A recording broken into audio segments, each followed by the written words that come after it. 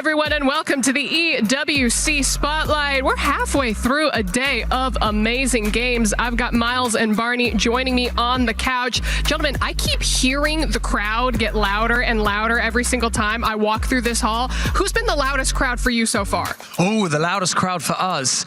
We've actually got quite a few people that are supporting. I mean, we've got like Aurora Gaming, but we've also got some major fans flown in from Pakistan and India, and they are popping off in the crowd, like shouting at each other and then shouting on the stage as well. It's pretty fantastic. Any brawls in the crowd yet that you've seen? We came close. We came really close with the Gentlemates fans, who are obviously Paris-based, and they are loving today. They got a generational hate watch. They got to watch two teams who they've got kind of characters on both sides that they really don't like, and it was so lovely for them.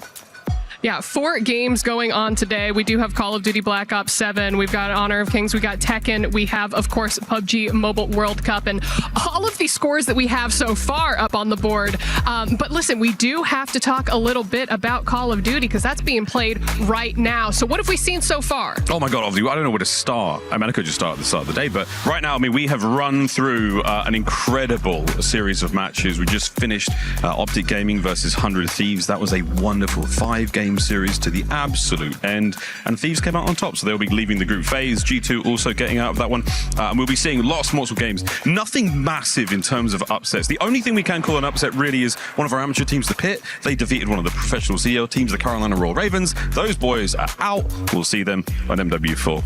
All I heard from that was that Nate Shot is somewhere incredibly happy. You'd hope so. Right. I mean, you'd hope so. Right. I mean, Nate's such an emotional viewer. It's hard. It's hard to watch games with Nate, especially when his heart's in it. But it's just one of those fantastic either like co-streams, or you'll get the clip on social media later of either incredibly happy or crashing out and just kind of like pissed in front of the computer. Yeah. Again, we still have a couple more games to go. We do. We've got another matchup later tonight. And again, nothing massive in terms of club championship changes or, again, wild upsets. It's been good, COD, though. It's been the good. I love that Optic versus 100 Thieves went the distance, though. That's exactly what you wanted. Oh, it did. And not only that, but the Gentlemates fans there, of course, Hydra, a player for 100 Thieves, he's a Frenchman. So he immediately had that French crowd behind him, and they were cheering his name and chanting him, and they got him the win. And it was delightful. It was lovely. Delightful. All right, well, we talked about what's going on the STC Arena stage, but the Lenovo Legion Gauntlet stage, we have some Honor of Kings going on. We have the bracket up on the board. What have we been missing? I mean, AGAL coming into this competition, everyone that I've spoken to has said that they are the favorites. If you're ever going to hedge your bets against one team, it is, of course, AGAL to just absolutely smash everyone. They both swept. They swept their quarterfinal 4-0 to get into the semis. Didn't drop a single game. It's absolutely stunning to see what they can do. Kwaishu Gaming as well, doing the same thing. And, you know, we have a historic 3rd consecutive potential winner in Yinyu. So I think that as far as everything goes on the Honor of Kings, everything seems to be just going as according to plan. It's kind of like what Miles said about what's going on with Black Ops 7 as well. It's following what you would think would be happening. Exactly. If it was scripted, so far so good. All right, well then over on the Alliance Vault stage, we do have Tekken 8. And as you said, some of these fans going crazy. What's been going on? Yeah, I think that, you know, favorites, it's kind of gone the other way. Favorites have been eliminated. Those of Ni and Atif have both been eliminated from the competition. Players who you expected would have gone the distance, unfortunately, Gonzo. And a player who managed to get through to this competition via the LCQ by the name of Rafe, he shocked everyone by eliminating the current champion of the Esports World Cup. So, spicy, isn't it, Miles Ross? I bumped into Tasty Steve in the gym and he said that. He was just like, all the storylines, everything's perfect right now. We're in for an amazing tournament. Okay, here's the thing. We only have a couple minutes left, and I know that you want to talk about some PUBG Mobile. We have to jump into that over on the Qiddiya City grid. So what do we got? Yeah, the Qiddiya City grid's been popping off. Again, kind of according to plan with a few minor twists. Nigma Galaxy are a team that are often really good, but this year they've been playing terribly, unfortunately. But coming into this competition, they've been absolutely pulling it out of the bag. And fortunately for them right now, they are in 3rd place. In terms of club championship, Aurora Gaming are in 4th, and GK and AGAL struggling a little bit in 9th and 10th at the moment. All right. Well, final thoughts. I want to come to you first because we're going to talk about Black Ops in a second. Final thoughts from you. Final before thoughts. we get back into it. Tekken, they may as well have thrown a grenade into the middle of it, so it's pretty interesting to see what's happening right now. I think HOK going according to plan. Keep your eyes on AGAL because they should stomp their way through the tournament. PUBG Mobile, it's anyone's game. We're in the group stage. We're in day one. We got like 10 days of competition, so it's going to get spicy as we go through those days. Spicy. Can I get a spicy prediction from you on the next match coming up? A quick one at that.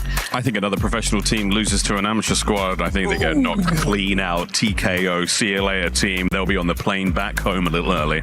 Oh my goodness. Man, this has been the most exciting EWC spotlight so far because I'm just getting spice thrown at me. Potentially a brawl in the crowd, a little bit of this. But again, we have some games to watch, so let's go jump over to the stage.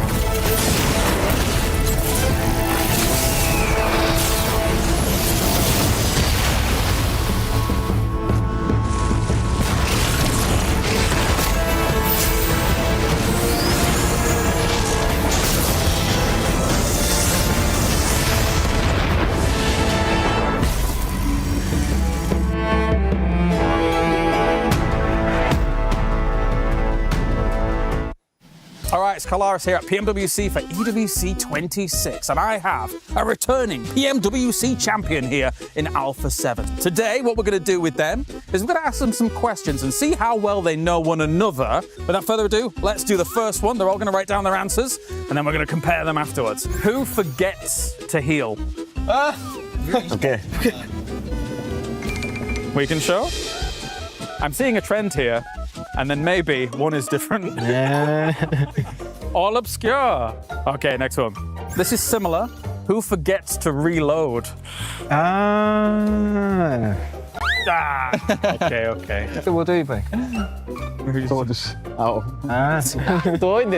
Você, pai. Você. Você esquece demais de recarregar. Okay, next one. Who spends the longest looting? Isso aí não tem nem segredo. That's a big one. Okay. Well, so many exclamation marks. Easy. You.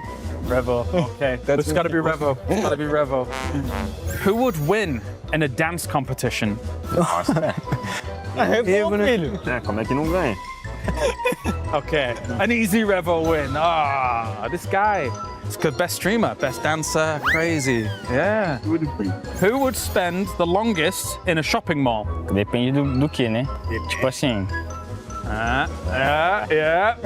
É. All on the same page. Yeah. Of course. Perfume. Perfume? Yeah. He's too full, you know? Stylish. Who would forget where they parked their car? Nunca. Escrevi o nome dele errado. Sure, maybe. Oh my God. Okay, well, that is it.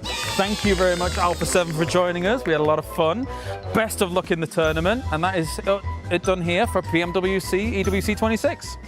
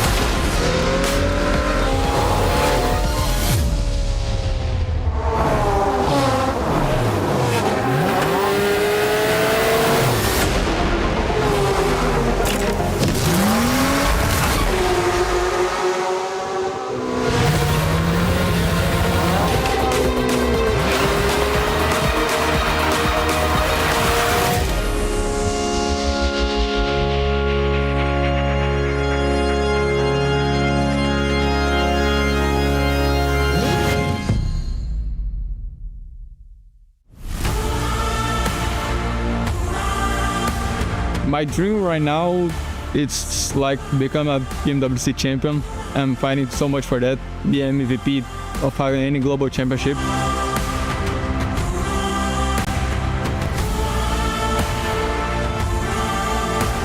When I was a child, I just like to play, to be honest. Like at my 6 years old, I start playing some other games. To be honest, I just play and sometimes football, but it was not so good. How my family would describe me, I think like a happy kid, a happy guy, and always smiling and trying to keep everyone happy on my side. What I miss the most when I'm away from home is like my friends, my family. I miss like going to school also. My perfect day off gonna be like driving, because I love to drive always. I have a G20, 320i.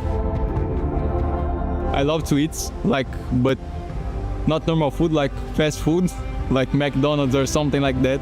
I always love to eat that. Something people don't know about me, I'm so afraid of heights. When I go to the airplane, I want to sit in the window, but I always close to don't sit. My career changed me like as a person, like everything. I became the man I am today because of my career, because the people was by my side. So like changed everything on my life.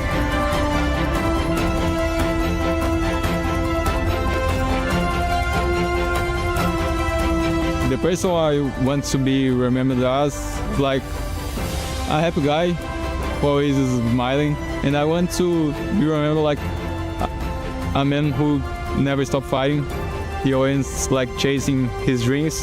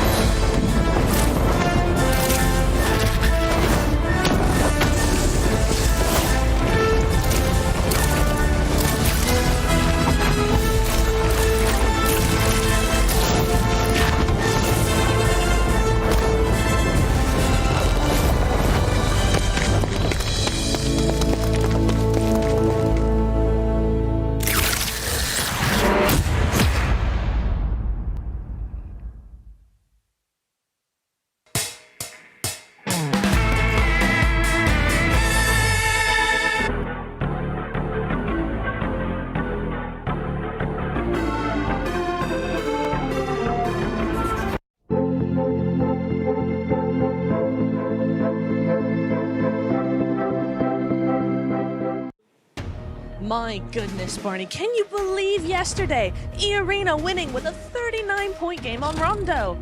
Honestly, unbelievable. Nongshim Red Force taking home 2 chicken dinners as well. But you know what? There's only one team on everyone's minds at this point, because yesterday was Jackie? Hello? We're the first people in, mate. What are you doing here? Hello, I was here. It's fine. What do you mean you were here? You've been here all night. I was here.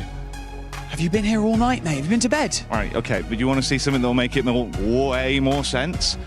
The reason I've been here, Barney, V equal W. Put 2 of them together, that's 2. That's a W. Then I started thinking, well, the name goes further than that. It's like some sort of symbol, isn't it? Because that's what they do with shapes. Jackie. Hello? Jackie. What's going on, mate? I don't understand. This is going on. Vitality. TT. Bees. Bees make honey. Honey then translates into money at some point through some sort of transactional sale, usually with farmers, I'd imagine, but in this case, Battlegrounds. Jackie. Winning. Jackie, if you need a nap in the green room, mate, it's okay. It's day 2. No, Barney. Yellow. Hello. That's 2 O's, by the way. Circle. They're always getting zone. Hello, zone. Jackie. Group B. Day 2 today. It's been a day. It's been all night. Why are you saying B? Here? Why does no one understand? He's saying B. I'm saying B. Vitala B. Okay, Jackie. Okay, now. Yeah. Let's go this way. Okay. Yesterday was an unbelievable day for a particular team, and it seems that that team is on everyone's mind. Je suis prêt, c'est parti, voir où m'emmène la vie. Comme sur mon green, tu m'entends quand je respire. Top le veston, jamais fling, trop de pas, big plan, j'ai fait changer toute la piste. Regarde ma pêche, je sais pas, j'arrête. Je coupe la ligne, laisse ta qui laisse frémir. Nouvelle état, new name, toujours fluide dans le move. Main en l'air quand je rentre dans le groove. Garde ce regard, je suis déjà posé. 2 pas, je tourne, glace dans mes yeux figés. Beat encore, puis je prends tout ce qui est à moi.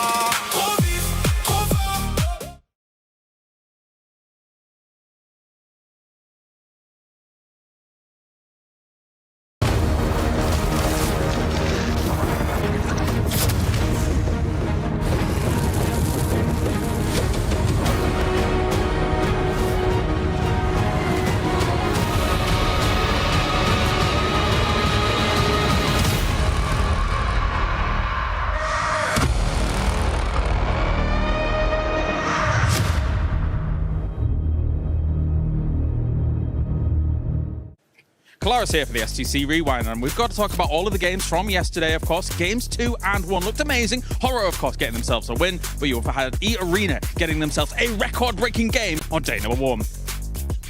Shh. It's just Vitality.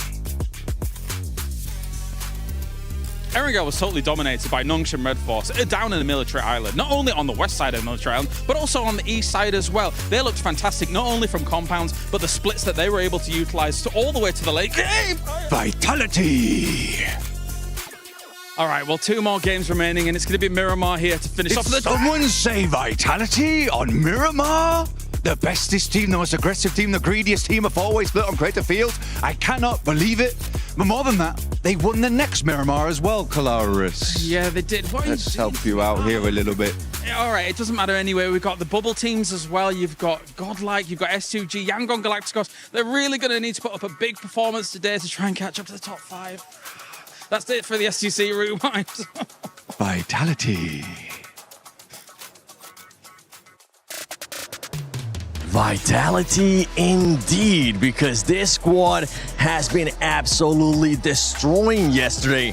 Welcome back, ladies and gentlemen, to PMWC at EWC 26. It's just the group stages, and we are already breaking records. Not only did we get a 29 elimination game out of E-Arena yesterday, we also got Vitality getting more points in 1 day than Forthrice was able to do in 2 days with 108 points. And with all the watch parties, shout out to the record-breaking men, Snacks Gaming, breaking records, keep it up, bye. But now it's time we get started, because today, at the end of the day, I got Neptura, Maxman, 7WG, glad to be here. But we're gonna be sending 5 teams to the finals, and 3 teams are gonna be going home, and the rest will go to survival. It is so true. It all comes down to today. I mean, kind of, we already know one of the teams that's going in, so we got to just figure out which of the other 16 or 15 teams get to go through to those finals. And yeah, we will be saying goodbye to 3. kind of feels like we kind of know who those are going to be as well. But because of the point sponge we've been seeing yesterday, maybe it's still all to play for. Yeah, I mean, right now you're looking at Group A. The point threshold to get into the top 5 was 88 points. I think because of the vitality effect, it's going to be quite significantly lower. So we'll see. But anyways, a few tricks. That was terrible. But anyways, no, I'm very excited for today. But actually looking at the top 5, there aren't that many slots there aren't that many slots available right now, so it's going to be a true race for the few slots that now remain here in this event.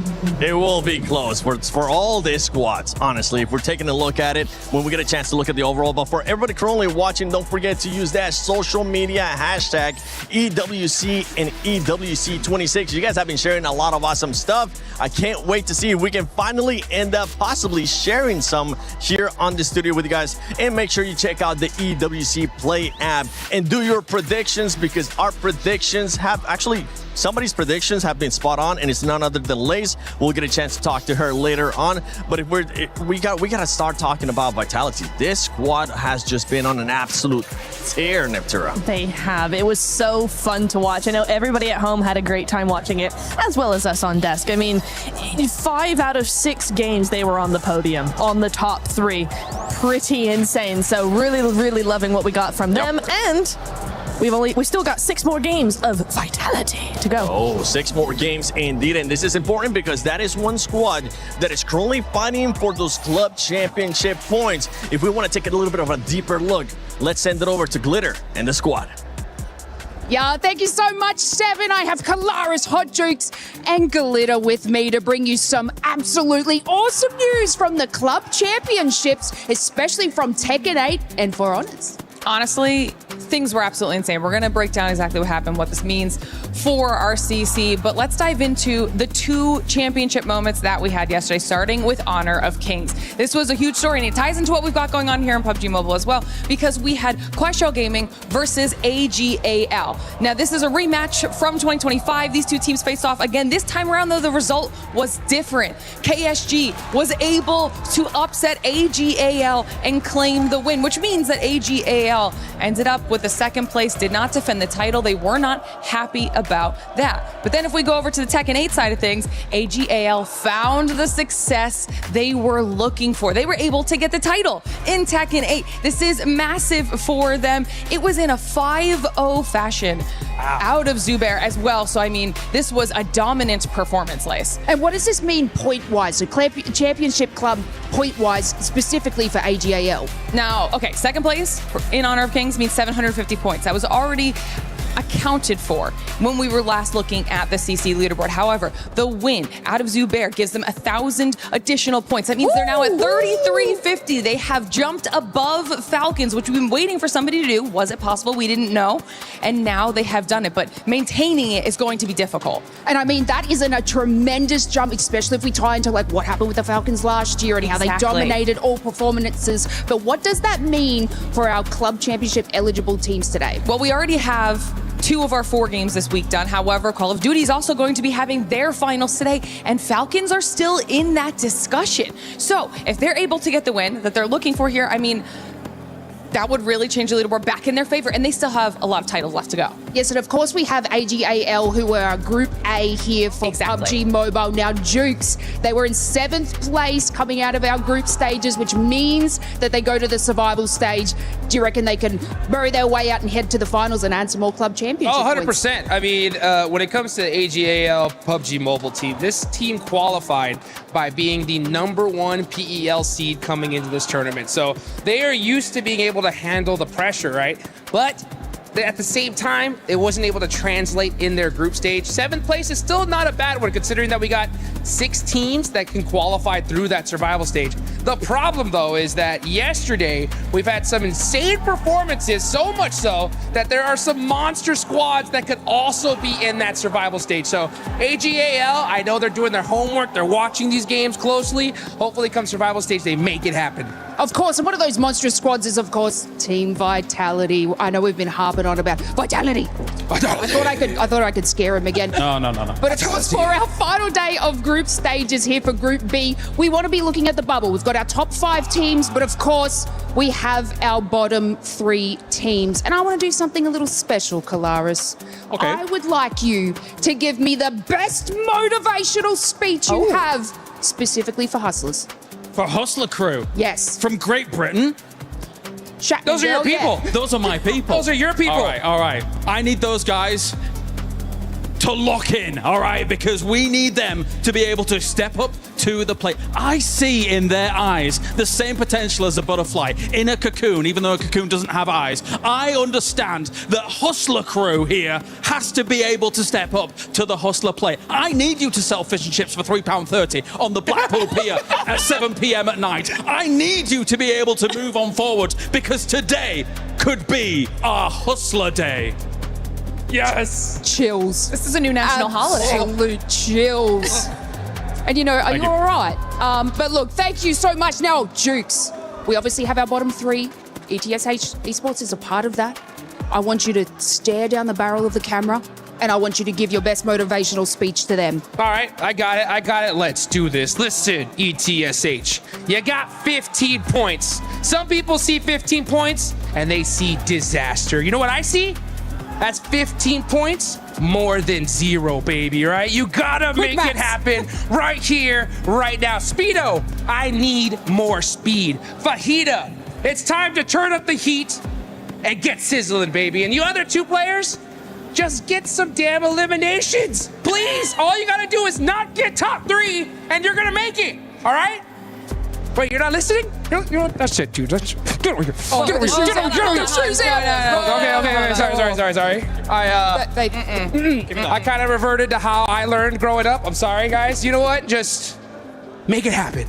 Please. Now, if you guys aren't feeling motivational after that, 7, how are you feeling? Are you feeling motivated or you think you might get hit by a shoe by Hot Tubes? Yo, those flashbacks. It used to be a chancla though, but I'm so motivated that if I make this shot for those bottom 3 teams, it's gonna get a lot better. So let's see if I can actually make this shot real quick. You know what? We'll do it backwards. Watch this. Okay, for those bottom 3 teams, it's going to be a lot harder today. ETSH, I'm looking at you, 721GS, and as well at Hustler Crew. Those squads are going to be having a lot of trouble, but let's take a look at the overall. That way we can get an idea of where all the teams are currently sitting at, and you have an idea as well in case you ended up missing it. No surprise, Vitality at the top, but the big storyline here, Max, has to be between 5th place and 12th place, because the difference between all those spots is just 14 points, and Godlike is currently in that 5th spot. Yeah, I mean, it's going to be really tight. Really, I mean, if you get a E-Arena-esque rondo, right, you're going to be able to jump up so many extra ranks. We're actually talking about the point gap between those teams here, 7, in the middle of the leaderboards. I'm looking especially at the point gap between E-Arena in 4th position and 5th position of Godlike. That's a 21-point difference, meaning if those teams in the top 4 today get a decent day, we're talking like 30 points, something like that. There aren't going to be many spots remaining for the grand final. So right now, Godlike, you got to be careful. You got a massive target on your back. They did fix the hot drops, which is good, and we'll talk about that later on. But Godlike, everyone is going to be chasing you down today. Oh, they absolutely are, and that is why we need to have top-tier gameplay for them. We've seen that they can do it. They can be super aggro. We saw them take out Hora. They took out a 7, like all in one map, right? E-Arena as well. So they are able to fend against the top players here, but we just need to see that on a consistent level here, 7. I'm not sure about these other ones. I mean, Wolves had an okay day. Alpha 7, we saw some glimmers of hope from them, but coming on through. Who? A7? Alpha 7. Oh, you said Alpha 7, the reigning champions of PMGC that I'm expecting a lot of, that they're currently just playing so disappointing. I'm expecting that team to actually bounce back. I got a chance to talk to Carrillo. They were saying they were making a lot of mistakes. If you guys want to check that out, make sure you check it out at the 7WG. What's your Instagram, Natura? Natura Cass. Max? Maxman Casts, A check lot it out. of awesome content for PUBG Mobile eSports. Make sure you check that out. But yeah, for Alpha 7, a disappointing performance so far. They're not happy with it. They're looking to improve. But we got to talk about the Sony story of the day, which is just pure domination from Vitality. And we want to just paint a picture for this Sony story of the day, because Vitality, as I've been saying, they ended up getting more points than 4 Thrives. And you can see the stats right there. What's crazy though is I want you to look at 4 Thrives eliminations, Neptura, because 4 Thrives were such a heavy fragging team that they still ended up getting more elims than Vitality. That's in 2 days though. In 2 days. In 2 days. So yeah, 4 Thrives got 80 elims in 2 days. Vitality have 71 in 6 matches in 1 day, right? We're gonna add over to that being 108 points. So 4 Thrives got 107 points in 2 days, and Vitality have 108 in 1 day, in 1 day. That gap is astronomical. I don't think we've really seen anything like that before. It's pretty insane. I know 4 Thrives were wanting to get some wins in their group stage, and they didn't, whereas Vitality were really able to capitalize on that with 2 wins, and that makes me a little bit more hopeful for them going into those finals, right? Because we do see very similar plays from them, but when it comes down to that smash rule, when it comes down to that pressure being put on them, it seems like Vitality still can win. Max, and if we break it down a little bit more, it was the way that Vitality was just playing yesterday. A completely different playing style than everybody currently in this Group B lobby. The way that they were doing their splits, the way that they were just taking control of an area was so impressive. I think mainly they learned from PMGO Season 1 and PMMI earlier this year. They're like, we were just too passive, not being involved in any of these fights in the discussion in some of these games. But man, they switched it up to 11-12 almost going into this one. And it's good to see not just Razy, Razak, and Federales doing good, which we would really expect on the global stage, those guys to put up massive numbers. Axel came out swinging. They're chickened in on Erangel up against Tora. Oh my goodness, Axel, the IGL, was looking like a fragger. He was a frag GL in that game. So I'm just super stoked about this team. And I just want to see this continue throughout the entirety of the event, because compared to 4 Thrives, they can actually get wins. So if they do get in the smash zone, hey, who knows, Vitality might take home that trophy. But with that kind of lead, we usually end up seeing teams do something a little bit different. I got a chance to talk to Federales yesterday. I also got a chance to talk to Axel, and they were saying that they might end up putting one of the substitute players just to get some experience in case you never know what's going to happen in finals. And I'm completely fine with that, because it's going to allow the sponge point to not be so heavy towards the top. That's true, and you know, there's no better time to do it than now, right? Because NSR and Nongshim Renforce are in 2nd place with 60 points. There's a 48 gap lead there, and so you're looking at, yeah, this is probably the best case scenario to put a sub in. Even if it doesn't go all that well, it gives them practice without the pressure coming on through as well. So really happy to see maybe a substitute coming on in there. But for me, I'm thinking that honestly, Vitality, they are going to just want to chill out and let maybe some of the other teams like Nongshim Red Force step up a little bit. Look, I like saying Vitality. It's a very satisfying word to say. But I love saying Hyunbin in particular, because right now, I mean... Say it again? Hyunbin! Sorry, I'm very excited. I have to scream that word every time I say it. But like, no, the entirety of Nongshim Red Force were looking so good. And in particular, we know their drop location is farm. They go for these quick rotates on the island finishes, and they get back-to-back wins on the military island finish. If it goes down south every time, it's just win, and win for the South Korean team. So I'm absolutely loving it. And in particular, it's not just XEY and also Hyunbin doing well. You saw so many great plays from So Easy in particular in the intro. We were talking about So Easy really having some massive step-up plays. So they're just looking like the whole package right now. It's just hard to stand out when Vitality had such a good opening day, but Nongshim Red Force were playing out of their minds on day 1 of Group B. Yeah, I do want to say that I was disappointed with Nongshim in the first 2 games. We saw 0 or 2 points come out of them in 2 games. It's hard to stand on the first game on one, though, right? 13 and 16th place. Yeah, those first exactly. 2. However, I do think that they're doing just enough. They got back-to-back wins. They got a 2nd place to finish off the day. They're doing just enough to get to those finals to make sure that they qualify, and then we'll probably see a much different team in those finals this weekend. Hopefully we'll end up seeing a different team, and hopefully that consistency that we saw towards the second half of the day for Nongshim Red Force will be there as well. One team that ended up surprising us a lot in the way that they were able to change again was an Indian team. For Group A, we saw it with OG. For Group B, we saw it with Godlike. I know Kalari's got a chance to talk with one of the players from Godlike, so let's send it over to them.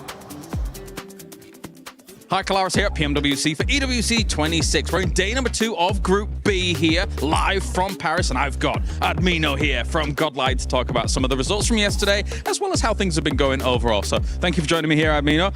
To start things off, looking at the results from yesterday, bit of a rougher start, but then you guys gained some traction towards the end of the day. Can you talk to me about the day as a whole and what you thought about it? Actually, in the beginning, we tried to do some experiments, like we tried to take drop clashes and a little bit more kind of stuff that we already planned. But that didn't work in our favor, so we tried to stick on our basics and try to go to a random drop and gather loot and everything and play a decent game. And that worked in our favor, and we performed well after the first 3 matches.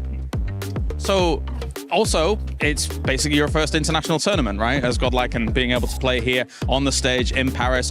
How have you been enjoying the experience so far? And hey, what's Paris been like?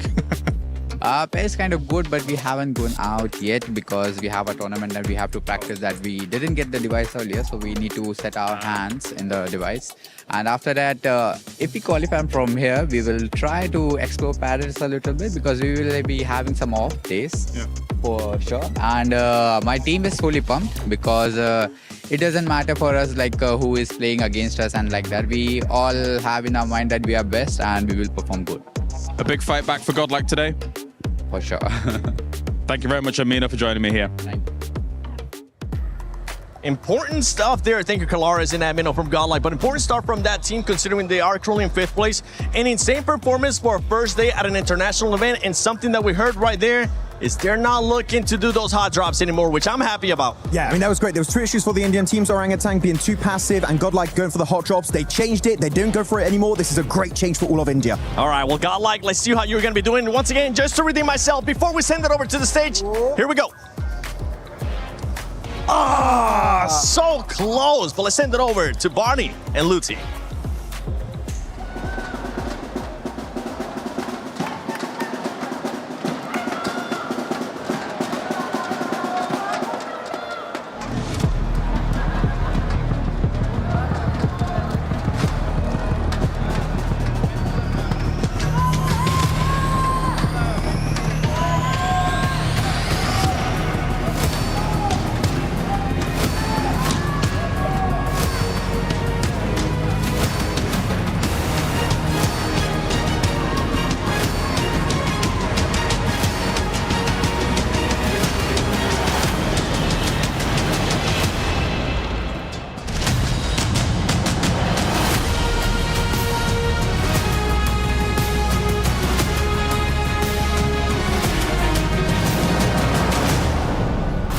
Mesdames et messieurs, bienvenue. Yesterday was the day of records. Today, we will find out who will get to the final and who will get eliminated. That's right. Today, the reality is that dreams will end. And so that's the nature of this competition.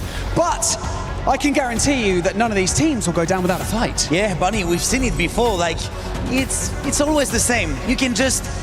standing can change in just a few good or bad games. That's right, so whether you are at home or right here in the Port de Versailles, in the heart of Paris, it is time to see who will rise above the rest and continue their journey in the PMWC. Starting with ESPORTS.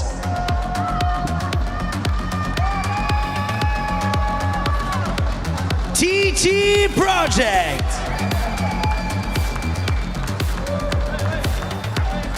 ETSH Esports.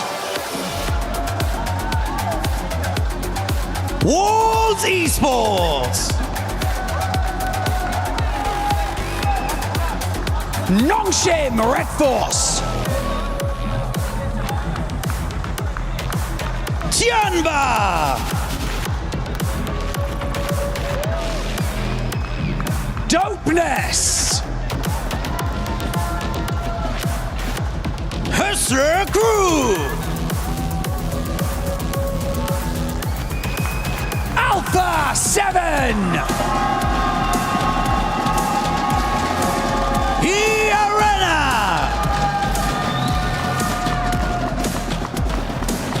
Godlike Esports. 721 GS Esports. Team Vitality. S2G Esports. Hora Esports. And finally, your defending PMWC champs, Yangon Galacticos!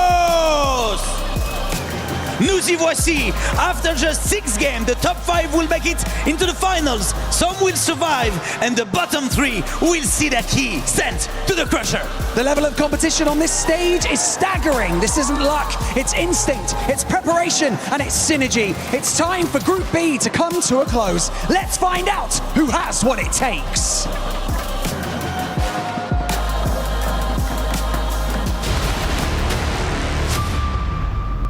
Sixteen teams have patiently waited on the sidelines for their chance to shine. Players who are hungry to make a statement on the Gdynia City grid. It is time to introduce our team. ETSH Esports, Alpha 7 Esports, Team Vitality. And finally, your defending champions of PMWC, Yangon Galacticos! Day 3 of the PMWC group stage at EWC 2026 starts right now! Back-to-back blows taken their way. Vitality trying to win out versus Nonshin Red Force. Yangon left with just Smile, but that might turn into a frown if they can get the angle onto him.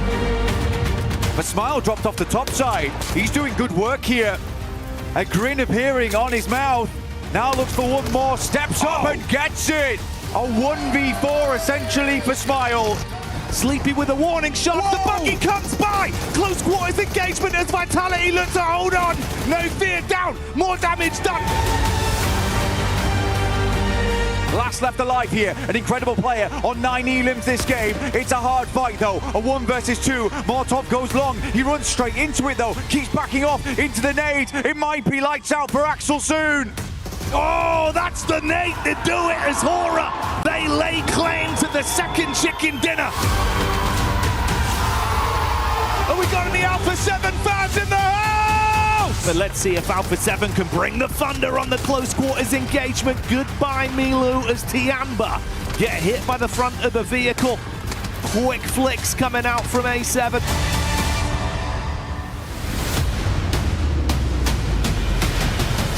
And that's exactly what's happening, because you got another can of Hyunbin down south with that P90, and that is it. It's a back-to-back chicken dinner on the side of Nongshim Red Force.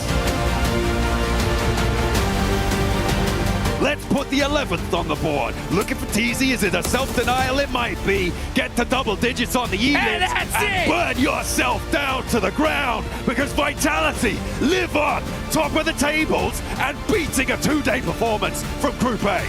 What a shutdown, 108 points in 6 matches.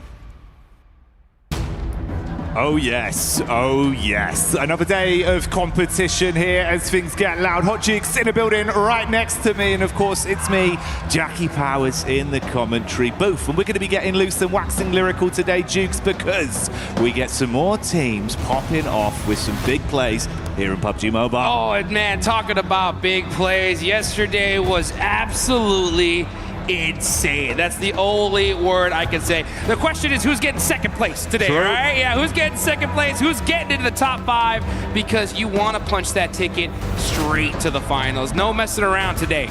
No, man, it's going to be big. It's going to be exciting.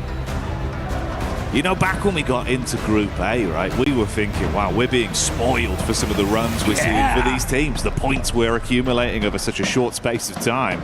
Yeah, well, forget about that. Group B's been a whole different beast, buddy. What was going on yesterday, man? Dude, I mean, it's like everything went just in a wild situation. We had a world record breaking game number 1.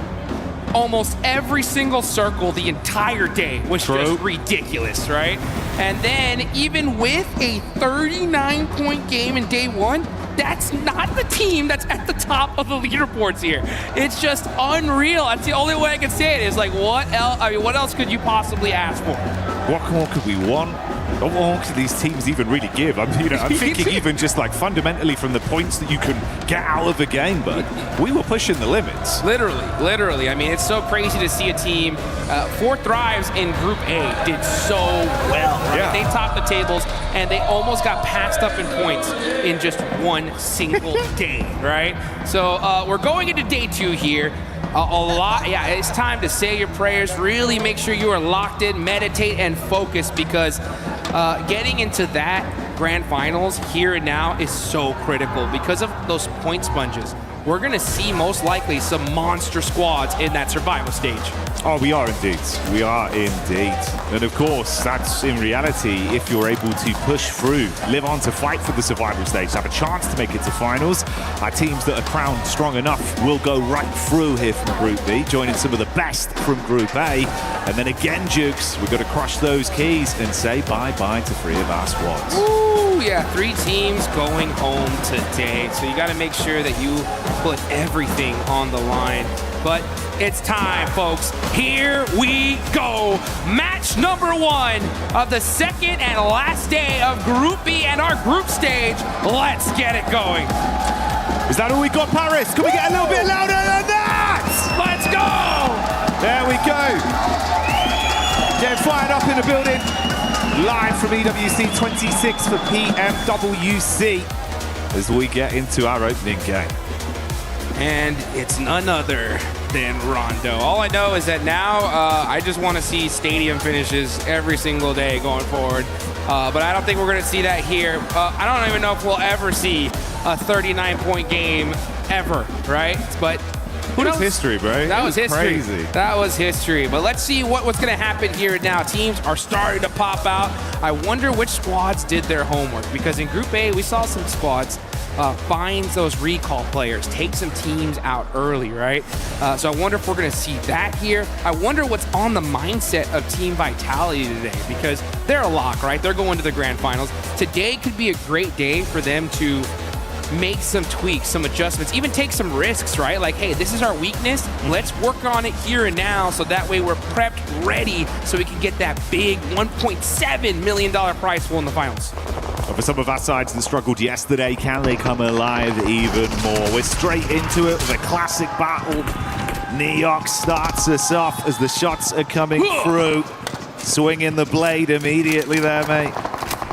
Obscure knifing some players here. Alpha 7, a team everybody's got their eyes on today. And we got the Wolves, who were able in the final games yesterday to push themselves out of that bottom 3.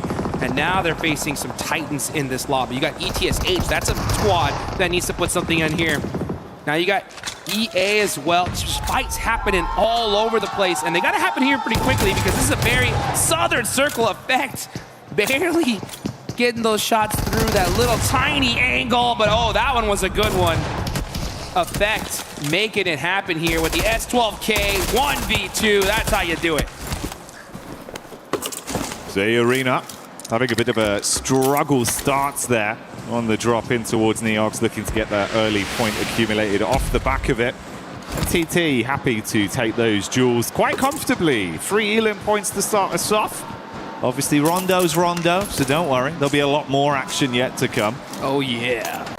Non-stop action here. You can see 721GS getting a knock there onto ETSH. That's actually a very important fight here, because oh, wow, there we go. Fahita turning up the heat, making us proud.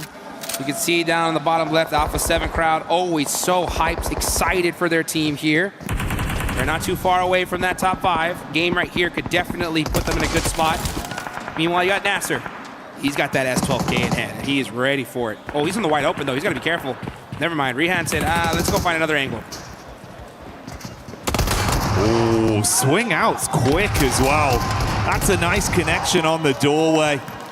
Off ankle play for Fajita, seeing if he can do too much more from this. They're going to try and bait him in, close the door, and keep him guessing. Rest of the squad going down in the meanwhile, though. Oh, Jukes! The bouncing headshot, hello! That's what I'm talking about. Jumping and from the top ropes, able to hit that shot and save his squad. So 721GS should be able to get a full reset here. ETSH quick on that recall. Their recall player not messing around here. But we're going to see these teams really get set up and good to go. Yangon Galacticos only have that single player up, taking a little bit of time here to get that recall in. Yeah, the Yangon crew quite far out, all the way over towards Horror. Oh, Can't really get to the recall either, bro. Yeah, that's why I was wondering. I was like, where is he? And it looks like that's actually something we should actually take a look at, because Romeo is going to be heading towards TT Project Niaz to try and get his recall in for his team. And that would be a devastating loss for Yangon Galacticos to go out right here, considering that they are right there on that cutoff in 6th place. Yeah, didn't have the best run of things yesterday in some of the matches, so if this is the way they start things off, it could be very uncomfortable. We'll give you the context to that one if it happens. In the meantime, it's still a rotation for Romeo. Like Duke said, though, Neo's in position to try and defend against that recall. Could be awkward. We'll stick with the fight we got here, though. Vitality. The Kings yesterday. But can they keep it up right now? Clash versus Dopeness. Back and forth blows. Axel going down as well. He was a key piece of the puzzle. Already removed. Oh, this is not what you want, Dukes. Ken G running wide out in the open there, getting that shot. Very, very nice on the side of Dopeness. And that is how you get it done. Now, it does look that, like, Yangon Galacticos Romeo was avoiding that fight. He saw TT Project there. He ends up going, most likely, all the way down to Long Ho. And he should be able to get that res for his squad in just a couple of minutes. But this circle is on the south side here. We got Nongshim Red Force all the way in the north. Things are finally starting to settle down a little bit. Actually, never mind. It's the Wolves versus Alpha 7. And Elementrix getting caught out with that nade. Obscure holding this angle, waiting for someone to cross. Oh, but here comes Godlike. Oh, Godlike got that nice nade off the top side from Adamino. Up close and personal, they're taking the fight to Alpha 7 as well. Battling both of these squads simultaneously. It'll be a great start for Godlike. Dukes. Get some early energy into today's games. Oh, boy! Wow, throwing that nade up the stairs, catching him off. Necessary's holding those angles. He's doing those tight peaks in a 1v2 situation. And it's Godlike, too strong to defeat. And they are looking to be the kings of Neox Factory. Oh, S-Power's fired up as well, dude. From one fight to the next. He's like, what's that over there? Sight, dude. What's over there behind that tree, huh? Throwing them nades. Has he had the arm to get him? That looks good. Ah, it's a little short. Runs out in the open, man. Godlike Esports not playing today. The flick on that, bro. S-Power's fired up today. Yes, he is. Already getting some good solid points. That's 6 on the side of Godlike. That puts them in a good, solid position in 5th place. And this is the thing, if Godlike win this game, what is that going to look like for these leaderboards? That's going to be a massive, massive gap between 5th and 6th place. That's the thing, the artificial barrier right now. It's very fine margin, so many point vacuums on towards the top spots. If Godlike can start out and really give themselves the best case scenario to bolster their points, could change the flow of things. That's Romeo from Yangon Galacticos. Obviously went down very early. Had to go for the rotate around and get his team back. There we go. That's what I'm talking about. You got to make sure you hit that recall tower real quick. S2G got to hit them plays, though. Rihan getting that thirst.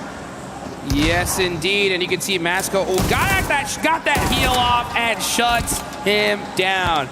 That is how you do it there. So 7-2-1, making it happen. But you know what else? You guys can make it happen in-game with the lucky spin that's coming out, guys. Make sure you guys get in there, hit that draw, and you can get some of those insane PMWC tournament sets. Meanwhile, 7-2-1 GS gets a nice knock there on the S-Power. Godlike really looking to shut this fight down. It's a 1v2 situation. He gets one. There we go. Gets the thirst. Can he get the second? Beautiful scene so far. Damage back done onto S-Power, but can the squad still save it? Ooh, quick shot, Jukes. Got to throw the clip in. Down over the toe. He thought he was slick enough to mantle, but he gets the shot off. That had to be an accident right there. I mean, I'm sure he had his jump and climb split buttons. Sometimes we have some people combine it, but if you get just a little too close, you get that animation jumping up, and you know he was just like, oh, it's over. And So exposed, no chance to fight, bro.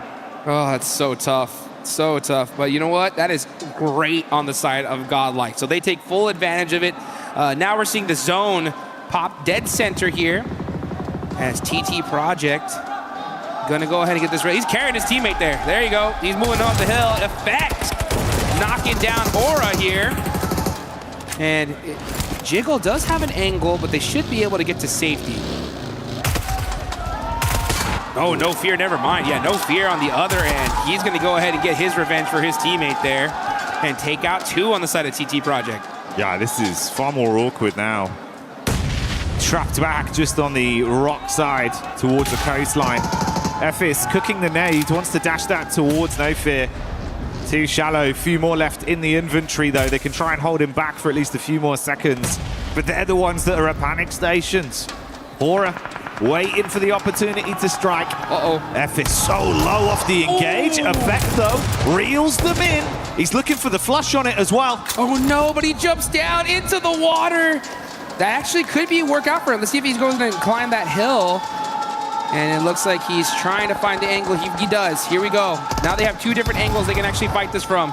Ephes just says, now I'm jumping down with my teammate. 2v1 situation, but can't hit the shots. And now No Fear is at the advantage. Never mind. What is happening? Shots back and forth, but No Fear finally shuts him down. Woo. A nail-biting fight on that one. They can at least recover, still have 3 of their players alive for Hora as well and build off the back of this. And that's 8 Elim points they've racked up, leading the lobby right now. That's the worst case scenario for this lobby because that's really like the only slot that's available there for the finals considering how well these other teams did. And Godlike are looking to close the door here nice and early, saying, you know what, if you want to try to get into the finals, you're going to need to win at least a couple games because we got such a point lead. And that is how you start it there. 8 eliminations, full squad up. It's looking good for the side of Godlike. Oh, Romeo. Sky, run for your life. Drive away. And it looks like he is going to barely escape that one. Romeo, wherefore art thou, Romeo? On the bridge, getting Elims, but that's where he is. He was looking right at the Sky there, and that is Aura. Now we're gonna look at No Fear, Get Thirsted. Young Galacticos gonna actually get into this next game as the circle shifts up to the north side now. They are in the blue. This is still stage 3. They can eat a little bit of this circle for now, but it's time to finally find out where that next spot's gonna be.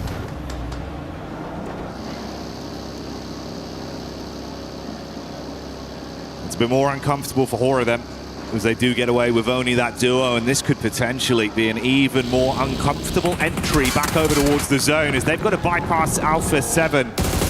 Vision onto them. Ravo jumps out the vehicle. Good shot from range, consistent with the orb to shut down another one, and only Jiggle gets out. 9 Elims might be where they reach and end this one. Man, this whole tournament has been so chaotic.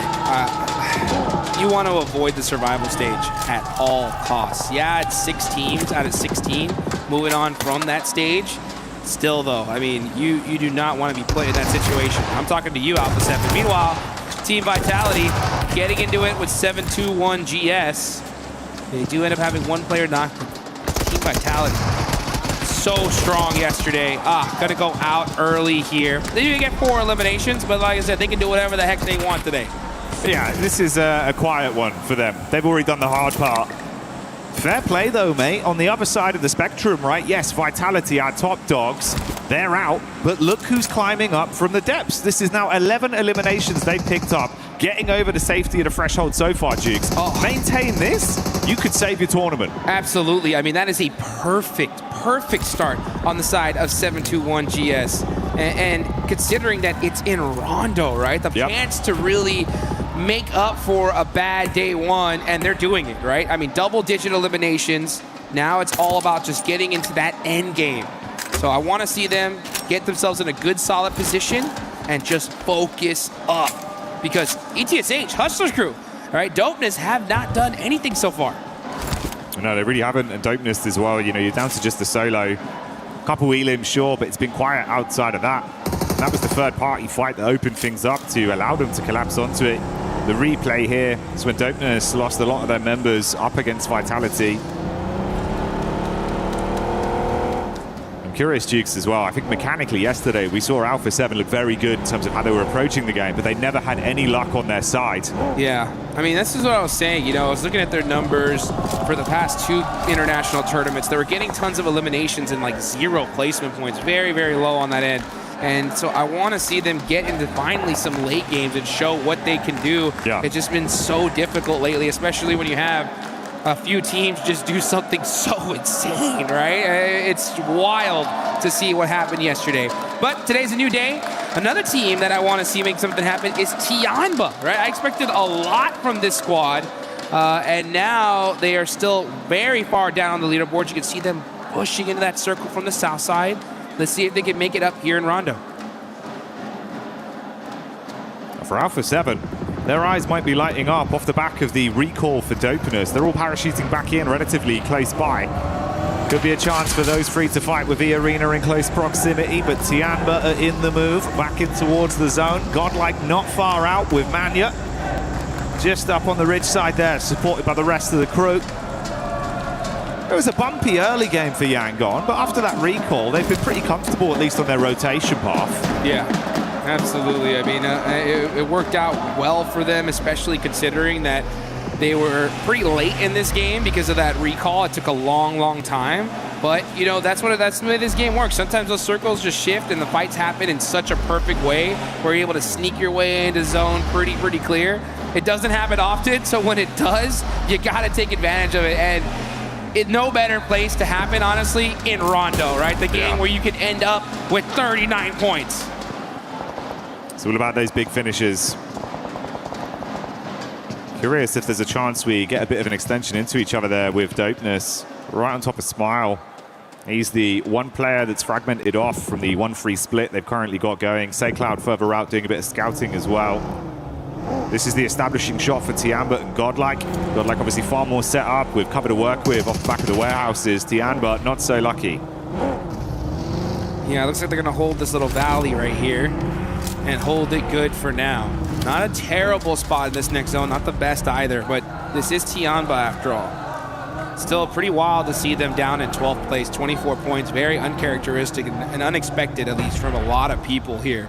You got QZZ, a superstar that can really ring things out. But all it takes is, for a lot of these teams, just one good situation where their back's against the wall and let their gun skill shine. And, I mean, I would not be shocked with Tianba, who has 0 points right now. They could end up with 20 very easily here. 72-1 GS as well. Still looking to see if they can squeeze any more points out of this one. Dopeness taking the hits onto Alpha 7. A bit of a back and forth already. Ravo looking to close the gap as he drives by. Good control. Switching seats and hitting shots as he puts them down. And quite quickly, manhandles Dopeness. They do lose Korea though, so it will be a 3-man squad for the A7 crew. Yeah, you can see the crowd showing off them Rebo jerseys. The man, the myth, the legend is here, and he is putting in some work. This is what we needed to see from A7. 8 eliminations so far. You're right, yeah, Carrillo did get taken out, but for 8 elims, that is a sacrifice that you got to be willing to take. But job's not done yet. Still a lot more work if you want to make it straight to those finals, and they do get a nice knock there onto Mormon. Alpha 7. Looking like they're starting to hit that high tempo. Caught whiff of the arena further back and take pot shots onto them. Meanwhile, before the zone moves, you can see Ida took a few shots over the Hustler crew, and that's the crunch in, Jukes. That's the crunch in that's going to make things interesting. The circle goes to the north side. That's huge on the side of Godlike right here. A perfect zone shift for them. Taking a look there at the leaderboards so far. This is the problem, though, right? I mean, we were so hype about Alpha 7. 9 eliminations. This is a great game, right? The problem is that you're hunting down 5th place. Godlike have 8. So you've only closed that gap by 1 point so far. Try as they might, there's still so much more to do. And even then, during the map feed, we could see like they were getting consistent damage back over to E Arena, so they're not giving up any of this fight. They're still looking like they want to try. They know the win condition, Jukes. Yeah. This is the problem, though, right? If you don't have a great day one, you could have a good solid day two, but it could be too late, right?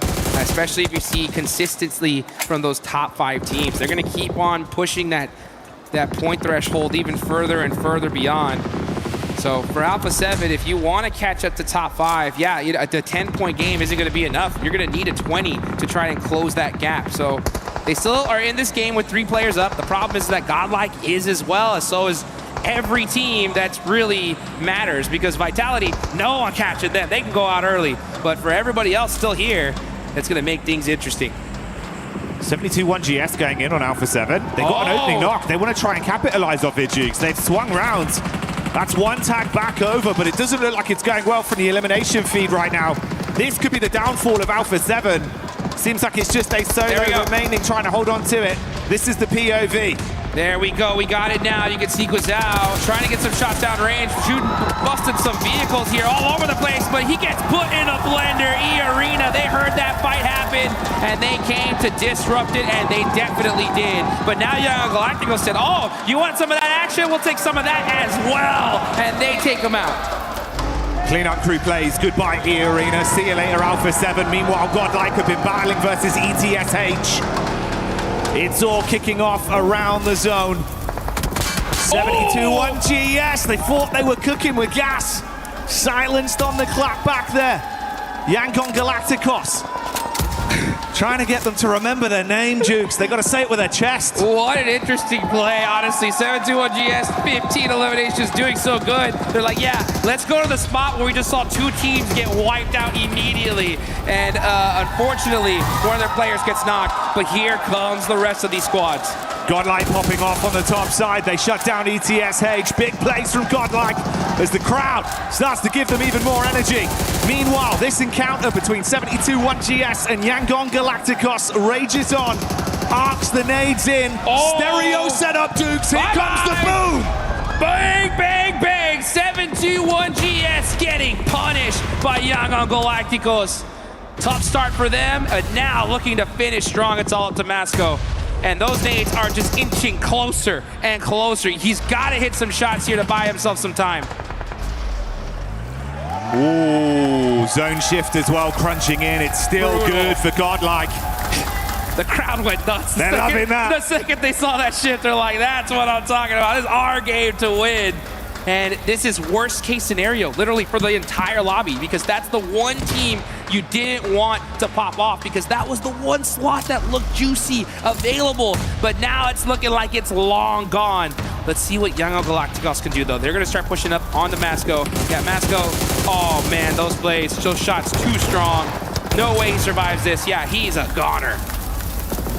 Yangon Galacticos, slowly but surely, getting their head above water, piecing together some big plays, but Tianba, are they the squad that can clash and take this goods location off of Godlike? Well, S-Power's nade has other ideas, and Adamino also steps up to the plate, leaving 2 of the Tianba squad down on the deck. This is the push in from Milu. Shotgun, low HP on Godlike, quick shots, but he can't quite find it. Panic stations, Duke, they're all going down. S-Power is shutting down this monster squad. Said, oh, I hear you coming this way. Eat some of these nades, baby. And now QZZ stuck in the blue zone. He's just going to go out here. He said, you know what? Deny the point, and Godlike looking unstoppable here in this match. Do we need to say more? The energy of the arena here in Paris says enough about the excitement from the plays from Godlike.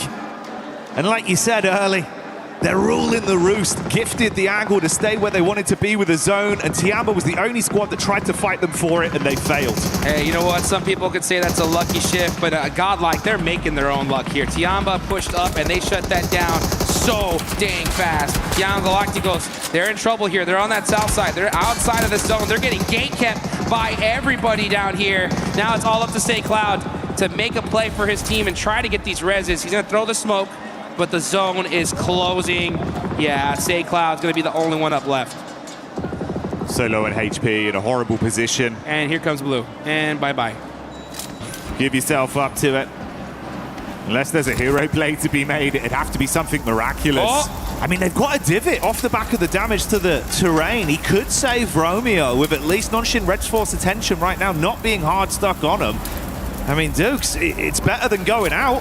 Got him up, and that does deny the point at least. So if they go down the blue zone, then they're going to deny it here. Romeo inching up little by little. Is going to try to make a play, though. Here he goes, throwing some nades out. Gets knocked there. And so easy said, yeah, no, I'm getting that confirmation. I need those points. Just say Cloud left them. He's still got a ton of utility left to work with as he throws in that nade. Zone eating away at him. I mean, it's good chip damage, and it's even making it more enticing for Godlike to take pot shots at him. He's just trying to buy time to live out. Yeah, he's using that heal strat to maybe even get a little bit of extra placement. The problem is though, that the second the zone pops in 5 seconds, he's gone. So let's see. Can he even get that heal off? Doesn't look like that's going to happen. Yeah, so his play zone is going to take out Young and Galacticos there, as Nongshim Red Force are the team holding the south side, but Godlike are just spreading their wings here, saying it's time. We want all these eliminations. Let's shut down this game in some beautiful fashion. How far can they take it? A quieter approach to things from S2G on this one. Nonshin playing it smart, playing their cards close to their chest, but they've suffered a fair bit of damage off the back of being pinned into this position, being shot at from 2 angles. Whereas Godlike, they've just been ruling the roost, Jigs. I mean, they got a baker's dozen already. They're looking real good. 13 eliminations. And look at this, finding those tight angles, tight peaks. They know this game's in the bag here. It's literally Godlike's game to lose. Let's see if they can close it out, though. That's always going to be the question. Oh, Nongshim are there. They are toast, dude. They're forced to run out in the wide open. No smokes available. And, man, they just get deleted. Godlike soaking up all these eliminations. If you're Nongshim Red Force, honestly, it's really interesting to see them kind of go for this strategy here, as they're going to be feeding a lot of points on the side of Godlike. And that is 16 on the day. Then Group B's rondos have just been ridiculous. Yeah, we've not seen anything like it, man. Some crazy games. As you'd expect, Nonshin, they had no pathway back in to try and vie for contest this game. So the last man falls, and this is what it comes down to. STG versus Godlike. They had a bit of a scouting play. They found this duo of Mania up towards the top side. Might want to actually collapse on it. Lost goes in quick. S-Power cooking the nade. Good chip damage from Mania. Switches to the shotgun. Baits them in. He wants to fight, and the nade from S-Power once again is a delight for this roster, as they are sending reverberations throughout the Qiddiya City grid, bringing the heat down on S2G. S-Power is just insane. He's been throwing heat-seeking missiles all game long and opening the fight for his team.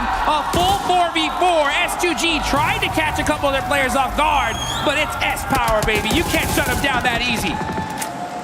You can't stop S-Power, and you cannot silence Godlike in this moment. Adamino for the closing play as Godlike take this chicken dinner with ease.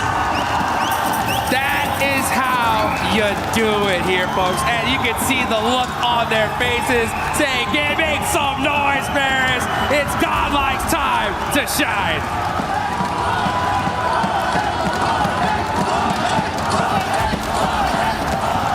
The energy of this arena says enough about the excitement and the plays that this team has been making, and they deserve every bit of celebration they're getting, Jukes. Absolutely, man. I mean, this was that one slot that looked like it was available. The top 4 looking very far away, very out of reach. But Godlike say, you know what? Let's just shut that door right here and right now. This top 5 is locked, right? Now, at the same time, there's still quite a few games left here, right? You got to put up consistent points, but if those top 5 do that, it may just be too far to reach.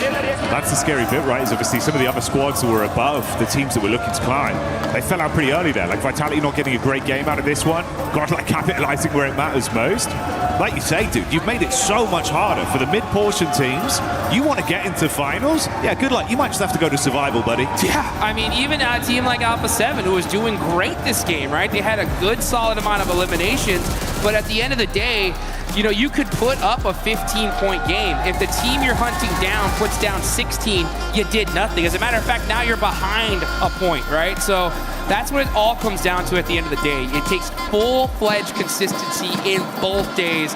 And look at that. I mean, they just basically said, hey, bring it, baby. Good luck. Try catching us now. Oh, yeah. Pulling ahead. Everyone's blowing up. You can hear the excitement, bro. It's insane, the energy we've got here right now at EWC. And it's a spectacle to behold. You come in to what was an explosive day yesterday of sheer talent, unexpected results, crazy circles, and then we start to run it back all over again. Oh, that is how you do it right there, guys. Let's get it going here. We got some more action coming up in just a bit.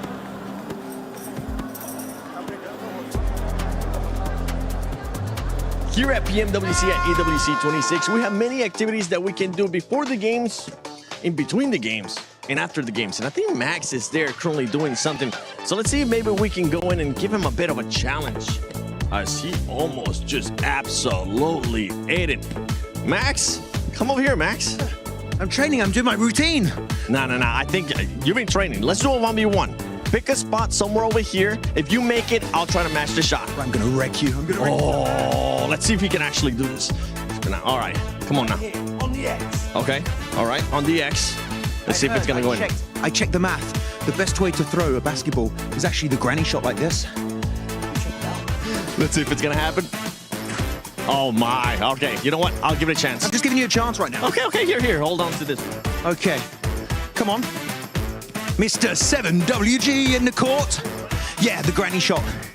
From behind. No way, Jose. That was terrible. Wait, he's cheating. You just got 2 in a row. That was actually not bad. That was close. We're getting closer and closer. We're gonna keep on practicing, and we'll see if maybe one of us can make the shot. Come on, Max, you gotta make at least one for us. Okay, well, we'll keep on practicing our skills. Back to more PMWC at EWC 26. We were there for every click, every clutch, every respawn. We were there for the years of grind, and we're here now.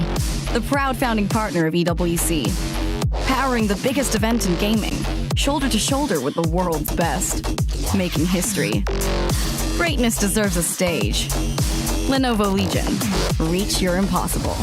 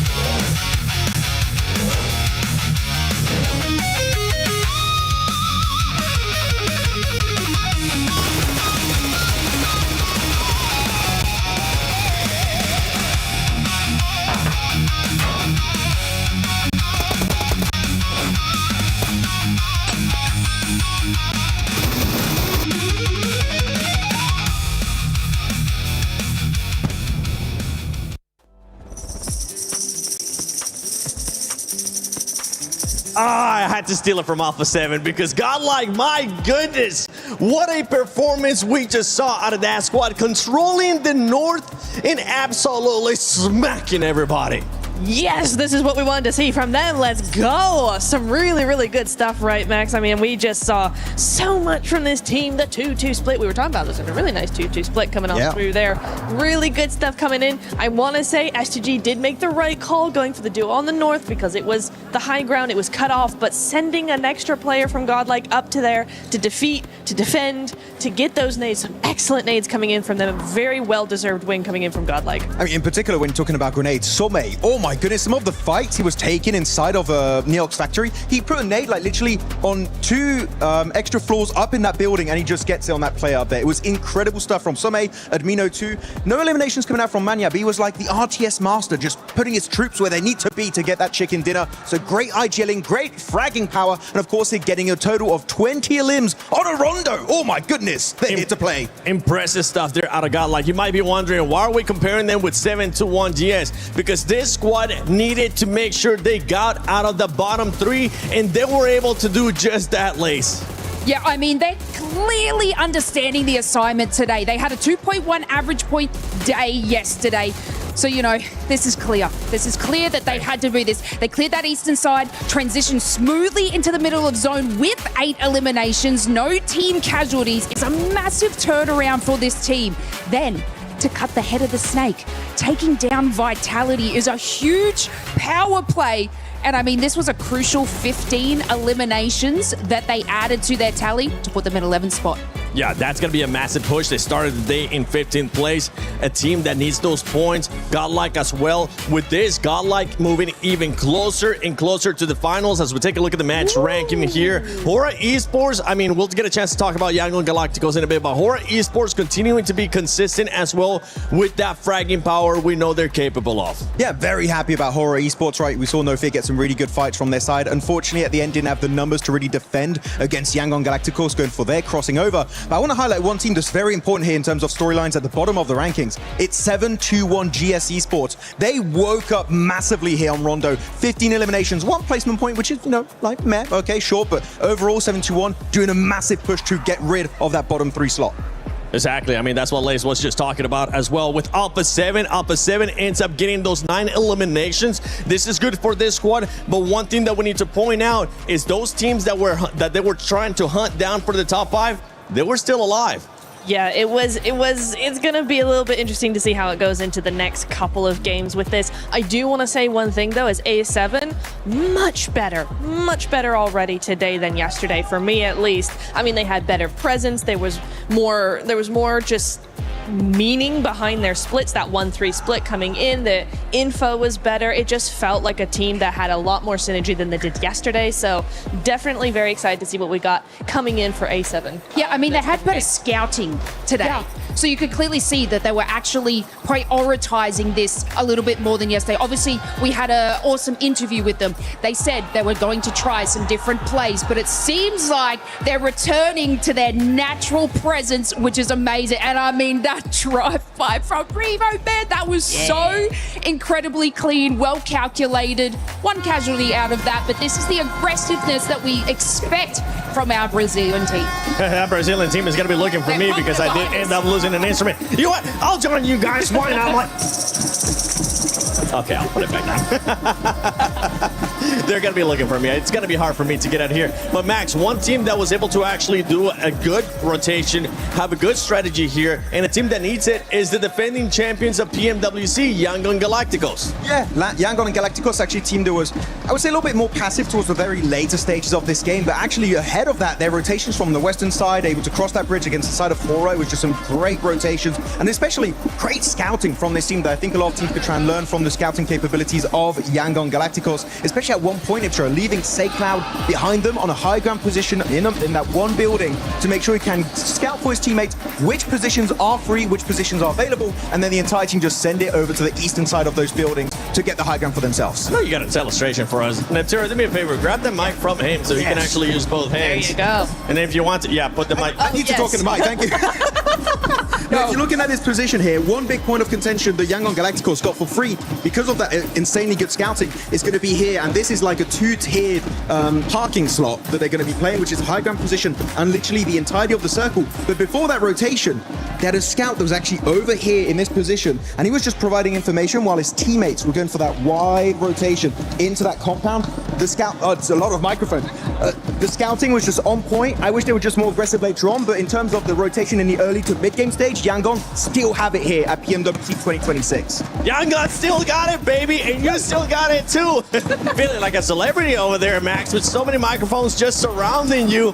But for this squad, we need to continue to see that proactiveness. We need to continue to see everything that we're seeing out of them to maintain themselves closer or within the top 5, because right now, E-Arena has been a team that has been slowing down a lot. They started off hot, and they are currently in 5th place. I mean, just to give you guys a recap, we saw complete control from E-Arena on Rondo yesterday. Started at Stadium, continued at Stadium, and ended at Stadium with a record-breaking 29 points. But from today, starting on 3 eliminations. I mean, you know, it does come down to zone pull, but it seems like they're not showing their presence that they did yesterday. Obviously still kind of maintaining that nice average to keep them above that line, but this is something, you know, we expected coming, especially on Rondo on this map, that they would have been taking charge of everything. Yeah, and we're looking now at the new bottom 3. The new bottom 3, Dopeness, ETSH, Hustler Crew, Dopeness. I know that squad, it hasn't been looking good, and now they're in the bottom 3. Yeah, it's odd. It's odd one for me because like they're one of the only teams that didn't hot drop on Rondo, right? Everybody went into Neax except for a few, and Dopeness was one of them. I want to see more from that. Maybe a hot drop. Maybe a hot drop. I'm actually not super hopeful about them because their best game yesterday was on Rondo. Today they did nothing on their map. Well, can Dopeness maybe turn it around today, as we're going to be sending it over to the first Erangel of the final day for Group B. Hot Jukes, Jackie, take it away. Here we go into Erangel. Let's get it going here. And I like what the desk was talking about, right? They were talking about the new bottom 3, you know, and I think that's where our eyes are going to definitely be on here for the rest of the day, because unless these teams in the mid-pack do something crazy consistently, we may not see a new top 5 for a minute here, because there is already a 15-point gap, Jackie, between 5th and 6th place. And with how these top 5 teams have been playing, it's going to be pretty tough to cross that. Yeah, it's feeling really defined already, right? That's kind of what we were talking about, the downtime between last game and this one. So effectively, yeah, you've got to just keep your eyes locked in at who's in the bottom right now. That's the biggest area of movement we're looking at, where realistically there is chances for some teams to save what could have otherwise been a really rough run in Group B. At top dogs, though, unless teams start targeting them, Jukes, and things get spicy, I feel like they've just looked so consistent. They've looked so hardy. It's going to be really rough to push them out of this position. It's going to be tough indeed, but if you're going to go ahead and make it happen, it's most likely going to happen on Erangel. So here we go, folks. Match number 2 of Group B. Final day of the groups, right? We still have survival stage coming up, but it's all come down to this. So yeah, 15-point gap. Now, you know, mathematically, for all you guys watching, you're like, hey, come on, it's 15 points. It can still happen, right? And it definitely can.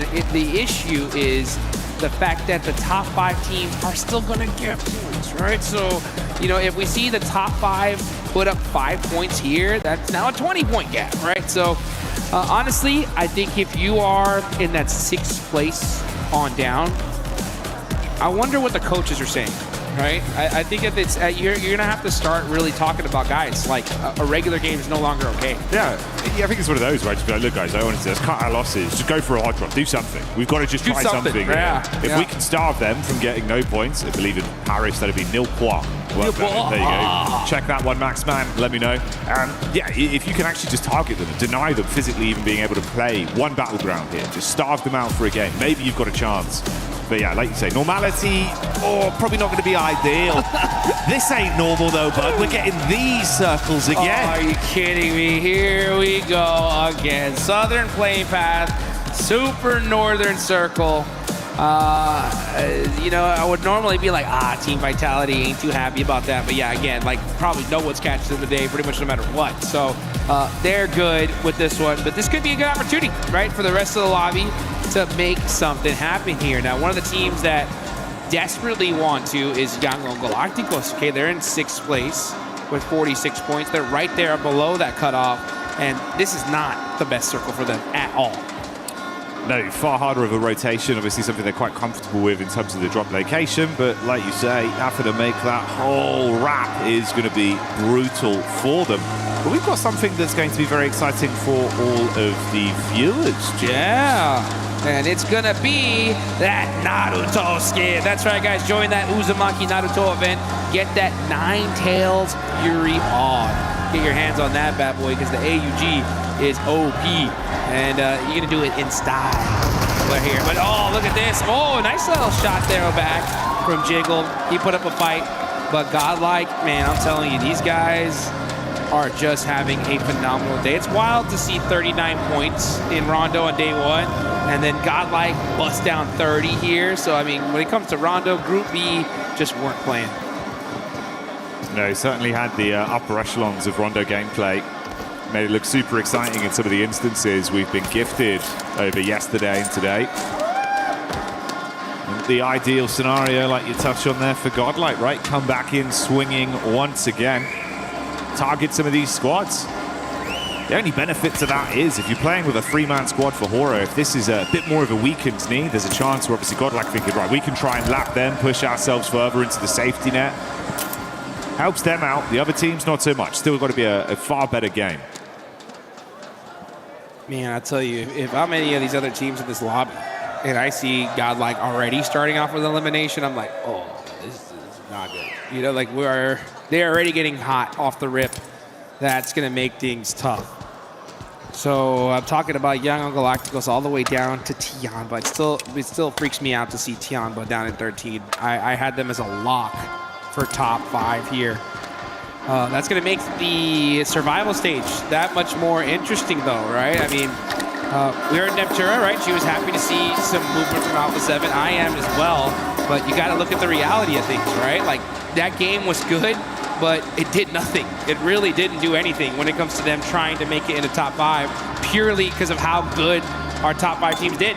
Yeah, that's the kind of the rough part about it. It's what we've been saying from the games we saw yesterday as well, where mechanically they're making the right moves. You know that they're damn talented as individuals as well. They're playing off each other nicely. It looks like the comms are looking far cleaner in moments of chaos, but that only goes so far. If you're not able to get yourself into a good position, constantly fighting heads and tails to get even a reasonable compound, a reasonable location in the zone, man. Just feels like you're coming in doing this on hard mode, realistically. Literally. I mean, that's the one thing I've noticed here, especially in PMWC Live here in Paris, is good games are good and all, right? But the thing is the teams at the top of the leaderboards, they're not doing good games. They're not even doing great games, right? They're doing something special. They're doing something that we've never seen before. And you just can't compete with that, right? Just good isn't good enough here at this stage. If you want that top prize pool, you got to break records. You got to do something special. I think it's spot on. It's what we've seen. The quality of competition has raised to a new level. And these are going to be terrifying squads to have back when we get all the way through towards finals. That's a conversation for another time, though. Yangon Galacticos taking some shots over onto S2G. A bit of a sleeper squad to the previous game. Gave a good run of things, all things considered, with how they approached it. Kamikaze limping away, crossing his fingers, thinking maybe there's a chance, maybe I can get picked up. Just don't give Marnet another knock for free off the back of it. That's the worst case. I already know what he's telling his teammate. I'm safe, I'm safe, I'm safe. I promise, I'm trying to give, and he got it. Nice. Soul K able to catch Kamikaze there, but Young Galacticos are looking in this direction. Ooh, those stairs. All it takes is one little bullet through it, but oh, he does get that res. So now, hopefully, we're going to see Kamikaze get to safety.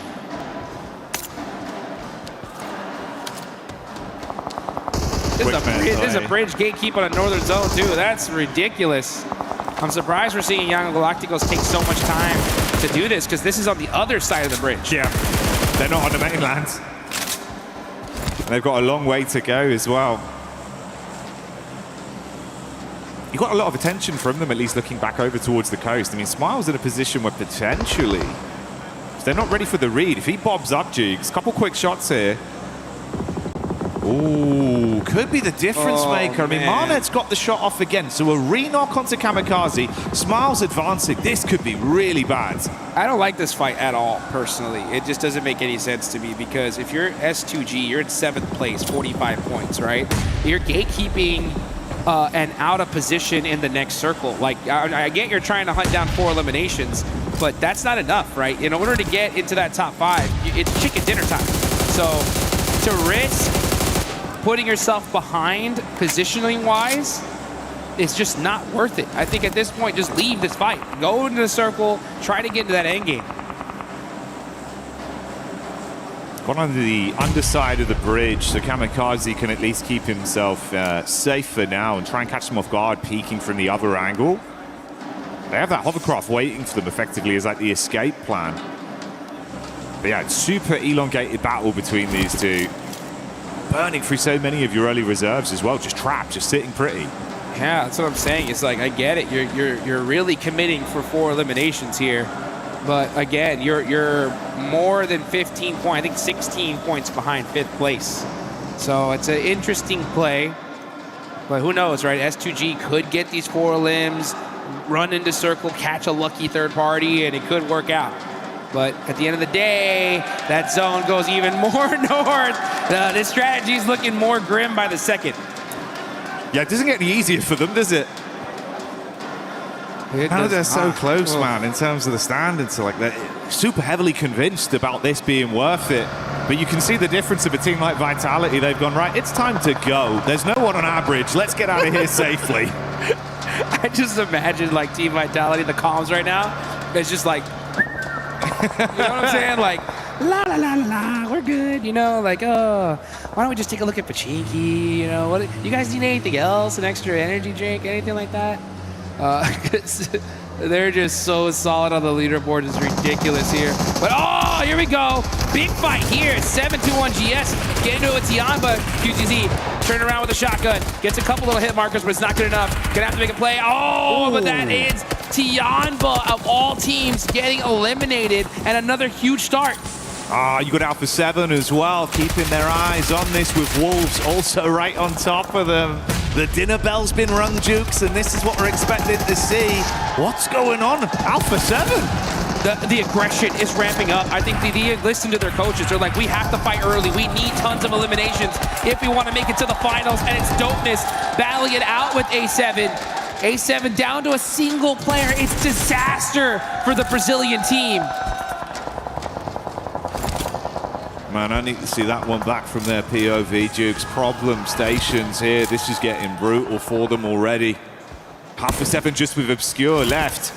It felt like they had seized an opportunity to attempt to third party onto that and squeeze some points, but it all blows up in their face, literally. Oh, such a rough finish for A7. Down to just Obscure here.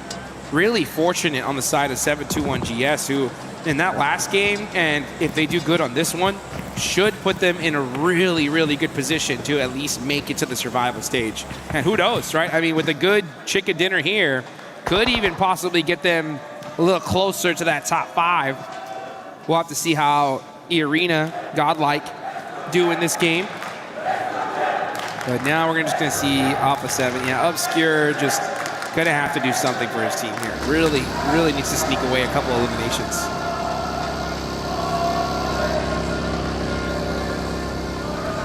You see the migration from S2G, that did abandon their post in the end, leaving the bridge. Here's the replay. Okay, so this is it. It looks like it was the teammate then, I imagine, on the bounce. Oh no! Saw it in the Elim feed, Jukes. I'm thinking, how on earth does this happen? Like, you just trapped in a building? What's going on? The strafe with a nade. Oh, mate. Those windows used to be bigger. I think that's what it was. I don't even know if that would have helped, but nade's not that big. You gotta thread that needle, you know what I'm saying? And unfortunately, it didn't. It wasn't really a needle, it was a whole window. But you know what? It happens. It happens. You're under pressure. You got vehicles driving up on you. You're trying to make it to the finals, and just one little misplay, you get punished. Yesterday, we saw the Wolves, right, flip a car and get taken out because of it. And that just goes to show at this high level, one tiny mistake could be meaning going to the finals or going home. Didn't expect that one. you'd be fuming as well. Oh, yeah. I hope the mental isn't brittle off the back of the team, Nate. You got to reset from it, Jukes. Yeah, looking at the bottom of the leaderboards here, the fact that Tianbo went out so early, we're going to see them in the bottom 3, most likely here after this game alone. I mean, you got Dopeness only 1 point away from passing them up. ETSH are still up with 4. Hustlers Crew are up with 3. So one of the favorites going into this lobby who, in my opinion, QZZ is one of the best players in the world. To see them struggle so hard in Group B is just shocking for me. But let's look over here at E Arena, who are going to have the warehouse near Severny. This is a really solid position. No matter where the zone goes, they're going to have a lot of real estate to be able to drive to there. So let's see how they decide to defend against it. It's not even that easy to press up on.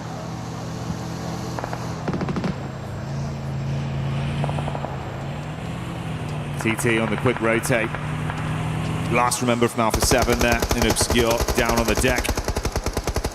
And they're getting themselves into the zone, forging a path forward, and thankfully haven't been popped off by any of the teams in these positions, although maybe that will change with No Fear. Oh, chip damage, Jukes, but not enough. Put some shots downrange, and everyone's just playing keep away. Say, hey, no, someone's here. Do not full send it onto my building, please, and thank you. Oh, Wolves, okay. Nice nade there on the 721 GS. That's a huge fight. That's 10th and 11th place going at it. But it looks like they are just within little nade range. Not fighting it out just yet. Now we're gonna look at Godlike. Okay, Godlike mighty close here to Young on Galacticos. I don't think Young on Galacticos want any of this fight right now. They're just gonna push a little bit further down south the hill. Mormon catches Slonic. Oh, the Wolves looking hurt here, as that's 2 players down, but Elementrix, we're seeing a battle go out, and here he goes. Elementrix getting thirsted, and I believe that is the Wolves eliminated. The Wolves not surviving as a pack. 1 by 1, they're gone. The Arena resetting off the back of it. Grab Mormon, throw him in the vehicle, and get away to pick him up. Yeah, wild to see here. Is E-Arena going to push on over to that warehouse? We see Young Galacticos just south of Godlike underneath the hill. Romeo, yeah, using that hovercraft. That's the vehicle they use to get some extra intel. They're pushing up with it. Immediately, Godlike start putting some shots just to try and get it down a little bit further. But Young Galacticos are like, hey, yeah, we're here. Do you want to fight us? Maybe? Maybe you guys just go in the zone, we do as well? Well, let's see what happens. Yangon don't want that smoke, man. Ooh, Snake Cloud with a back exposed. S-Power. Lucky. I know, dude. He's been so slick as well. That's the one time we've not seen him get an instant elim off something like that. Yeah, I didn't think he was expecting to see someone white out in the open. And when you just give him that tiny pixel, he knocks it down. S-Power on point. That's the fight to open things up. Ooh. Oh, and his nades, too, have been so dangerous today. It's a 4v3 situation. Let's see how Godlike decides to take this fight. They're already starting to wrap around, get their claws into Young Galacticos. They're going to have to get moving here pretty quick. Yeah, the pincer play. Wrap around, set up, giving their squad more of an understanding of what's going on here, whilst the rest of our teams around the zone do begin to duel one another. F is there from TT, falling. Zerich replying back onto 721 GS. And that fight does result in them going down. Out of the running, but another game with 6 elims, Jukes. Unreal. Now TT Project are down to 1 as well. That's 10 through 13. Pretty much almost out here. That's a huge opportunity for our bottom 3 to get out of there. And meanwhile, oh, Neons actually does a good job of getting a knock on the ETSH, so he's keeping his team alive. Oh, gets knocked. Now it's just up to effect. Last player up for TT Project. Now getting ran over, and that is them gone. And this is a huge opportunity now for ETSH. 7 points on the board. They're looking good to get themselves out of that bottom 3. Looks like we lost Obscure from Alpha 7 there as well. I believe that was the Arena that went for the wrap down, found the solo, and dispatched him, so he's gone. Unreal here. Say Cloud now pushing up onto Godlike, but S-Power on point all day long. Battling it out, Mito with another knock. Punishing Young on Galacticos. And at 6th place goes out here. This is top 5, pretty much all in it. This is the worst case scenario for this lobby. God, this is absolutely brutal. Smile's literally the only one that could get away. Got back behind the vehicle, pieced out to create space between the two, but for Godlike, it seems like the fight isn't going to be over. It's only just getting started. Nonshin Red Force close by, S2G as well, pushing up the hill. Nades onto the smokes. Fingers crossed that it'll connect onto someone. As Power gets in the vehicle. Oh, goodness gracious. This lobby is looking pretty crispy at this point because our top 5 teams are all in this. Bunch of teams in that mid-pack are gone. Next zone does pop, goes right towards that center position. Godlike are going to use that high ground and gun skill to dominate this side of the map. And it looks like they are looking way too good to start the day. Man, S-Power has just been ridiculous today. And that last game was insane. Even here, his shots are just so on point. He came ready to play today. He's quick, stylish, certainly delivering out there on the battleground, Jukes. Maybe that's what the S stands for. Hey, yo. I wouldn't fault him for it. He's been living up to the brand with the plays he's been making. E-Arena. A lot of utility left to work with, and they're casting that up towards this little ridge. A rock between them and ETSH. Nearby bounce on the nade. Afriko's got to double back slightly for Hita. Somewhat effective in these angles. Slight off angle where he can peek down on you. He loves these sort of peaks. Come on, Fajita. Let's see what you can do. Oh, Attorney K getting hit with that nade. He's going to back it on up. So you know what? I'll leave those smokes right there. Looks like they're seeming to throw a bombardment on them. So E-Arena doing a good job. Back it up. Just, hey, take our time. We can't afford to get knocked here. This is still stage 5. This is wild. I mean, I think these teams in the mid-pack all played super aggressive, and it just didn't work out for, like, almost any of them.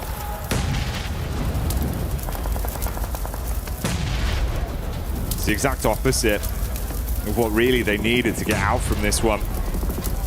The rich will only get richer towards the top, and our bottom 3 squads all still in the running. That's where the movement could be off a game like this. VTSH can keep up the gameplay we've seen with 4 players alive and 7 elims in the bank already. Maybe they can start to climb out. Nice knock there. Kamikaze gets a nade onto Admino from Godlike. Here we go. It's Godlike versus S2G. Good nade in that direction. Ooh, doesn't hit the mark just yet. And meanwhile, yeah, look at that smile from Young Galacticos, just hiding for his life here. He's just sat inside that smoke. Oh, the vehicle so close to finding him as they're looking to bonnet him. S-Power's on the move as well. Oh! Chicaning around, but S2G lose another player down to 2. Lost, living up to his name because he's panicking right now. Can't quite find him, but S-Power takes a bullet to the back of the head. The SMG delivers. Goodbye, Godlike, as S2G win out on that one. Huge, huge play on the side of S2G right there. Right on time, too. You take out Godlike, who have now moved into 2nd place. You got to get these reses, though, and the blue zone is closing. They're going to go ahead and pick him up, get him into that vehicle. It's smoke. Oh, never mind. Says, this ride is for myself and myself alone as I'm driving into a whole bunch of shots. Oh, Soul K.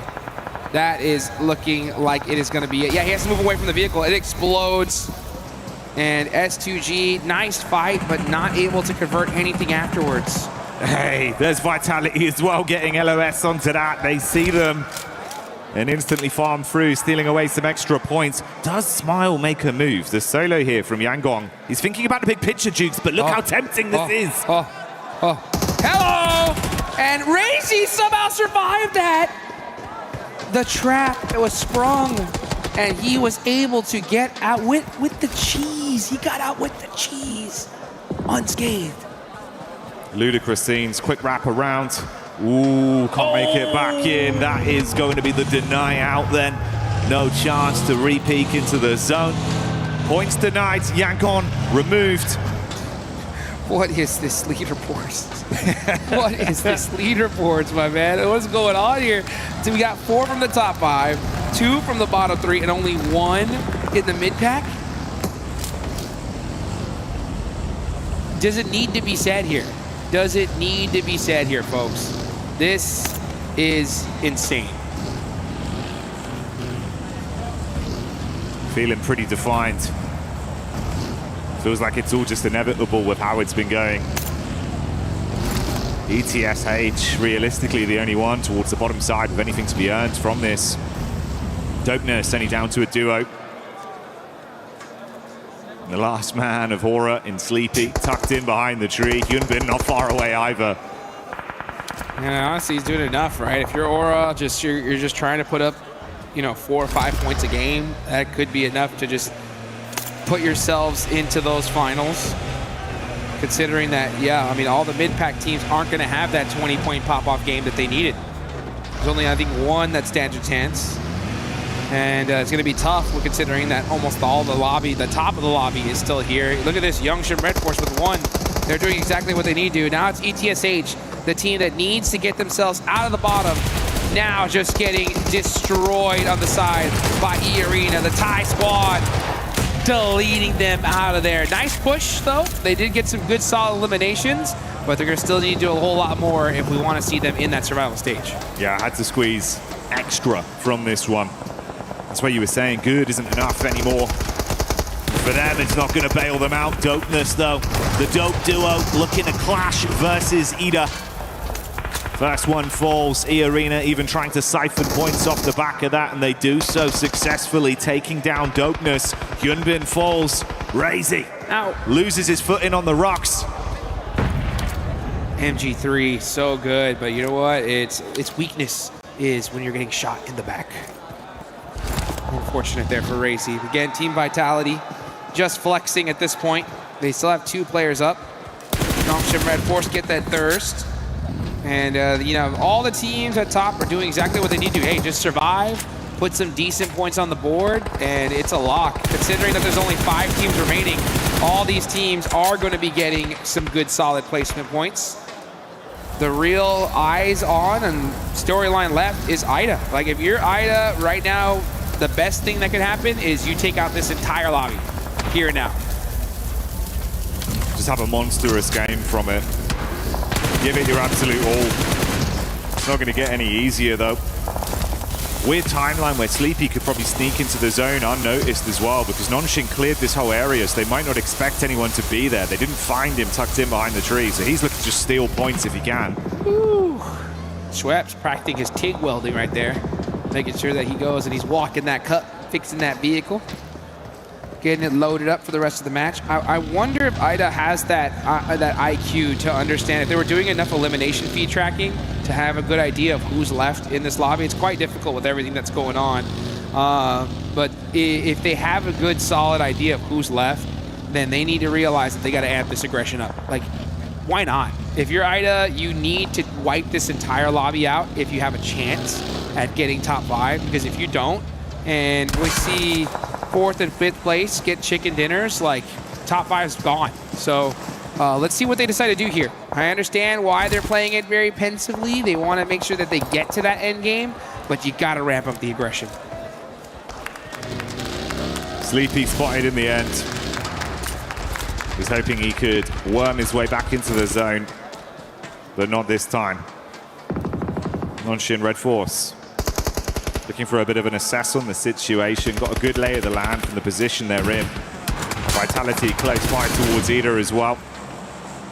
E-Arena with a bit of a scouting play. Tourniquet there in the back of the vehicle. Limited cover as well, Jukes. And Nonshin, such an open angle to just take pot shots.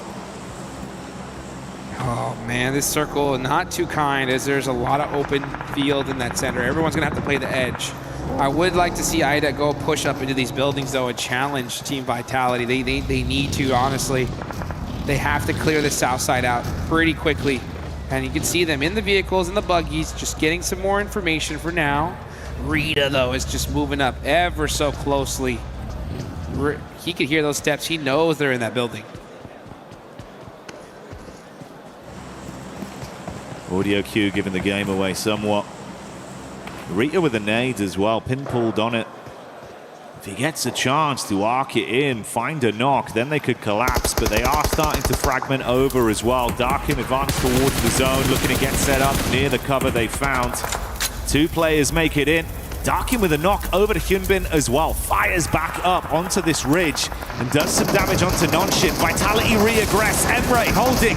Rito with the assist. The shotgun slays back over onto Federales. Emre will pick off Axel and Vitality crumble to Ida. They're starting to cook Jukes. This is a perfect scenario for them, right? They got 2 players already taking a position in this next zone. They were able to clear out Team Vitality, and now they're getting towards that end game. It's still going to be quite difficult considering that you got E-Arena up on top with the circle priority. And most likely, we're going to see Ida fight Nongshim Red Force. So if that does happen, never mind. Ida, they understand. They need to win this game. Push up into E-Arena, challenge them, try to take them out as fast as possible, and then have to deal with Nongshim Red Force later.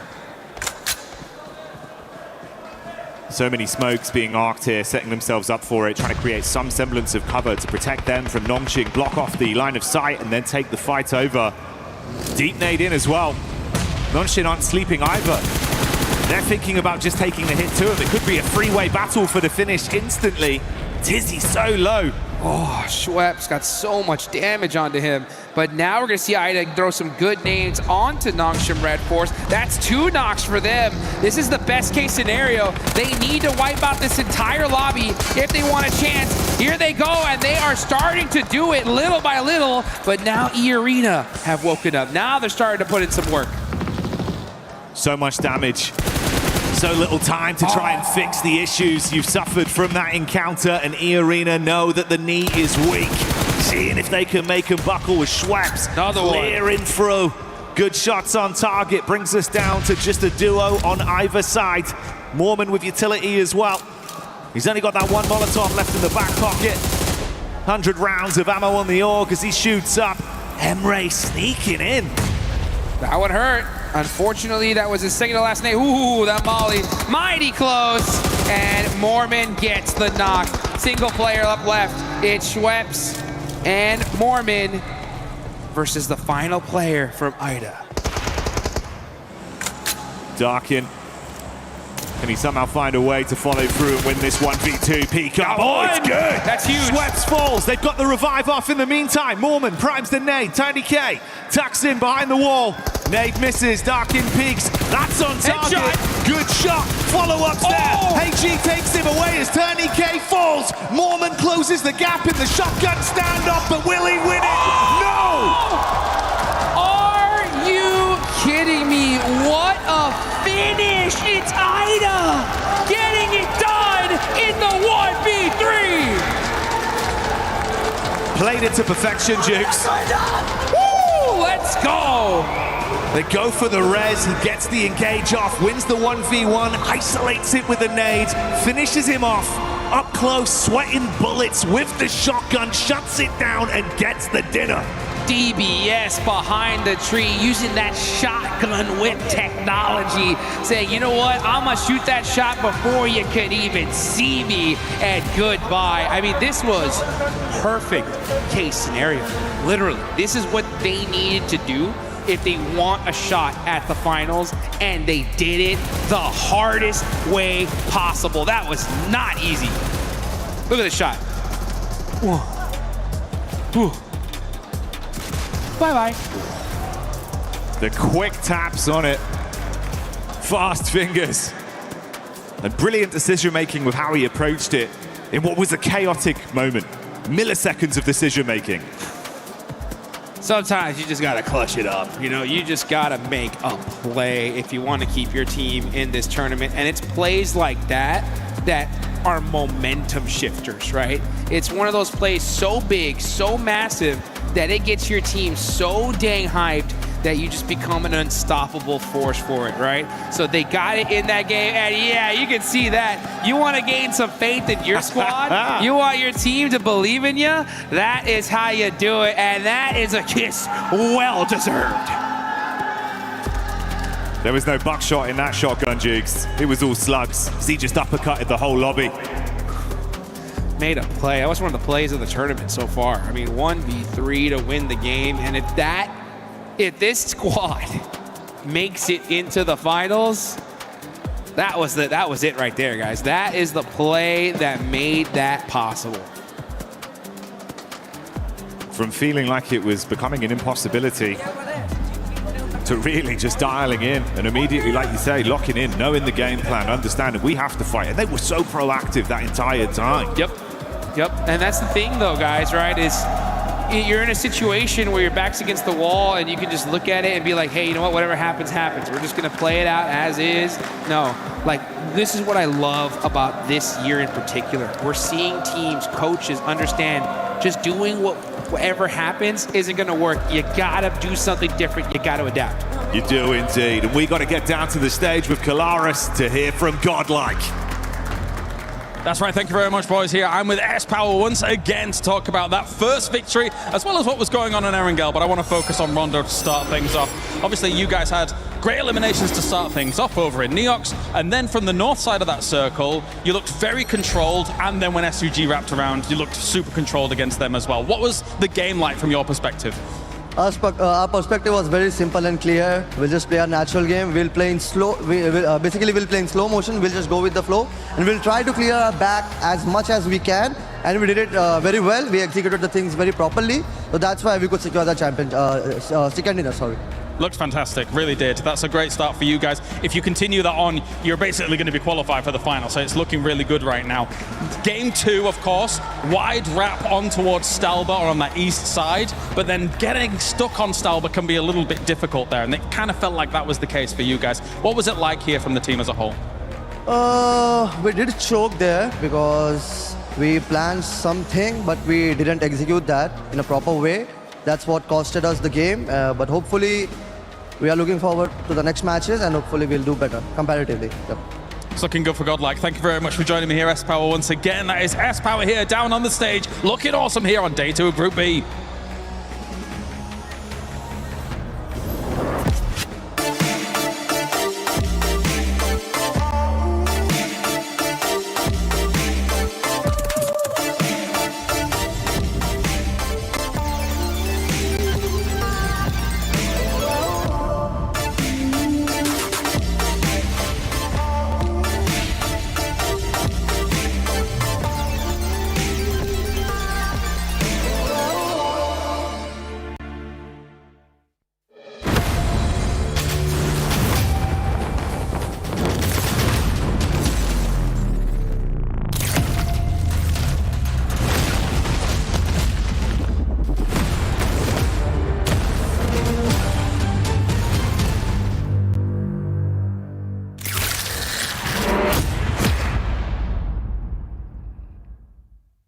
주나요? 이용해. 차벽 이용해, 후보. 야, 공 왔다.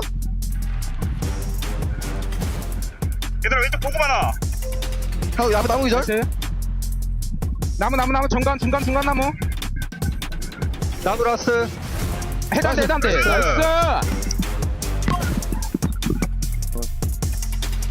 Ben yine tepeye çıkabilirim muhtemelen. Oğlum sen Rita gelen olmayacak dedin de şey gelmesin oğlum iyi. Kim? Gelmez oğlum iyi ne işi var? Samat mı olacak bunlar? Ya beni almanız lazım ya yalnız. Belki sen alırsın beni, tamam mı? Alırım da. Şunların enforce'unu çekiyorum. Yok kaçmışlar bunlar ya direkt. Yemeni falan yok mu ya? 6x. Nice. Mati orang. Masih ada. Ren. Itu bisa tambah 60 gua. Enggak ada 60. Udah enggak usah. Di berapa ya? NS ya, guys? Bagian rata berapa guys? 15 NS. Orang mati 2. Orang mati berapa ya orang? Tadi gua bunuh 1. Mati 2. Oke. Di jamur ada yang mayat di jamur. Iya ya. Gua bunuh itu.ต้องตีมันไว้ชิ้นนี้สู้มาส่งนี้สู้ฟังกูเอารถมัวไปรับให้ต้องรับรถจะระเบิดตายกูจะระเบิดโอเคตายมาผมอยู่นะถ้าเตอร์รอมา Loving the radio comms and the translation as well, but I'm also loving the PMWC Lucky Spin, which is available now in PUBG Mobile, co-created with PDP creator Nana, the Electron Energy set, the Proton Power set, the stunning Alien Fusion Groza. Log into PUBG Mobile and take your spin before it's gone, like Max has done. I have tried it as well. I'm gonna try it again today because that Groza looks sick. It is amazing. And it's also glowing. It doesn't look like it right now in the picture, but it does actually glow quite a bit. So it's got some animation. It's themed around PMWC. It's only W's for the skins right now. And one team that was glowing in that last match was none other than IDA. Because IDA, my goodness, this is a squad that also needs to make sure they stay within that range of getting to the top 5. And they were able to do just that, Neptura. They were indeed. Really looking forward to what they have coming in off the back of that big win, because yeah, they did play that very well. I want to point out specifically their smokes coming on in there. We were talking about this again, you know, analysts, we chat in the backstage area. But it was really nice to see them use those smokes against EA when they made that push onto Nongshim. It was a really good performance there to just make sure. And yeah, you're seeing the day 1 versus day 2, night and day. I mean, I think we saw that in game. We could see it very clearly, but night and day on those stats as well, looking very good for them. I mean, I love this because I love having a look at their average of eliminations and being able to capitalize on that. And I want to give them a get them whatever food they want, buy them whatever skin they want in PUBG Mobile, because it's insanity that E-Arena lost that with that much health and utility. Obviously, you know, popping on the zigzag, but was not prepared for that shotgun at the end. And you know what? Having teams that, you know, are creeping their way up from the bottom into these positions, they're locked in. Yep. And if you think you're at the top of the leaderboard and you're safe, it's not always the case. It's definitely not always the case. Between Circle, for us, we're looking at the match ranking here. Teams 9 through 13 were eliminated, Max, which leaves a huge opening for those squads towards the bottom and also for those teams towards the top to just kind of expand that lead. I mean, yeah, because it's so close towards the teams in the middle and especially the bottom of the pack, as you just said here, Seven. And because of that, I was expecting Tiamba to just kind of level up their aggression, which they actually did at the very start. They did go for a crash on, I believe it was 7-1 GS team. I'm like, yeah, this is great. But not on Circle 1 to Circle 2. You know, it's a little bit too early to go for a full commit fight and get instantly eliminated because you're not getting any eliminations and especially not getting any placement points. So Tiamba, I like the change of mindset, but it's just not at the right time. They need to do the fights when it makes the most sense in these games. Yeah, I mean, 7-2-1 sort of took them down, and that creates like that chain effect at the bottom 3, Max, you know? Yes. Giving a little bit of hope to none other than dopeness. They overtook them, put themselves in a good position, got on that north side, didn't scout Nongshim, and, you know, just leaving Kenji and Spigot to sponge some placement. But look, this is how crazy it gets at the lower of the leaderboard. Was look at the top damage dealers here. I was just speechless by what IDA was able to do there at the end. That solo player, he was even celebrated with the kiss on the forehead, just saying, good job, please keep that up. We really need that, because if not, then we're not going to be able to make it to top 5 or even get close. But right now, that squad, with this kind of performances, at least they're putting themselves in that it doesn't really matter area, because they might end up going to survival, which might leave them open to just do whatever the heck they want. Well, that's exactly how you want to be playing, right? You want to make sure you are comfortable, ready to go, and ready to get into the next game without too much of an, oh my god, we gotta win this game if we want to succeed. But yeah, really good stuff coming in from there. Also, shout out to EA in that final play. I do want to say EA actually doing a really good job, and I think if it hadn't been for the IDA player, you know, flicking in to get that win, they were isolating IDA really well. They were moving around and trying to control as much of the zone as possible. So shout out to them. It's still a really good game from them. So again, going into the next Erangel, want to see more from them. Yeah, Arena. Shout out to you, E-Arena, right up until the end when you got absolutely smoked by one player with very low HP. One team that has been actually very consistent today, Max, for the first 2 games, which has been a big difference from what we saw yesterday in day 1 for Group B, is none other than Nongshim. Yeah, I was hoping you were going to ask me about Nongshim Red Force. I love the way they play because they're not an aggressive team early game, mid game, right? They're just trying to get a focus on their position. And especially if you look at this circle finish, western side of Stolber, very northern side. Where do Nongshim Red Force drop? Down in farm split. They go for wide rotation all around the eastern side of Stolber Mountain, get a great entry point, have a 4-man split, just scouting very passively, just getting some information, seeing where all the players are hiding in those bushes. And at the end, when the teams are at their weakest, they're involved in a fight, they have to rock up, they take the high ground position and get a ton of eliminations. Sure, it's not a win, but Nox and Red Force, the macro decision making is just next level. Honestly, come over here, Max. That was just... Ah, no! Off camera! He gave me a little As we're looking at the overall ranking for Team Vitality, I mean, they're going to stay up there too. Godlike still performing well. Just let's keep an eye on that gap between Godlike and ESPORTS because it is currently at 12 points. S2G has been able to perform well. They ended up on a 1v1 with GodL. Yeah, they did. I mean, I'm on the fence for S2G, honestly, here, Seven. Same. Why? Because they are performing better. Are they performing well? I don't really think so. At least not in that game. I think they were way too slow on that third party. I think they took forever. Once the third party was done, then they took forever to actually push Godlike as well, just giving them so much time to defend. I mean, especially they only have 12 placement points over the course of what is now 8 games. That's a very low placement point, and the survival time must be abysmal. S2G, you need to get into those late games. And for this team towards the bottom right now, Lace, I want you to get into your best coaching mentality. How are you gonna hype up these teams like Tiamba, ETSH Esports, and Hustler Crew? I will personally head over to Hot Jukes. I will reach down and grab his left shoe and probably not do much with it because, you know, I might get a complaint. But look, these teams, especially Esh, coming out of that, they had a great position on the high north side. They had about 5 vehicle cover, 7 eliminations, moving on into that zone. And what did they do? EA Arena. They knew that they were there. It's not like they was just kind of did a nice flank onto them, but they're struggling with these positions into late game. If they were to have just defended EA Arena from behind, it would have been a different story for them. But the passiveness when it comes just specifically to late games from Team Esh is sad. Yeah, it is sad for them. And for Hustler Crew, honestly, Kalaris, they might need a new pep talk, man.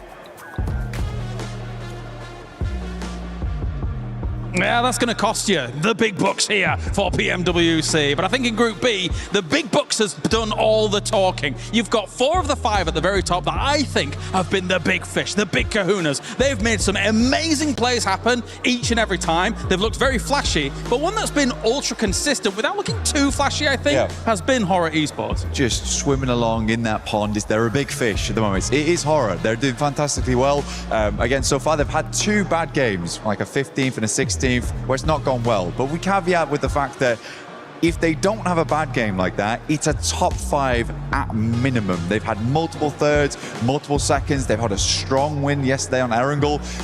They're just a consistent team. But when we look at this, it's nice because that's very promising going into the finals. No, definitely, especially since someone like Sky, right, is still currently in that running for a potential MVP spot of this group, I would say in particular. Beast. Maybe you can kind of carry that forward into like a final if it does occur. And that said, I feel like the top 5 as a whole, there's a little bit of separation already gathering from the bubble teams just below them. So Horror currently is kind of that boundary. I think that they can stay stalwart in what they've been able to do so far. Good splits and being able to take central positions. And they do control space very well. It's just that actually the very top of this lobby looks so flashy. When those stack levels come in, it's difficult to kind of go up against that. Like when we were memeing earlier on in the day with Vitality, they had a really greedy 4-man split. Yeah, they did. And then we had E-Arena with their 39-point game. But it just, by contrast, Horror's just chugging along. And I don't think we'll see 39 Elim games. We won't see 4-man splits going to the finals. That's the winning strategy right there. All right, well, thank you very much, Blank. It is time now to send it over to some of the big boys. Once again, on the caster desk, it's more games here at PMWC. Thank you, James. Thank you, Blank.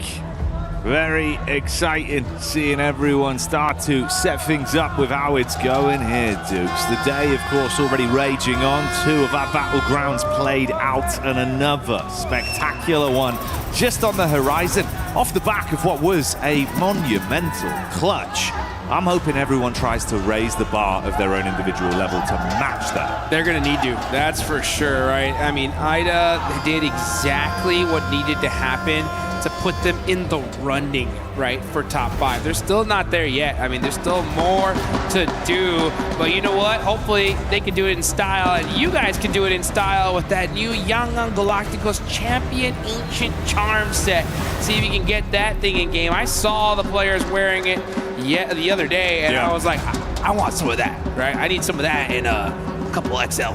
Oh yeah, man. If we can get 2 of those up here. And I mean American couple XL, right? You know, because otherwise there's like 5 or 6, you know. I know don't worry, we'll get you a tight one that fits nice.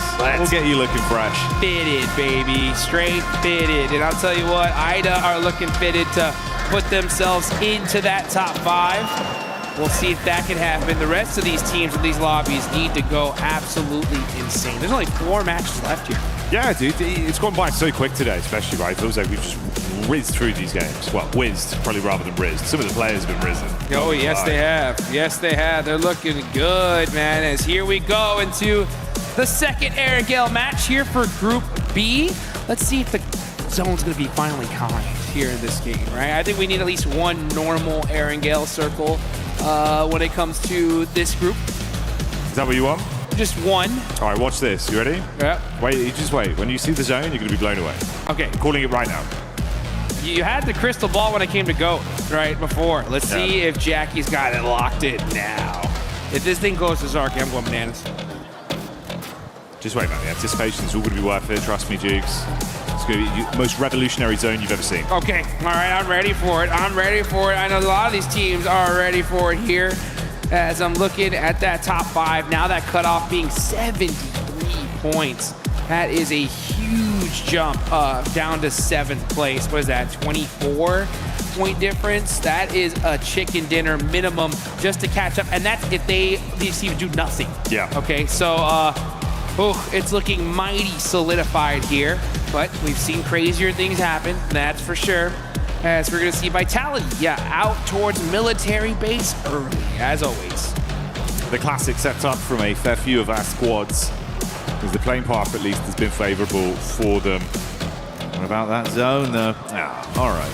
Could have been way worse. That's still gross, though. It could have been way worse, though. That's what I'm saying. But what we're working with here, like 45% water? Like 35? It's still a nasty circle. I mean, this is really like one of the worst spots because of the fact that you have to make that bet, right? Like you go to the mainland, you go down to military base, you try to hold that that bridge just in case the zone goes in another direction. Vitality don't care. Like I said, they've done so much. They don't need points, so they can do whatever they want, you know? But for teams in the mid-pack, it's not good. It isn't, because this is not one of those circles that's like, oh, I got zone blessed and now I'm going to get 30-point game. Yeah. It's like, we're just going to try to make it to endgame here. You're gambling on it of just like, okay, do we stay there? Do we go back to the mainland? Which one do we pick? We're just going to get stuck on a bridge again? Ugh. I wouldn't even know if I want a bridge fight. What do you do here? I'm really trying to crunch my brain and think, you know what? I think the best strategy here is to go in game and get the brand new Naruto skin. I think that is what you're going to do first, right? Get that Nine-Tailed Fury, Og, and that way I'll look good, right? And once I'm going and get that skin, then really think, what do I do in this game? As we're going to see Ida get that loot truck from Ifachiki.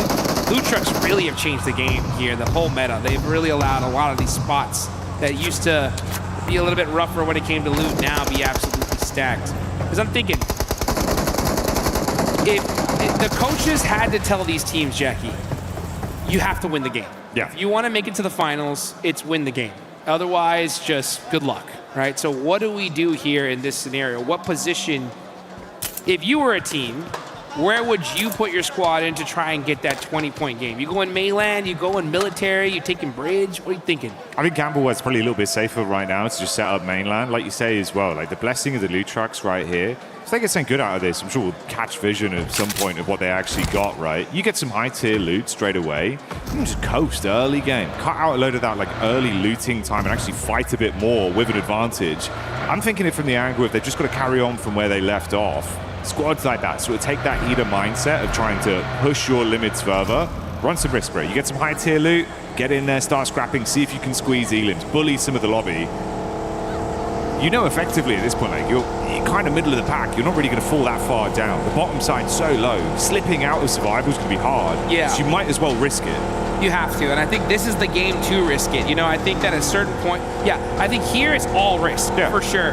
As we get into the Miramar matches, then it's like, all right, maybe we got to play a little conservative just to make sure we don't fall in the bottom three if you're that low. But here is one of those games where you gotta shoot for the moon, right? Try to get that top three finish. I think if you're gonna go down a spot, I think you go Ferry Pier, that Ferry Pier hill, right behind the gas station. If you take that spot there, it gives you a lot of control of the zone. You can hopefully maybe even catch some third parties. And it looks like IDA, of all teams, is going to take that spot. So they're saying, you know what?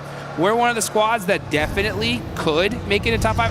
And I mean, by one, I mean the only one, right? They're the only one really in the run for top 5 here due to that last game. And they're going to control this hill, which I think is an excellent spot in the zone. And it works out pretty cerebrally for them as well, right? Because obviously you come in, like you say, get that loot truck, arm yourself a bit earlier, that gets cut out some of the additional time they'd have to waste, sort of slowly slogging along, getting themselves better firepower and ammunition to work with. If they run into another squad, maybe they do just take that encounter head on. It's a good call. It was a great last game, and you could see they were all fired up in celebration as well. Big stage like this, Duke, sometimes the paranoia gets to you. Yeah, it does. But they certainly rise to the occasion, man. They have rise to the occasion, and they did it in just such insane fashion. A crazy 1v3 to end things up, to get the chicken dinner, the dub, and put them in the running here. It's so insane. I mean, job's not done yet. I mean, Godlike have been playing phenomenally today. That's going to be a hard one to catch. And we heard it there from the desk, right? Out of all the teams in the top 5, they were talking about Aura, just being like, yeah, I mean, they are consistent. They're up there, but out of all the teams, I think they're the ones that's the most shaky right now, at least when it comes to trying to let IDA catch up to them. So I think if you are Aura, if you're any of the teams in top 5, you obviously want to shut that conversation down right here. But with a circle like this, it's not going to be easy, that's for sure.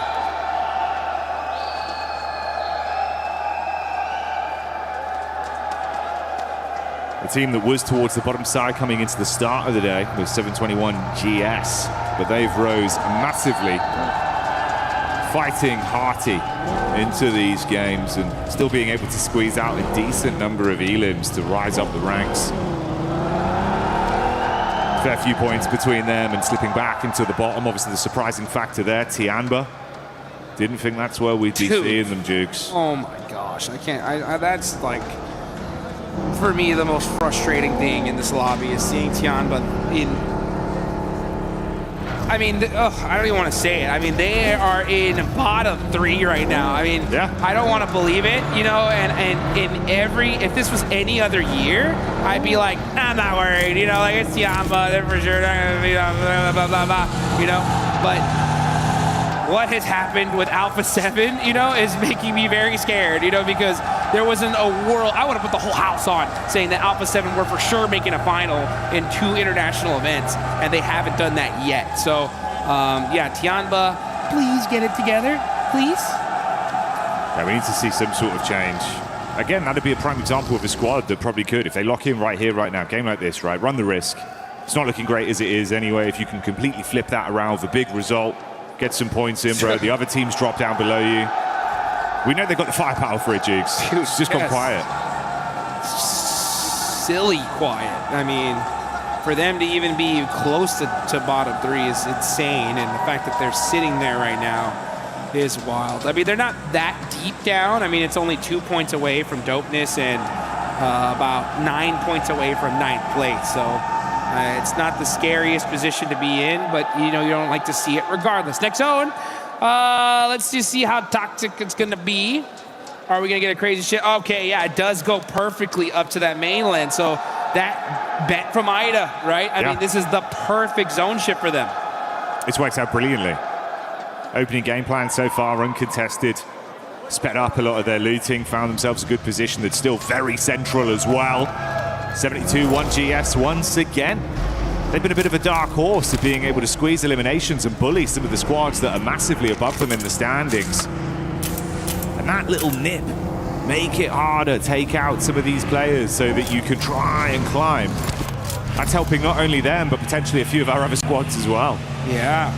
I mean, that's the teams you got to take out here, guys, right? I mean, at a certain point, I mean, I'm not going to say at a certain point. It's literally this point now. Like, right now. The mid teams need to hunt down the top squads.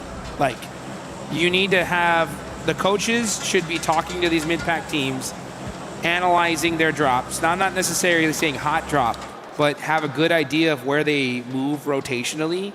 Try to gatekeep them on a try to catch them out on a drive in somewhere.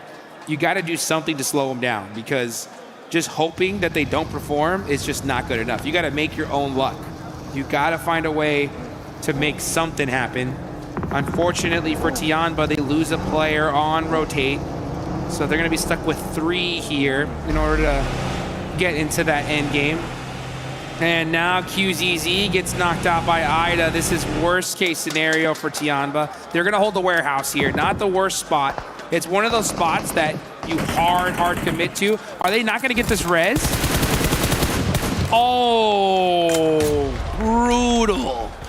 And that just shows the urgency from Ida, right? They're like, we need every single point we can get. Yeah, that's absolutely hellish for them immediately as well, right? If we're saying these kind of games where, yeah, as much as it's not barren, bottom of the bottle, not feeling like you can completely get back into it, another game goes by, suddenly you're looking at 3 matches left. If they remain in this position with their squad already falling down to only 2, and especially if you're feeding those points to a rising squad like Ida, this can't be happening. Dude, I'm getting flashbacks, guys, and I don't like it. I don't like it. I don't like remembering Alpha 7 being like, hey, all right, another bad game, another bad game, another bad game. What's going on here? And then all of a sudden, boom, they are knocked out. You could just see the look on the players' faces and just not looking too happy at all. Coaches from Young Galacticos are locked in right now. They're in 8th place, 47 points. And again, that is quite a few away from that mid-place position. So yeah, if you're Young Galacticos, you're in the blue zone now. Hunting down some of these squads might be beneficial because you need a ton of eliminations. Let's see if they can find them, though, as Dopeness end up battling it out with Team Vitality. Razak throwing the Molotovs in there. Lupa on fire, and he's gonna burn, baby, burn. And that's Dopeness losing one of their players here. Dopeness trying to clash back. Eyes on the Wizards tower. Razy goes up top to make sure they can hard flush onto Lufa. No recovery mission, but Nikita has other ideas in mind. Nearly gets up the stairs, but Razak's quick with it. And a buckshot's dispatched them. Head on a swivel as well. Finds Ken G, 1 by 1. Dopeness very quickly falling to the wayside. Nice pick up there, Jukes. They can save their mate as well.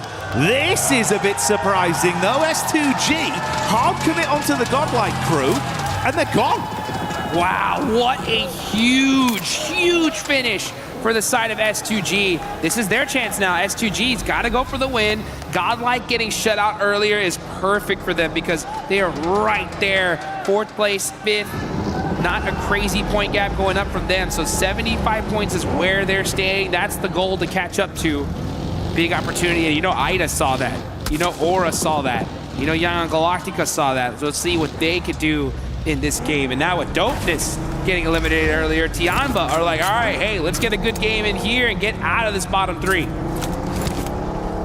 Yeah, exactly. You're not too far off. Couple points. It's only a duo, though. That's the scary thing. He'd have weakened them early.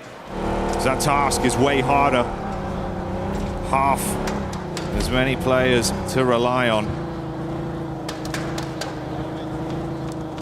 Now, yeah, you're just going to see these rotations come out. I mean, S2G need to find themselves a good solidified position, and they do, right? They have a good spot in this next circle, especially if the zone goes up north. Yeah, I think now it's time to play things a little bit slower, slow things down. You got to get to end game if you're S2G. Fights right here are way too dangerous because if you take a fight, you're getting third party, almost guaranteed. So slow it down a little bit and try to get this win. because that's what you need. You need still a good amount of points here. And if you can get that win now, man, they'll be having a good solid chance in the last 3 matches. Good to see everyone being a little bit more cutthroat with the application of how they're playing, right? It's kind of what we were saying. You got to try and run a few more risks, and taking down Godlike now presents that opportunity to rise. Let's see where the zone's going to go on it. Who will get a bit of a gift? Dead center. Dead center here. So the S2G are still in play here. The duo from Tianba are not going to be in trouble because everyone's going to be crashing in this area. And you can see Vitality are driving right by everybody, instantly moving on. S2G not happy with just taking that corner side. They want dead central, and they are pushing on up. Vitality now. Oh boy, here comes TT Project, looking to punish them in the shack. Nice shots there from Niaz. And there's some desperation points on the side of TT Project. They need every single one of them. Sitting inside the vehicles for Vitality is the only play they can make. They quickly heal themselves up and re-peek back through. Razak, star player for this squad that's been popping off in this very battleground. They're going to go for the quick pickup play, it seems. Federales runs in. Oh, the hovercraft just clipping the toes of Niaz as he gets crushed. And Razy finishes it off there. They can block some of this space as well. Hard commit to that recovery. Make sure they get back to 3 members, Jukes.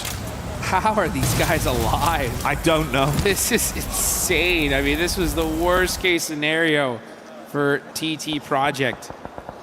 Just Team Vitality said, all right, you know what? Yeah, you guys thought that we were just big chilling. No. If you're going to take us out, you got to do it quick.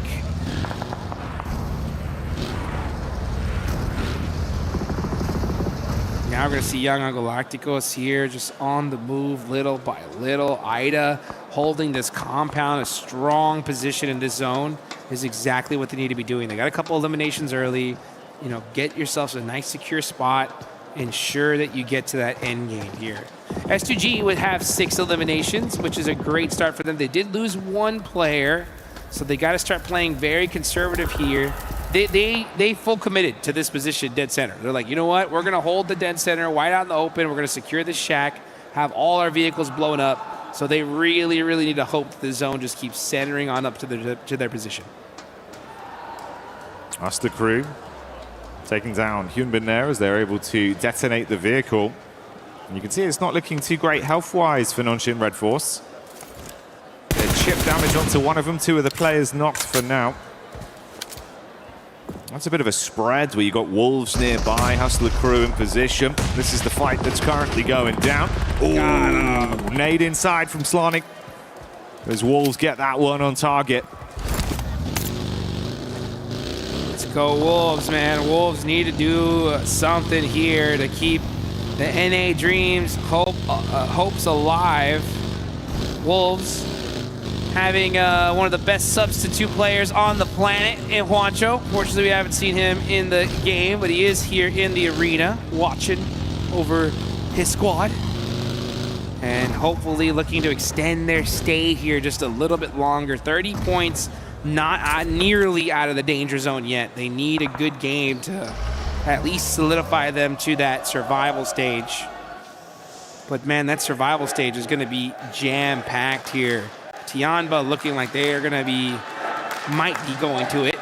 Alpha 7 looking headed in that direction as well. As we look at the top players, of course, we see a whole bunch of Team Vitality. That makes sense. It really does. Zone crunching in once again, though. Centering up. S2G, Hora. And of course, the remaining members of Tianba within the area for now. Surprised Ida from distance as well when we saw that fight with Wolves and Nonshin, but they were able to steal away 1 more point just off the back of the encounter. This is Yangon pushing up onto TT Project. Oh, they're trying to get away in the vehicle, but they're running into another team on the hillside. It goes both ways though. Damage done. Federales from distance helping Vitality put pressure onto these squads. See Young Galacticos, there's Say Cloud, all right, popping a couple shots there on the side of Vitality. I'm surprised he even shot that, considering that he's so far out of position in this circle. But now I was wondering, where is Alpha 7? When are they going to make some moves? There's Obscure getting a nice shot there onto E-Arena. That's huge for this lobby. E-Arena going out here. Shuts down one of those top players. And Tourniquet, though, last player up. Oh, devastating A7 here. Oh, and good for them, though. 7-2-1 gets that elimination. That's going to be a huge sigh of relief for the side of A7. It's Wolves as well, making it so uncomfortable for Alpha 7 there. They thought they could take a fair fight, be able to just play a head-to-head with both squads. Doesn't work that way. Wolves keep the pressure on A7. 721 GS as well. Still stealing points here and there in these games. Darkin takes the shots up onto Fajita. You got the spam over. In the midst of all this, Vitality have finally finished what remained of TT Project. And the solo from Alpha 7 stuck in a horrific position. Horrific is right. And the Wolves are holding the north side, wrapping all the way around to find a position in this next zone. Obscure just going to be eating a whole lot of blue damage. And this is stage 5. This one hurts. Alpha 7 just can't seem to catch a break here. Can't get anything going. And S2G, hard committing to that central spot, is working out so far. And that is, yeah, Obscure's just going to go out to blue. So that's A7. If they want to make it into the top 3, they need to win almost every single game going forward. Impressed how good Wolves have been able to play as well with the really awkward fights they've had here. Handling themselves nicely against multiple squads. Sonic does finally fall, and he was hitting some big shots. It could be a detriment to the remainder of the Wolves roster. Gang gone. Brutal position, bro. They got the smokes, limited cover, hovercraft still there. Now we're going to see Ida. 4 players up. They took the most dominant position in the zone early, and it is working out for them. What's even working out for them more is the fact that Godlike's gone, right? Nongshim Red Force are hurt.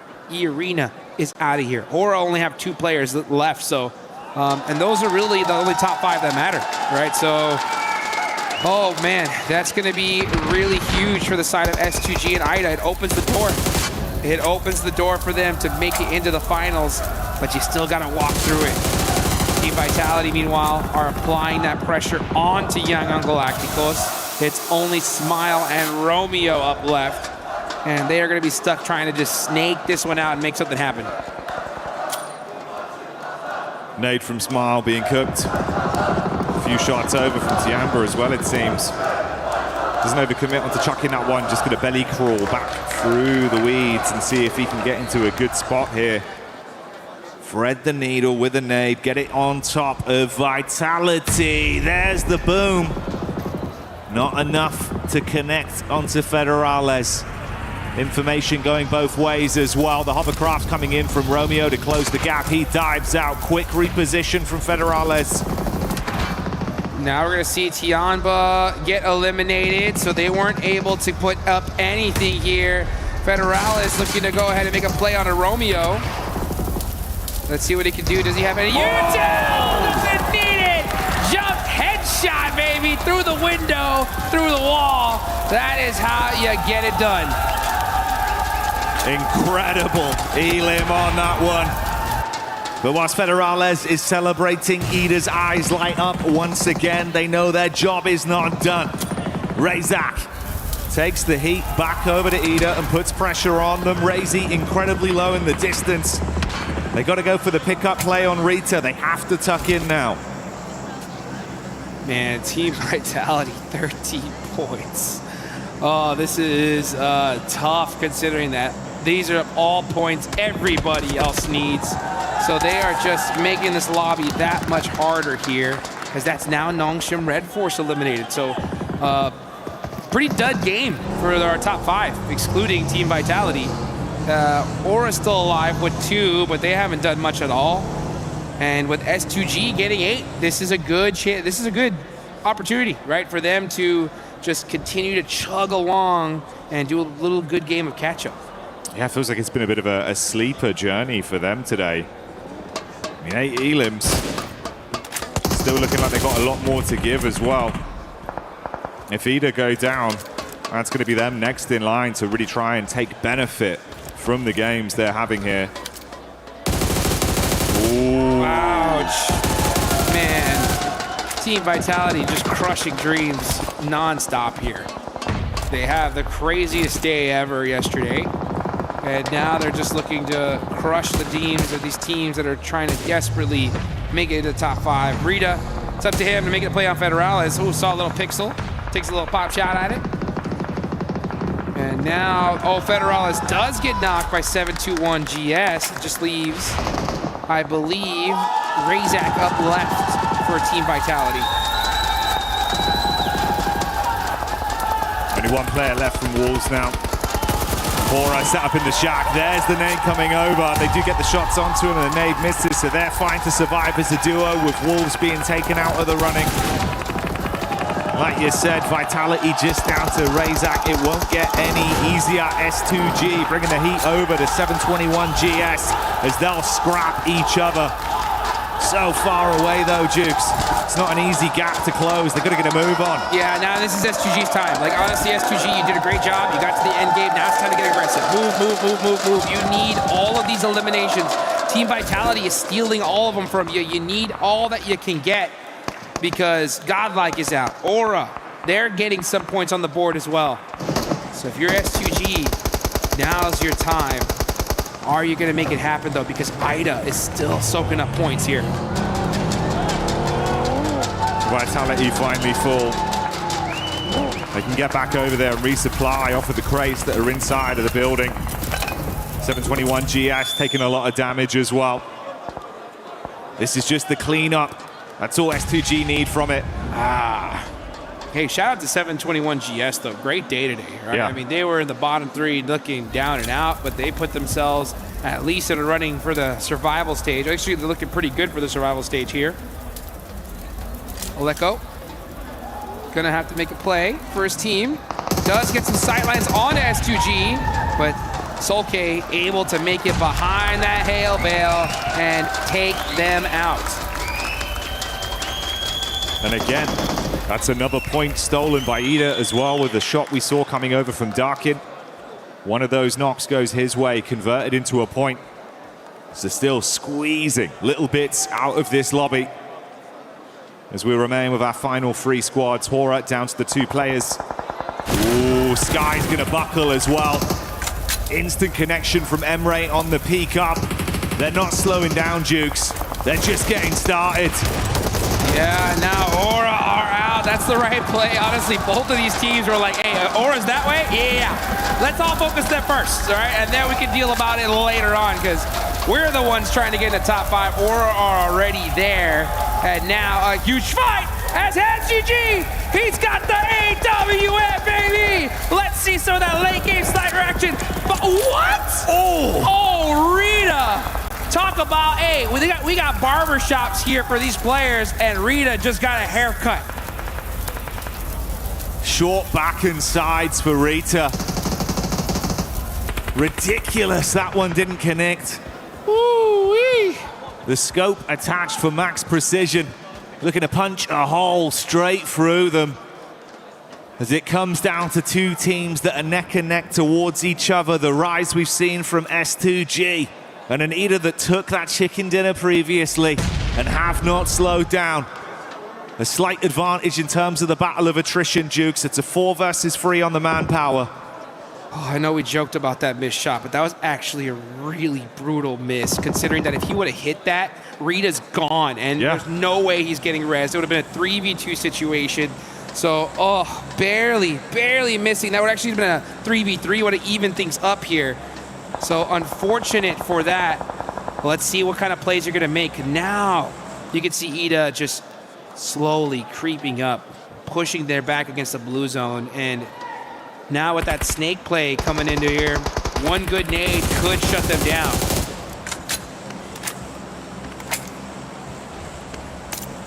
Come on, bust out that AWM again. You got to do it. You got to hit that shot for your team and clutch things up. This is where that kind of play could really come in and make something happen.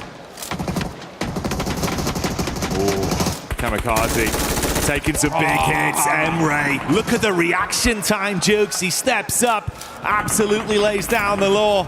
Spitting bullets, one by one they're being removed unless he can save it with the snipe. It's all over, and they're gonna run him down. Didn't really do much except for Team Vitality, right? I mean, it was a non-game for them, and that opened things up. Let's take a look at the team comps and hear what they had to say. Rahat oynayamaz, rahat oynayamaz. Bak ona. Çok güzel, arkada bir tane var. Gel, bir kaldı. Araba sür. Burada kaldı. Araba sür. Bana vermesin. Ben sürüyorum. Gel beraber devam edelim, gel. Sür, araba sür. Nice oğlum. Nice. Tempered celebration. They're happy, bro. They know. They've been there before, Jukes, and they're locking it down. Beautiful signs, though. It's the way as well. They actually stole so many Elim points off other teams amidst all that commotion in those fights, right? Anytime there's a third-party angle from distance, we're talking meters. They're hitting shots. Yeah, I mean, these guys, this is what I was talking about in that last game, right? When you have such an insane clutch play, it exudes confidence in your entire squad. They believe in you as a player. They believe that it's a sign, right? It's meant to be for us to make it. And we saw that circle early on. I was like, hey, that's probably the best spot in the zone. They immediately were like, yeah, let's take that. And since they looted at Pachinki, and they took full advantage of it. What a clutch play right here. It's to catch up and be able to make it into the finals, and they're looking like they're making it happen. Locked it down. Happy with themselves. And a pathway now. Went from being possibly impossible to now literally a reality, dudes. They're right there. Yeah. I mean, but this is what it took. This is what it took, right? This is why we were really casting so much doubt, right? Because it took like 2 back-to-back wins to even make it a chance. They just did it, and good for them that they did it in the first half of the day, right? I mean, there's still 3 more matches left to go. That's plenty of time to really lock things down, but it's gonna be interesting to see, right, which team got knocked out of the top 5, right? That is gonna be really wild to see, and unfortunately, on the other side of things, right, we didn't see Tianba be able to make it. Yeah, Tianba. So many different narratives that we're looking at here and so much more to discuss. So stick with us when we get back into it.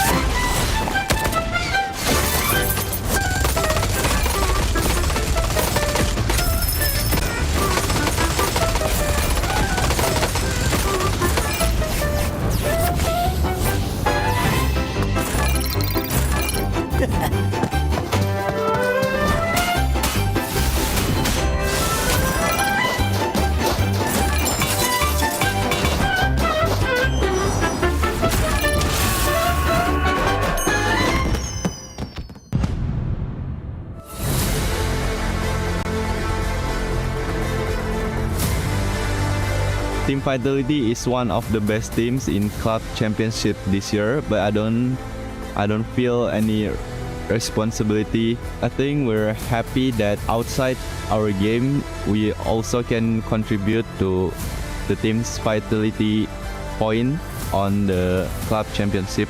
Winning the championship would mean a lot to me because we can give 1,000 points to Team Vitality. AGL 的俱乐部的排名在不断上升，然后我们也是会有一点压力的，然后我们也是随着压力的变化，我们也改变了我们自己的打法。如果 EWC 我们 AGL 拿下总冠军的话，我是非常开心的，因为我们所有的项目在多项开花嘛，大家都是在拿冠军，为一个目标奋斗，然后我们也是非常开心嘛。 За хэрвээ одоо Aurora Gaming Sub Championship-д одоо байр эздэд ч юм уу төрүүлэх юм бол одоо мэдээж манай багийг тодорхой хэмжээнд төв нэмрээ оруулсан болохоор мэдээж одоо маш бахархалтай байна гэж бодож байна.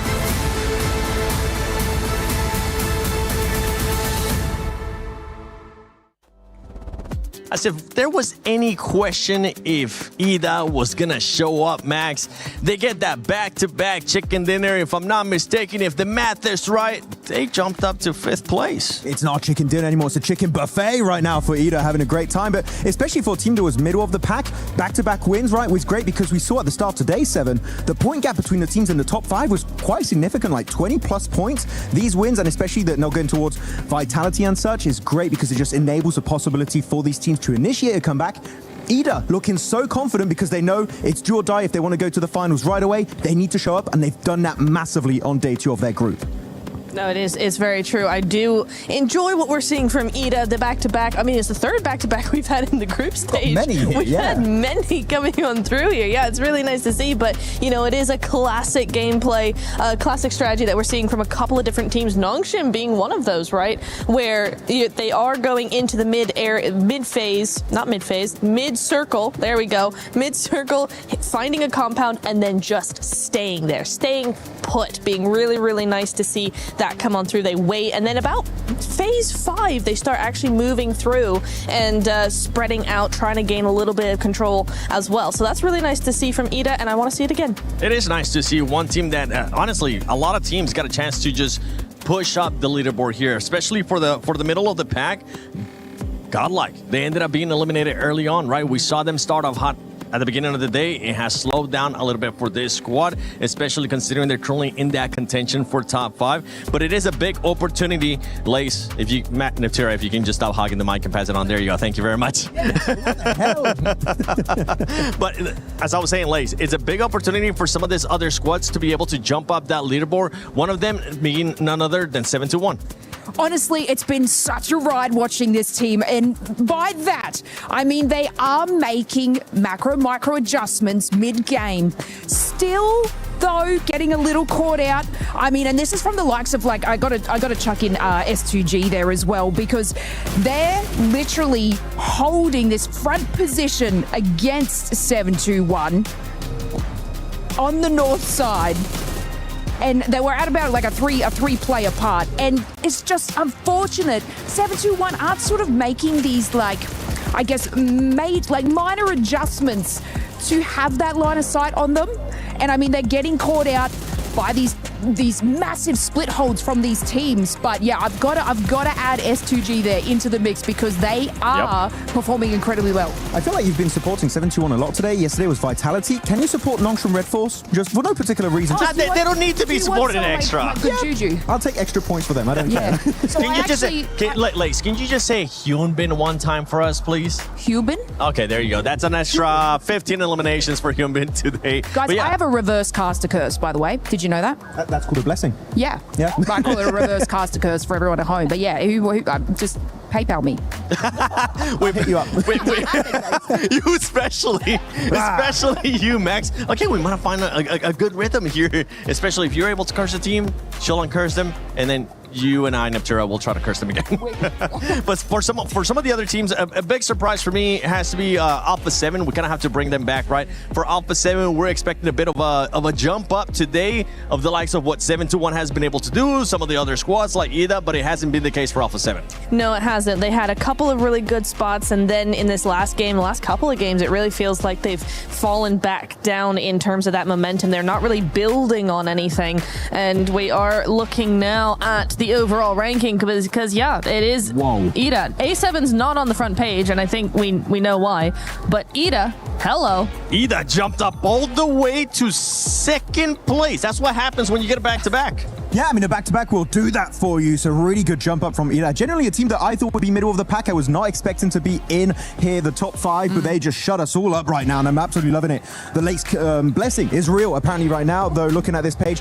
Yangon Galacticos, day 1 Nitro, showing some like sparks of aggression. I was really excited, but today, this team just fully disappeared, I would say. Yeah, it's weird. I was really hoping for a lot more coming on through because, yeah, they've been so nice. They've not been playing passive. They've been trying to do a lot of things. They've been trying to control a lot of area, and it's just not really coming through. I don't know if that's because teams are, pushing that aggression a little bit more and they're getting caught out, or if it's more of just faltering in mentality.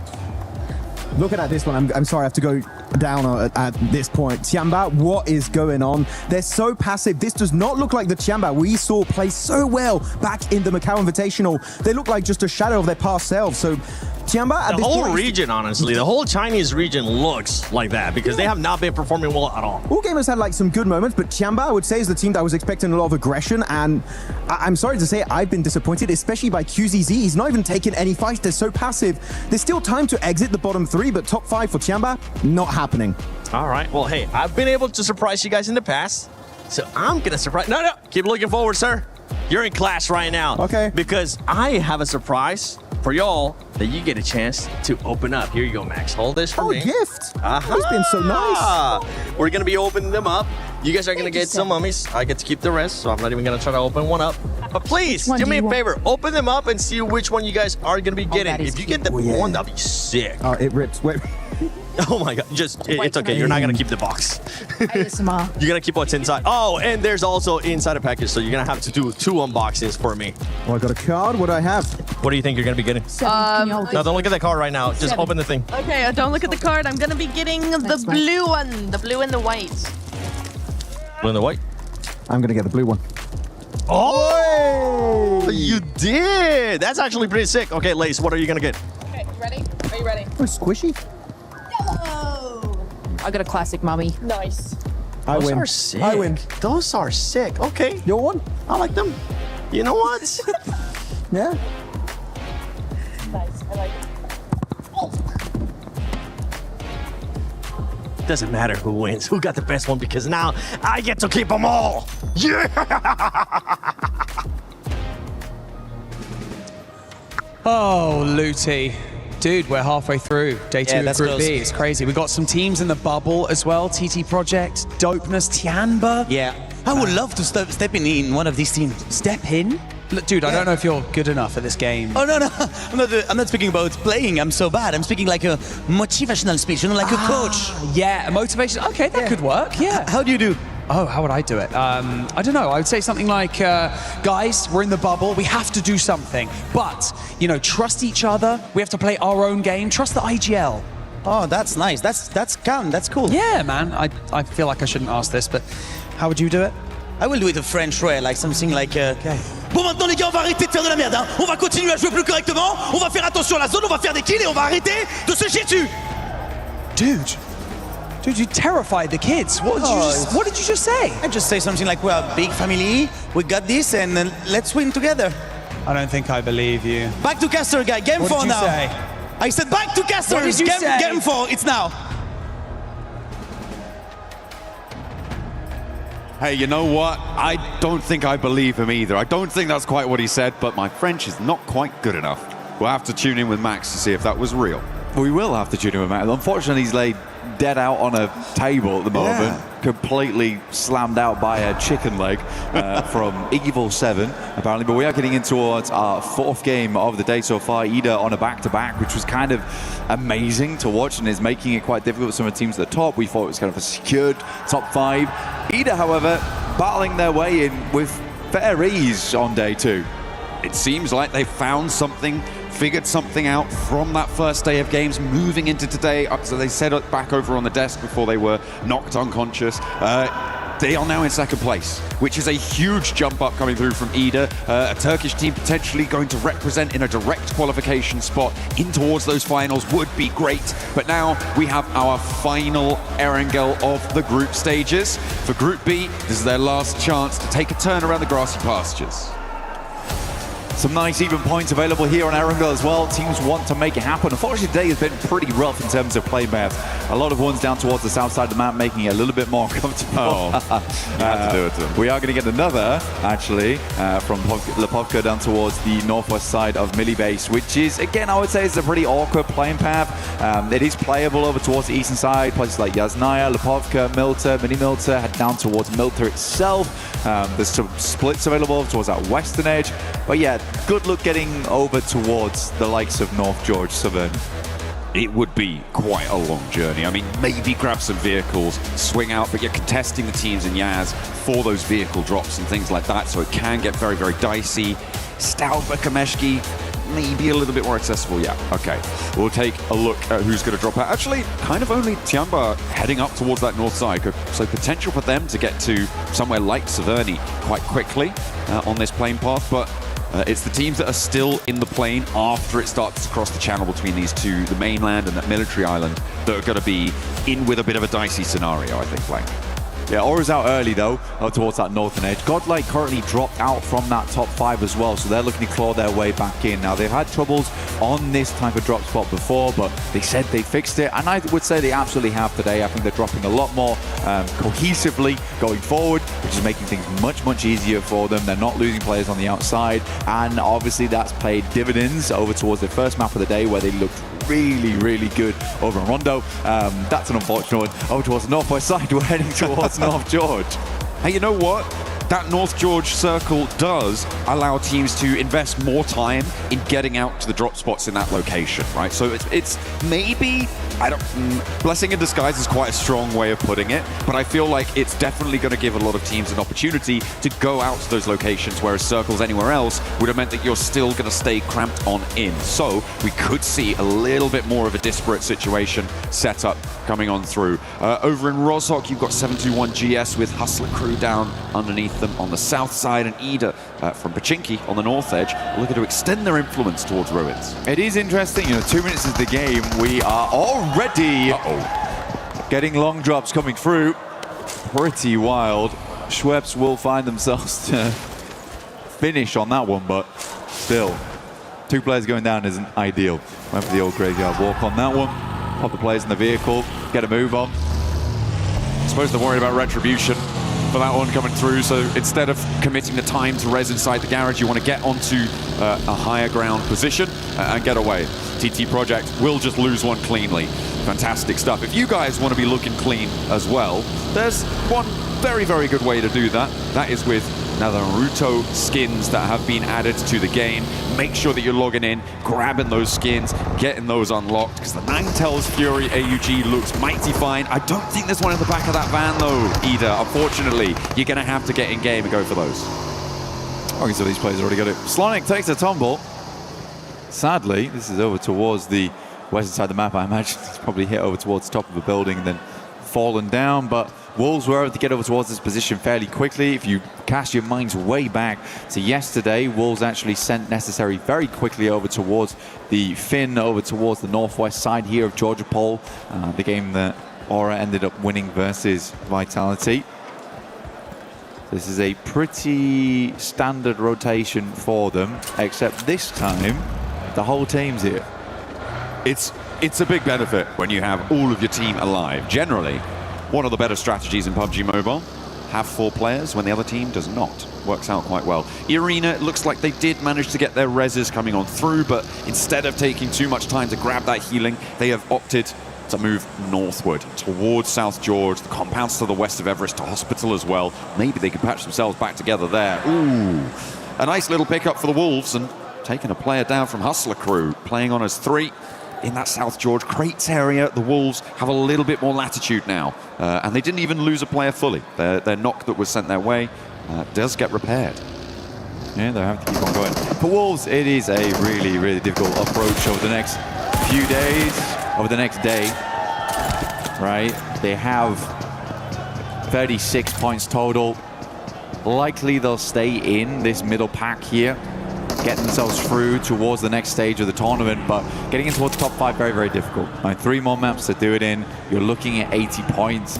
It would have to be the most unreal next 3 games. We start to count teams out right now.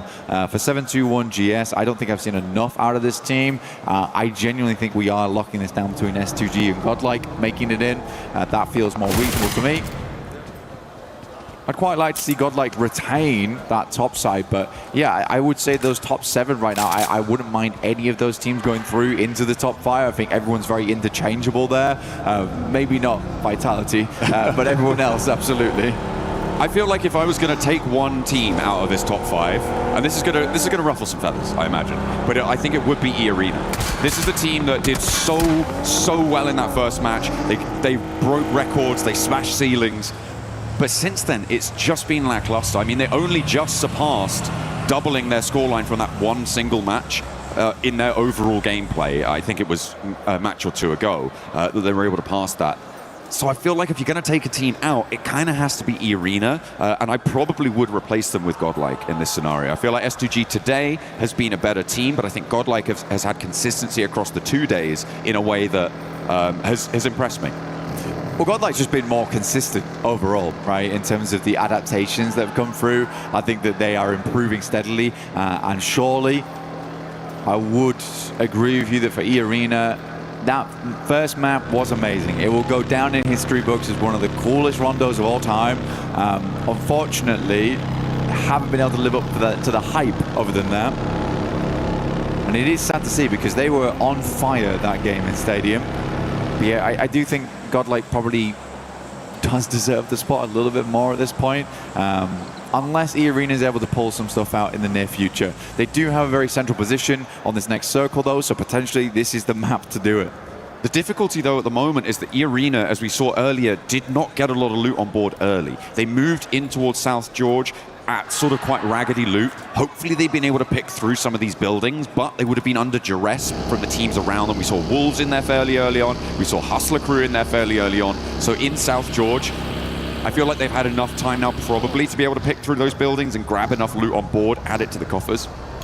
But there is always going to be that question, are they going to be under-looted for this scenario? Still plenty of loot around that area to grab though, right? They're down towards apartments. There's a fair few buildings to pilfer there. I think a lot of teams realize that they're already ahead. I was surprised that Wolves didn't make a run further in, but maybe they also expected E-Arena to get here quicker than they did originally. So for the Wolves, they opted to sit out a little bit sooner down towards Hospital. Hustler Crew moved up and were quickly rebuffed as Godlike managed to make this long rotate underneath Yasnaya over towards North George. I think it's a good spot. This could equally head over towards the north side of the map very easily off the back of this one. Alpha 7 back to their stomping grounds. Yesterday looked fairly good. I mean, there was a good start for them. Unfortunately, the capability of transferring that same prowess we saw in the first 3 games, not really there going forward. Again, Alpha 7, for them, it is a little bit scary. They're on the cusp, 37 points down towards 26. That could switch up, but they have a fair few teams as a buffer. That they do, but they've also got a track record of getting eliminated at the group stage at global tournaments, you know. So that's gonna weigh heavily on the mind as this circle is, and that is beautiful for Alpha 7. Up in North George, they were right at the edge of the pack. They're thinking, oh, maybe we can scamper across this bridge, but no, they can hold strong now. Yeah, like I said, I mean, for Godlike, actually North George wasn't bad. This could easily head towards the northern side, which it does here. And you can see that Alpha 7 do have the center dot right now. They're over towards the western side of North George. Tiamba, you got Eagle, taking a couple of shots through, trying to ward off any players around them. But yeah, this is going to get very hot very quickly. There's a huge amount of water still involved. Can't really see it because of all the players littering over towards Everest. But this is lilting northern. Does seem to be. I mean, about 50% of the circle is on the north side of the river, and it's going to be teams moving across. A TT Project heading to the water. A lot of conflict now around those bridge crossings. I think it was Dopeness trying to go across. Some conflict between 721 and Wolves. Wolves have swung all the way out east side, despite being in South George so much earlier on, losing Baton, but they are across now and one of the few teams to make it through over onto that northern edge. The rest of the bridges much more treacherous. I mean, Wolves actually getting through here with 3 players, pretty miraculous, honestly. You're passing through Box Compound as well as Watchtower. That's a lot of capability taking your entire team down. I think a lot more teams are going to struggle to make that crossing and probably will take more casualties than just that. Now, E-Arena, are they going to go for the bridge? That's the question, John. I think it is a pretty big question. At the moment, it feels like they're trying to hold the bridge to stop teams from the south moving on through, but that is then a trade-off in terms of the time you could maybe spend navigating that bridge yourself or trying to open up an option on that northern side. Being trapped on the bridge, though, is the worst-case scenario. You do not want to be locked in there. A team comes in behind you. You find that it's impossible to move through on the northern side. There's always the water rotate as well as an option, if it comes to it. Yeah. Unfortunately for them, they've got two teams breathing down their necks in Nongshim as well as Vitality. Two very scary teams, I would say, to go up against here for E-Arena, and they're trying to hold both of them out right now. I think that you can have a good idea that these teams are coming from the south side. So again, E-Arena, like you say, trying to cut out as much of this southern portion of the map as possible for themselves, but a difficult task, a very, very difficult task. Ooh, Etch crashing onto the northern throws of TT Project, and that leaves TT Project on one player alive. 30 points, remember, on the cards for TT Project, which means they are very much in danger of dropping into the danger zone of 14th to 16th at the moment, and with only one player, they are looking pretty shaky. The only saving grace for them is that there is another team behind them who have also lost quite a few players. Dopeness playing on us too, but they are much safer in towards the middle of it. Oh, that's a lot of water, Blank. That's really unenjoyable. There is a world where this goes back south towards the bridge. There is a world where that happens. I think it's much more likely that we end up in North George, but it's very rare that you get these circles towards the mid portion of the game with both North and South George in play. This is a scary one, very, very scary one. Many, many teams looking for refuge in North George right now. Everyone trying to kick their feet up, but many noisy neighbors. I'm looking at Ida and Vitality, as you said, Nongshim as well. Well, we're looking at Nongshim now on the south side, trying to make a punch through.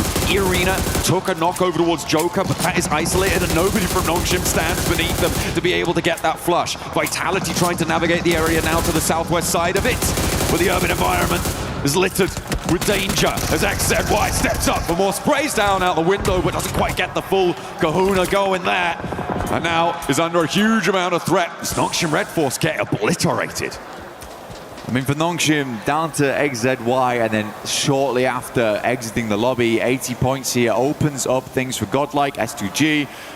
The Arena, I felt like they were the ones doing most of the holding. It actually turns out to be Vitality, taking shots over towards Nongshim Red Force, getting most of that damage in. But again, that is the benefit of being front of the pack here, front of the queue for E-Arena. Schwebs is going to take high ground, though, looking over towards Vitality. You didn't lose all their players. They're still as a four-man. Now, can E-Arena hold out versus this squad? Struggled to do it in the past. A similar circle like this. That's a very tricky team to hold out as well. The Ray duo coming in, looking to beam them down whenever they can. It is a nasty opponent to come into contact with. We were reminded by some of the people behind the scenes that Schweppes is technically the only player here who could get a triple title from PMWC. There is an opportunity on the cards for E-Arena to be able to make history on that front, as he was able to win 2 of them, I believe, with Vampire in some of the earlier days of the tournament. So we're looking to try and bring that power to 2026. Unfortunately, it's been one game. They had the one good game, right? Yeah. So it's not looking massively hopeful so far. Again, this is one of those games where they could strike out a 15-pointer, see themselves much safer going into map 5 and 6 over on Miramar. But goodness me, urban finishes, never fun. We're going to get our next circle real shortly. S2G finally breaking in to the circle on that eastern side. Our observers do find the map eventually.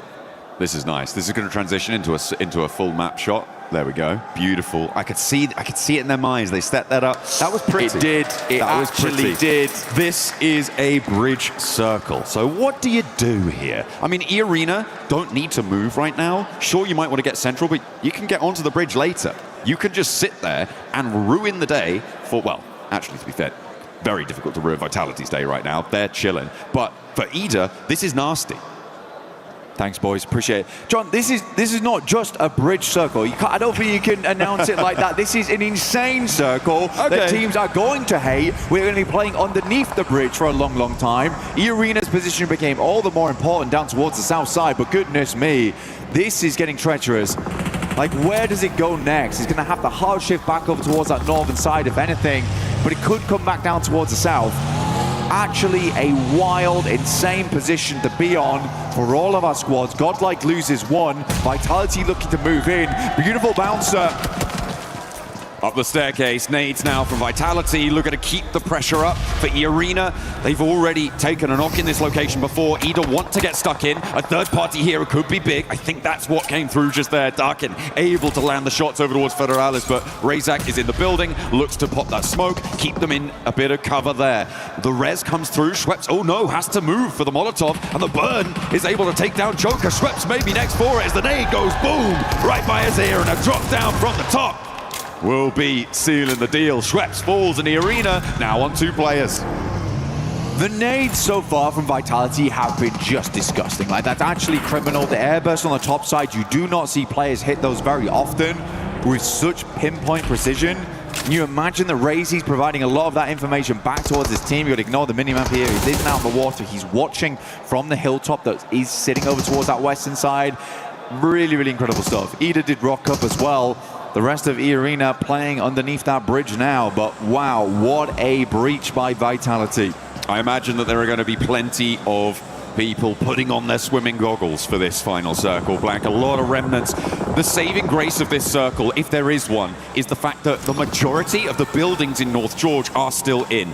It's going to mean that the next circle is particularly brutal, but there is a lot of area to contain all of these players, whereas in an open zone, that might not be the case. At the moment, Etch, they pushed in from that northwest side. S2G looking to follow in behind on that northwest edge as everybody's crowded around those apartment buildings. Aura trying to get rid of Edge. Over on that western edge.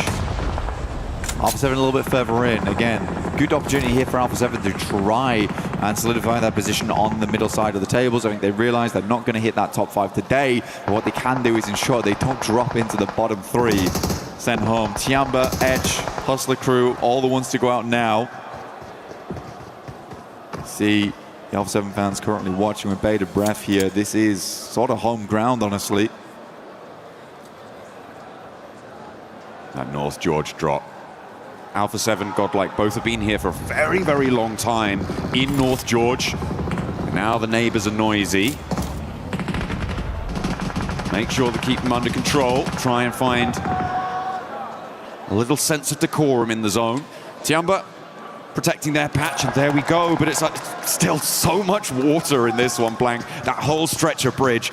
And the south side fight between Vitality and Ida is gonna need to pop off, and that is how you want to start it. Vitality open with a knock over towards Rita, their forward position. That's gonna draw the backlines from Ida forwards because they don't have a lot of time either before this zone starts closing. Less than 30 seconds to get him back up, to get in a position to jet across that bridge, or indeed jet underneath it. Yeah, Razy is just a good spot here. That's gonna massively slow down Ida, like you say. It's a hard position to be in going forward. The Vitality, how do they want to make this cross that? I think TT Project not really in a position to hold them out on the other side of the bridge. A lot of teams likely not looking that way, trying not to expose themselves, but Vitality still have to make their way in. Where do they crash onto? Are they going to send it first? Looks like they're setting up the smoke train. I don't think they're banking on every single player making it, but right now everyone's on full HP. This is a very efficient cross from them. They made it through the first break. E-Arena are underneath the bridge, so they do not have a say on this, making it to the middle spot. This is a good hold position against Ida. I think that they're wise to not try and send it all the way across because they just don't probably have enough information to know where is open on that northern side. It's just not possible for them to have scouted it. So just sitting up here, holding that south edge, they can start to slowly go forwards on that bridge in a future instance, and Ida, they're just going to have to go into the water and try and swim it. Yeah, Ida going to send out over towards the eastern side here. Vitality probably sees this, but can't quite make the angles happen here because they are trying to avoid the shots coming through from the northern side, from the buildings, from the windows, in apartments. Tony K dropping down from E-Arena, trying to get some shots himself, providing that information back towards the rest of the team. See Hustler Crew here, also Loco trying to work his way in. Final player there from TT Project did go down, 30 points as well. So TT Project in the danger zone. Dopeness tied up with Tiamba, who found 3 elims this match. Yeah, on that east side, Tiamba actually have a pretty good spot on it. Mortman and Tony K both able to get the angles. Tony K steps up onto the cliffs.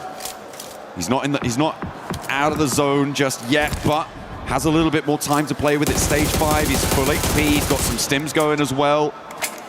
He can hold here for quite a while and make Ida's life really tricky. Rita goes down. Emre next up on the chopping block. There's the spray and there's the connect. E-Arena doing bits to stay up in the top 5 and take down one of their closest competitors in the run. Some incredible shots coming through from E-Arena. I mean, Tony K hitting those was nasty. There's a possibility to kind of like eke against this as well. Pull a weapon for a very short amount of time there, you can see. Just try and spam your screen and get the shot off. But you see here, S2G also are looking this way from underneath. Next circle though, where will it go? Will Vitality get thrown a bone here? Will we head out towards the bridge? Have one of the most unbelievable groups of all time over 2 days. Vitality with the double drop down. They're down into the water here. I mean, they know they're probably not getting across the bridge, so I guess it makes sense. Drawing fire from teams like S2G across the way. See if that's going to pay out for them. They may just stymie everything on the south edge. In the meantime, Godlike trying to hold as much ground as they can. Tiamba behind them. Yangon Galacticos with a little entry there as a duo in one of the puzzle pieces. And the remnants of Plenty team who has fallen before them. Now everyone trying to make their patch in North George. Aura still, decent spot. Vitality tried to use the vehicles to get good information on where these players were at before attempting to make their move forward, but it's got to be some snaking swims to the coastline. Razak's going to take a quick breather in the meantime. S2G also along the way. Lost, peeks out for a little bit too long. An overzealous nade maybe, but does get quite the distance over towards GS. Gets pretty close, but yeah, not quite the full distance. Yangon Galacticos with 2 against 3 from Godlike as we tune back into the puzzle pieces. Godlike now committing to this fight, trying to push past Yangon Galacticos, get away from Tiamba. Smile, Molotov out the door, does manage to burn them back, but doesn't quite tag too much damage. Takes a nade to his feet, but does stay alive, stays standing, can start to heal, and out the window Romeo falls. Over the balcony, and Godlike might try and follow him. Vitality taking a lot of hefty damage here coming through from GS. Unlikely that that's going to continue any further. Yangon Galacticos, defending champions, currently set to go through to the next stage. But not with glory, not straight to the finals. They'll have to play another stage here prior. Alpha 7 look to regroup. They're just going to daisy chain over towards the rest of the squad. Quiz now as well as Revo. The main threat for Alpha 7 right now is Horror on their position. Everybody else from the south side is down the cliff or in the water right now. So in terms of danger to Alpha 7, that northern edge is much more important to keep an eye on, but you do still need to be worried about teams trying to sneak their way up, like S2G from their position, to move in and maybe get a cheeky little shot, make a little opening, and try and force their way into the fight in a much more favorable position.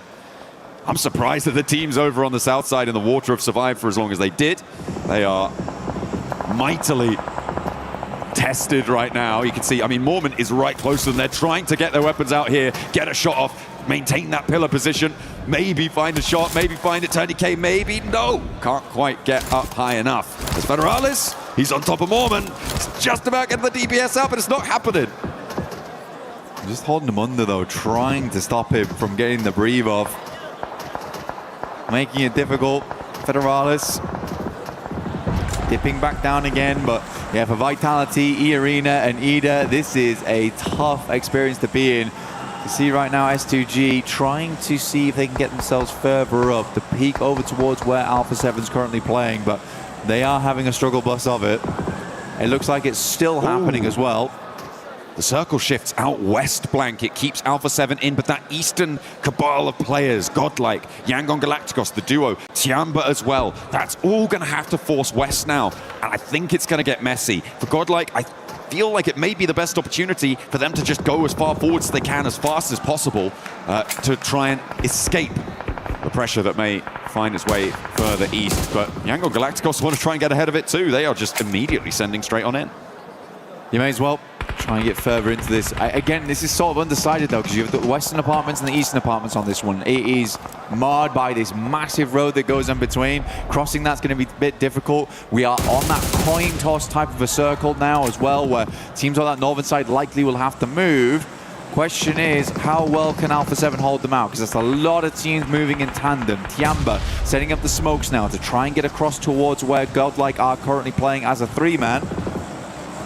I like this though from them. They're going to try and take the fight closer to Tiamba. Be prepared for this maneuver. Elementrix gets mollied by a teammate off in the distance as they combat with Horror and Etch in the meantime. Godlike, they push back out, as you said, Blank. Now, against 4 players from Tiamba. Tiamba needing a little bit more dynamism than we've seen from them so far in these group stages. Let's see if they've got that in the pocket. Milu with a nade on close, first to step forwards, doesn't get contested on the angle, and now has to back off, but immediately stepped out by Spower and will be able to take it down. Eagle tries to fly around the corner, but it's not working out. Godlike hold well for the first volley. Great initial knock there from Spower into a second. Will take the knock on himself just to ensure that Godlike can go forward. It's heroic play here from Spower to ensure that they get the 5 elims. They're 1 off from cresting back into the top 5. But hey, Blank, they pay the price. Spower, sure, he was able to keep them in this one with some beautiful peaks, but the off angles there, they punished him. It meant that now Godlike has only 2 players to play with, but with 5 elims, they've still got a little chance of getting across here. A lot of teams now getting forced into unfavorable positions, and Etch have to take the top floor against the Wolves on the north side. Horror are going to have to move as well, Blank. 40 seconds to get out of their building and across a road and into no man's land. Revo taking a knock here is kind of bad news for Alpha 7, because this is exactly the time that they want to be on a swivel right now. They want to be that moving turret as teams attempt to make their crossings. How many smokes do these players have remaining? Edge as well as Wolves know they need to get rid of one another first before they make that cross. As S2G slowly shimmer their way down the coast.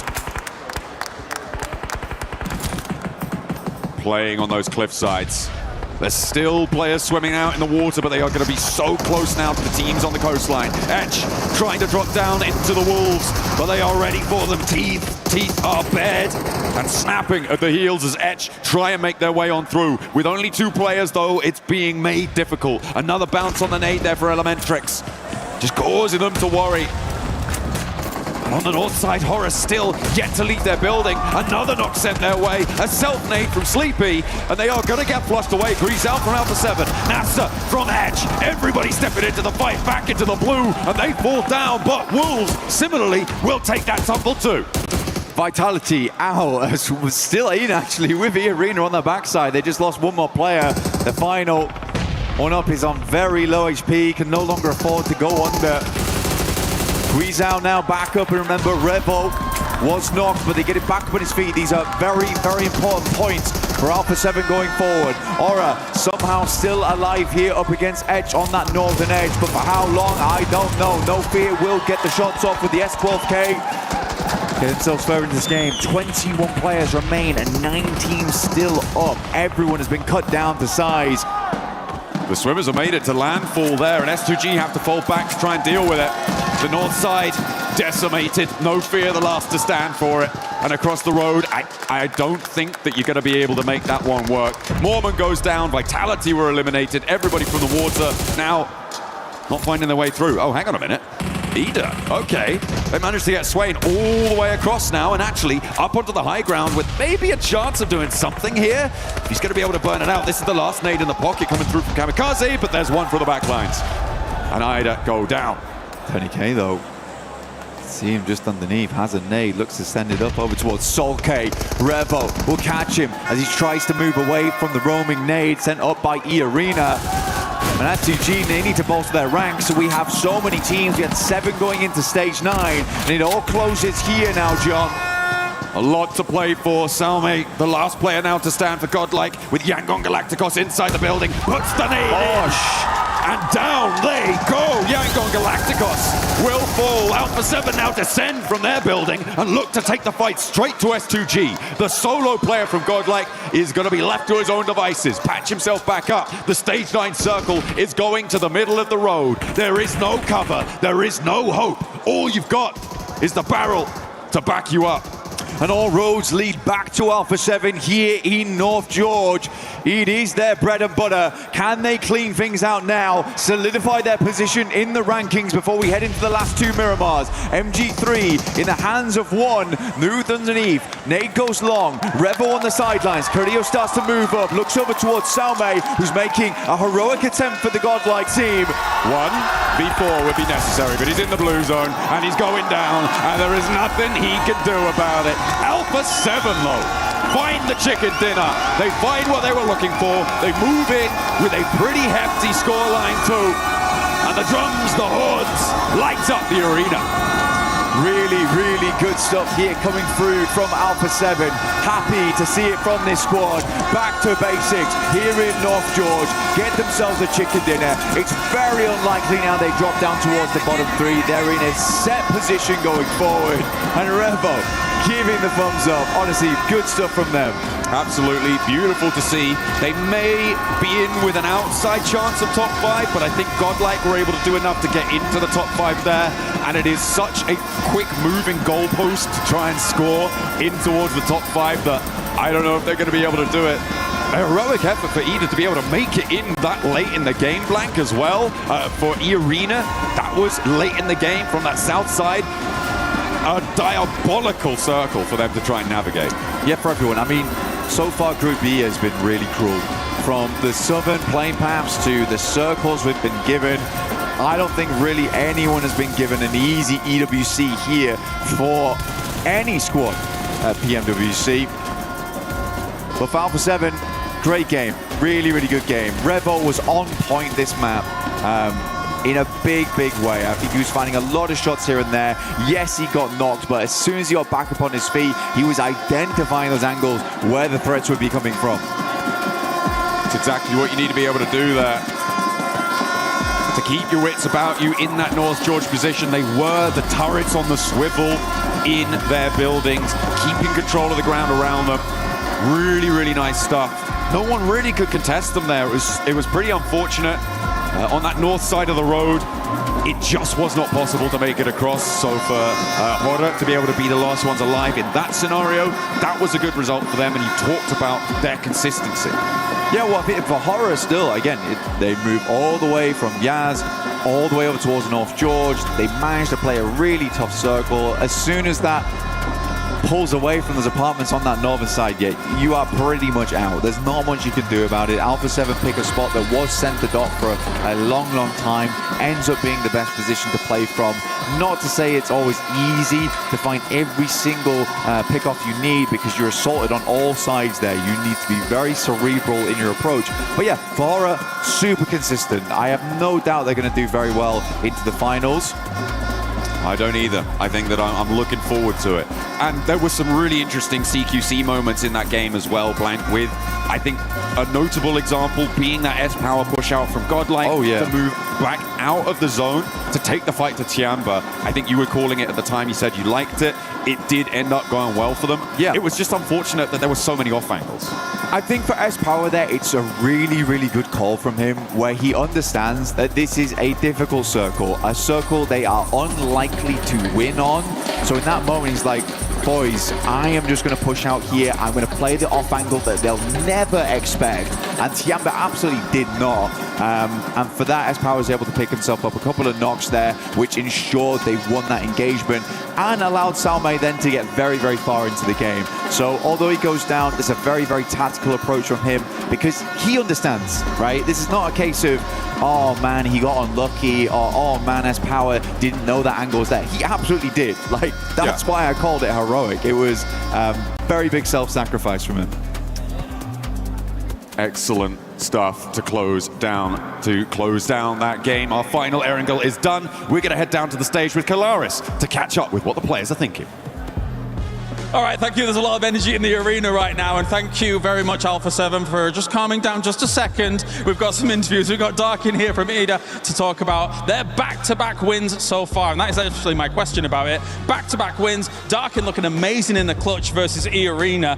After what happened yesterday regarding their results, did they think that they were going to be able to perform this well, and was there any changes from day to day? Arka arkaya 2 tane win aldınız. Bunun için öncelikle tebrik ediyoruz. E-Arena'ya karşı çok büyük bir clutch kazandın. Dünkü sonuçlardan sonra bugün değiştirdiğiniz herhangi bir şey var mıydı? Hayır, hiçbir şekilde değişiklik yapmadık. Stratejimiz hiçbir şekilde değişmedi. Sadece mikro hataları daha aza indirdik. O kadar. Teşekkürler. Actually, we didn't change anything. We always play our own game. We just adapted to our small mistakes that we did. All right, and I guess finally, are you going to be able to continue this on Get Top 5? It's looking really good for EDA right now. What are your thoughts regarding that? Ya şu an İda için çok iyi görünüyor. Top 5 içindesiniz. Bu şekilde devam edecek mi sizce? Top 5 olarak kapatabilecek misiniz? Umarım öyle olur. Büyük konuşmak yanlış olur şimdi. Teşekkürler. I don't want to talk big, but yeah, I hope so. All right, well, thank you very much, Darkin, here for joining us. I do also have Revo after that victory. Come on, guys, give us a little bit. I had to. How are you feeling right now, Revo? Well, we are feeling good. I think like we did a bad day, but I know it happens. Like we are trying to do step by step, brick by brick. So we are doing like trying to recover ourselves, and we're gonna try to do our best in these last 2 matches. Crazy circle there over on Georgia Pole, of course. How are you guys feeling about it? Obviously, in an urban ending like that, it gets very difficult, but then the circle centers on the bridge for some of that. Was that causing you guys some concerns internally? What were you thinking? I think like gave us much confidence, and like God said to us, okay, I will give that save and win that match to like stay alive. So now we're gonna do our best to win the last 2 matches. All right, thank you very much. Actually, no. Do you have anything to say to your fans, Revo? Amo todo mundo, hein? Tamo junto. All right, give it up. We're headed on back. That's Alpha 7.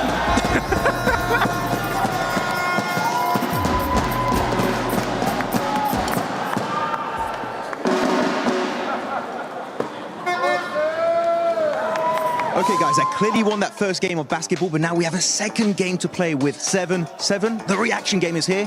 Anything you want to say before you start? I'm gonna vitality him.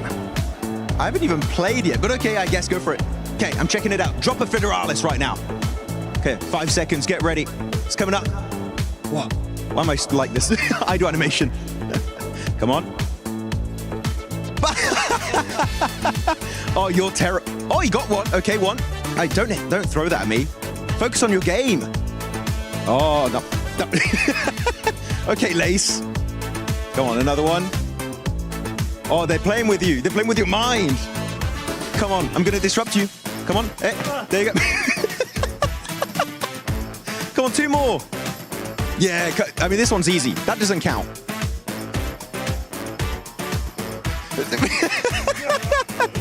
Yes. I forgot how many you got. We're gonna set it up, and he's gonna do it. And you guys gonna let us know how many I ended up catching, because I lost count. Yeah, same. We'll be right back. Hey, we forgot how many I was able to catch, but now, Max, it's your turn. Oh, you put me into it. Yes, we're going straight in. Oh, I'm gonna be careful. Come on. First one, you're gonna catch it, you're gonna miss it.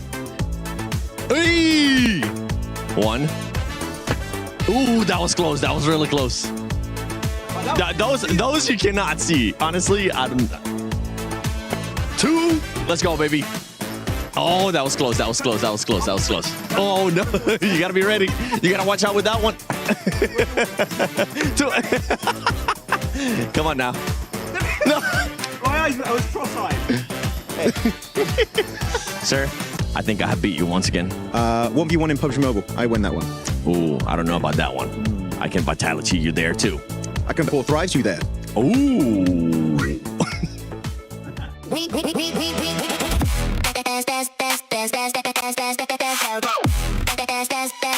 book ESPORTS World Cup up.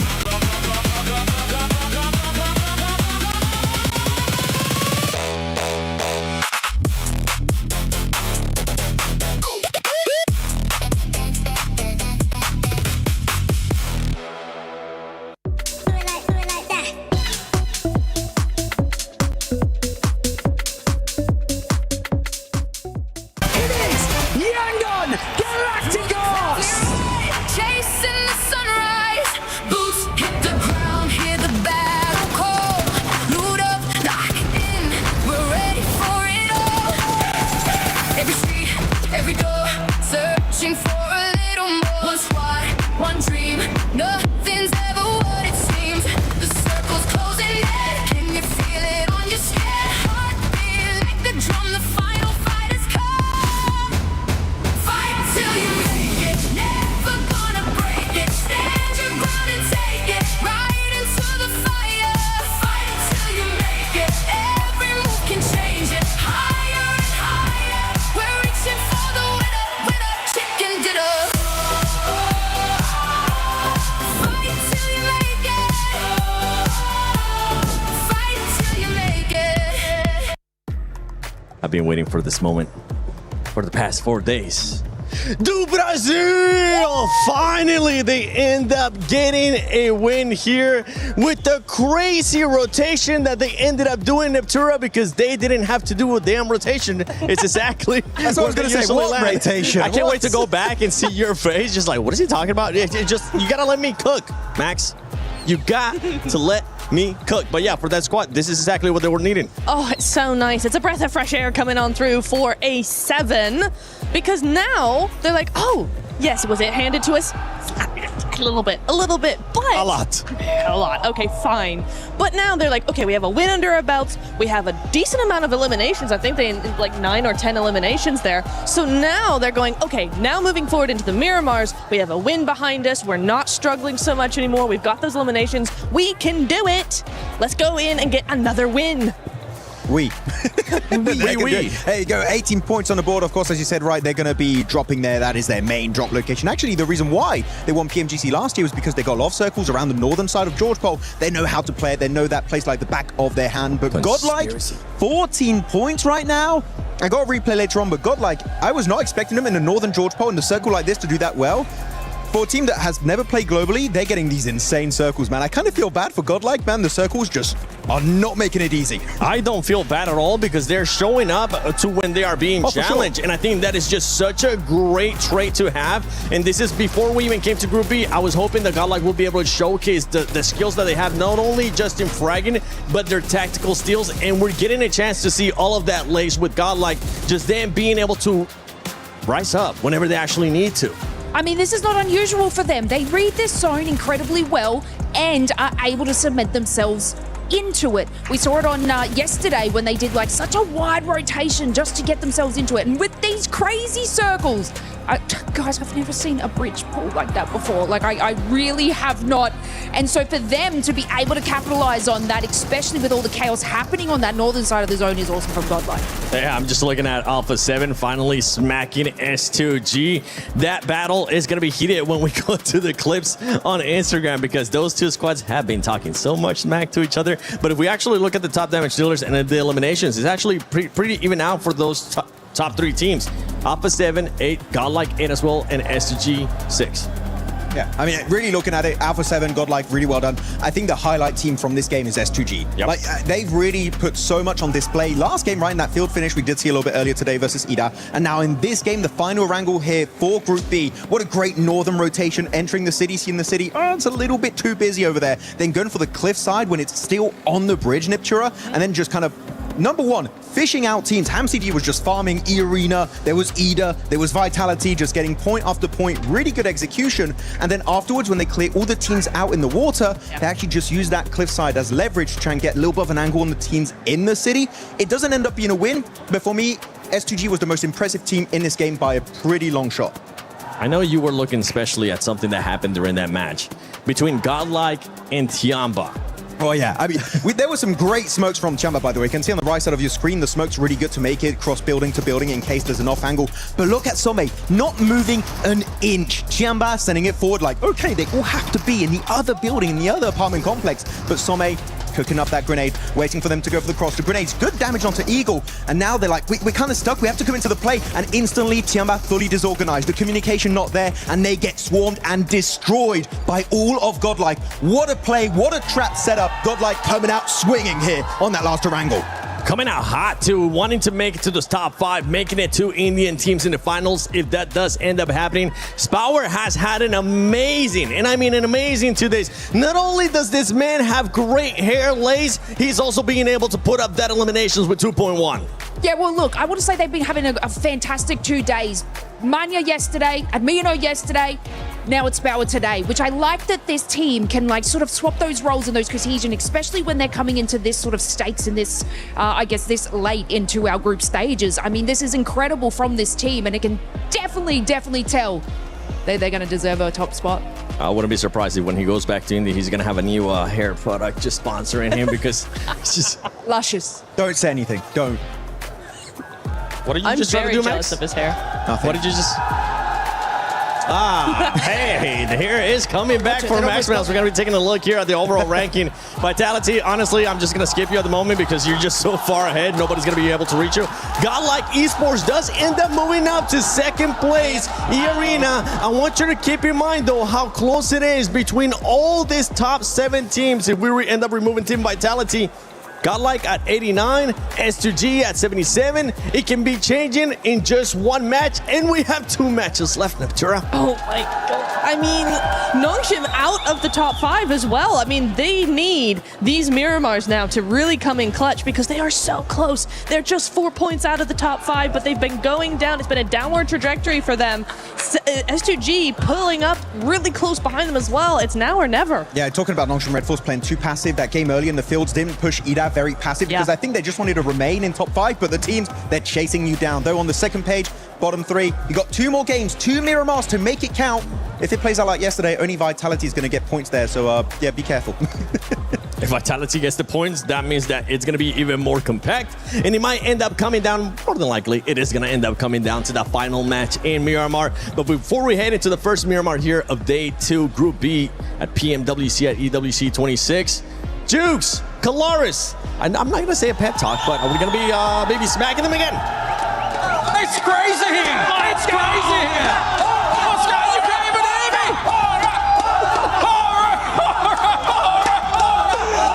It is so loud here. Jukes, I can't believe these fans are all here rooting for Horror in a big way. I think we found the Aura fans. They are right here, locked and loaded, baby. Because right now, they're in the top 5. We're going to stay in top 5 here at the moment. You can barely hear us as everything's going on, but these fans are going rapid for Horror. I think they're going to stay in top 5 here. What do you think? I think so too. What do you think about it, guys? Are they going to get top 5? Let's go!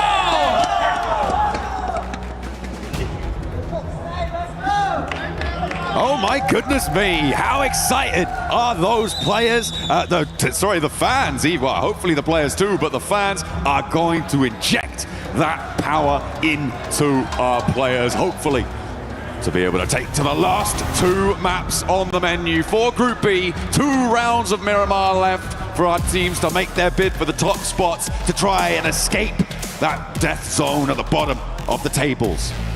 We do have to send home 3 teams today. We don't have any choice in the matter. It's just the way the cookie crumbles. See exactly who those teams are as we head through to match 6 at the end of this. But first of all, we're going to get through match number 5. 2 Miramars coming up. Alpha 7, known for these in the past. Revo's convinced they're winning both. I'm not as convinced, but I would be very happy to see it. Another massively southern playing path. Wow. For Miramar, this is actually disgustingly bad. It's really going to test teams' backup drops, how they want to navigate out of these zones into drop spots that are worth it, or however they'll have to go for some trash spots. In the meantime, yeah, this is definitely tough. It's been a tough couple of days, and I really do mean it. There's been some terrible circles, some terrible playing paths. It's all been horrid. Some really nasty stuff coming through. Hopefully it's going to be a little bit kinder to some of our teams, but right now I think I'm seeing Alpha 7 and Horror both on this western road. Potential for hot drops there to come on through for two of our pretty importantly placed teams when it comes to those tables. So a contest for the vehicles. We'll have to wait and see if they do go for it. And they are dropping very close to one another, Blank. That is nasty out on the west side. Keeping an eye on hot drops. You've also got that Viademar situation. I think that's Etch and I believe Hustler Crew. No, hang on a minute. It's Yangon Galacticos. They are getting stuck straight in, and already Etch have managed to draw first blood against Saycloud. Saycloud goes down. Yangon Galacticos struggling here, 9th place. But should have done enough. Still 2 more games though for having to change. Marnet tries to get a cheeky peek off here. Down to Smile, Romeo as well, still up here kicking with the rest of the squad. Circle goes over towards the western side. Alpha 7 should have a fun time over towards El Pozzo off the back of this one. Wolves in Montenuevo. The Horror are getting stuck in alongside with them. Curious to see how they handle this, because they cannot have that many bits of weaponry just yet. I mean, there is something in the hands. I mean, we were looking at this very early on, that both teams dropping out over that western road, trying to grab those vehicles. Looks like, I think this is the right decision to try and get away from this. The danger is that they know that Alpha 7 are going to have some weapons on side. So, the step out. Are you going to be able to connect it? No, no fear. Able to get the backup angle from Horror. And that section of the crowd, Kalaris and Jukes were spurring them on. And now they want a little bit more. They are circling back around. They want to try and seal the deal to finish the job that No Fear started, and they will be able to do it. Revo now on the corner at death's door, and it will be flung open, smash in the face. I am sorry, but they should not be falling for that. That is absolutely the freest bait Horror's ever had to go for in their entire lives. I'm pretty sure Revo was like, probably shouldn't peek. They'll have another angle. But again, it got the better of them. They should not have peeked that as a 2-man. They didn't have the angles. There's full broadside over on that wall. If another player's already set up early, which Horror had done, you have to expect these teams will be going for these plays at such a level of PUBG Mobile here.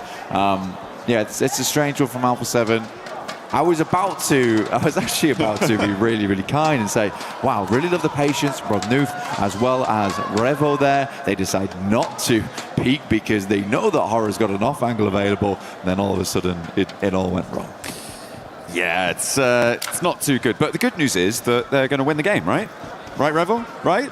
Oh, maybe not. Ugh. Much more difficult now. 2 players on the western road, but the circle is out on that west side as well, so a potential for them to get fairly deep into the match and maybe look to more solidify their position in towards this middle pack, which, yeah, I feel like it's already kind of been done with the 55 points that they've earned. The bubble currently sitting at around 30. It would need a 25-point gain from our bubble to surpass them, which would be pretty miraculous, I think, for all of the teams beneath them to be able to do that. But yeah, they would like to be a little bit better, a little bit higher on those tables if they can make it happen. But now they are just too far from 5th. We are going to be trimming the herd of teams looking to make it in. S2G and Nongshim Red Force just behind that bar. As a team that does love Miramar, it is S2G. Now, they have been fairly lucky before on it. Okay, we're going for the PM. Love to see it. Absolutely panned on. Oh dear. A bit of revenge coming through for Horror. But yeah, for S2G, they do love this map. They've had some luck on it before. This time around, I don't think we can call this luck at all. They're sat in El Azahar. They have to move across. But if there's any time for the Turkish squad to do it, it is right now. To be able to send 2 Turkish squads through would be a very, very cool thing to see for the region. And they're not far off. Okay, Romeo lying in wait, quiet as a mouse, but strikes like a viper as they step up the stairs, a little bit too bold for it, but still in danger. Romeo drops down, Smile goes down the stairs, out wide. Fajita can't quite connect on the shots, and it's going to be a 1-for-1 trade on the angle. Smile still with it, more to do, but he strafes across and can't quite get that spray transfer to connect. And it will be the end for Yangon Galacticos in the penultimate Miramar. Going down on 55 points though, Blank, they're very, very likely to be going to the survival stage here. Yeah, this matters way more for Edge, honestly. Getting 4 elims there is great news. They also didn't lose a singular player. Everyone knows that you really don't want to be losing players too early here on Miramar. It does make a lot of your rotations much, much harder. Some of those holdouts a lot harder as these compounds can get quite large over on Miramar, but we are heading back over towards those crater fields. Some of those more open areas of the map. We have a lot of dead ground over towards that western side. We're cutting in over towards the mountaintops. Vitality with a little bit of a road ahead of them, but they spent some time to take down the truck. They will be profiting from the loot inside. A really nice pickup for them. Obviously, the addition of those, a massive early game speed up on your looting phase. You do want to be getting on the road nice and quickly. Godlike, they're a little bit closer to the circle, the west point of Los Leones right now. Going for the ghost roll down the hill as he turns the engine on and finally hits the gas. Sends them forwards, careening towards the northern area, just north of Chumacera, to get on into this next circle. The center of it around Monte Nuevo is starting to get quite packed in now. Yeah, the crossroads are going to be a pretty big feature in the future. I mean, E-Arena's already trying to set up early over towards that high ground, but Emre is set up there early on. Might have to dip and head towards the rest of the team at some point, though, because E-Arena might just flow through. For the time being, though, it's not a massively priority position, so Emre might just get the chance to sit up here for quite a while, play Lighthouse, and scout out these teams coming through on a full 360. Chumacera is probably the most awkward area of the map right now, and a lot of teams are coming through from there because we had that southern playing path at the start of this match on Miramar. So you have those foothills you're having to navigate through into Monte Nuevo. So we have 1, 2, 3 around Cruz de Valle. That's Nongshim, Edge, as well as TT Project. And then as we head further over towards Monte Nuevo on that south side, we've got GS, we have Hustler Crew, we've got Godlike, we've got half of Wolves, we've got Dopeness too. So this is a very, very packed area of the map for a lot of teams. And even Vitality's coming through from Los Leones now to cover that area. Ooh, Etch lost a player there. We were talking about how important it was that they were able to get the 4 elims to try and jump up out of the bottom 3. But they tried to move someone scouting that northwest edge, and TT Project were able to clip that and send one to the point bank. And they are in direct contest for those spots as well. It's not where you want to be seeing your points going. If you have to go down, you'd prefer it not to be a team in contest for one of those qualification spots to the survival stage. Next circle displaying itself with a hard south shift. That area that you were talking about being so jam-packed now sits right in the middle of the whole circle. Yeah, around Ladriera as well. So pretty awkward. There's a bit of high ground over towards the east and the western side. But Ladriera is kind of this dead valley, right? It's not central either. So going for some of those compounds that sit underneath the ridge side, not ideal at this stage of the game, but some teams might be forced into them just as stop-off points. Pretty much just hostels for them to work off the back up before they make their hike towards the center of the circle. But a hard one, definitely a very hard one, because we still have those foothills down towards the south side too. Vitality is just making their way over towards them now. Godlike playing around some of the compounds in Minas del Valle. Oh no, Kamikaze calling for support there. Someone help me.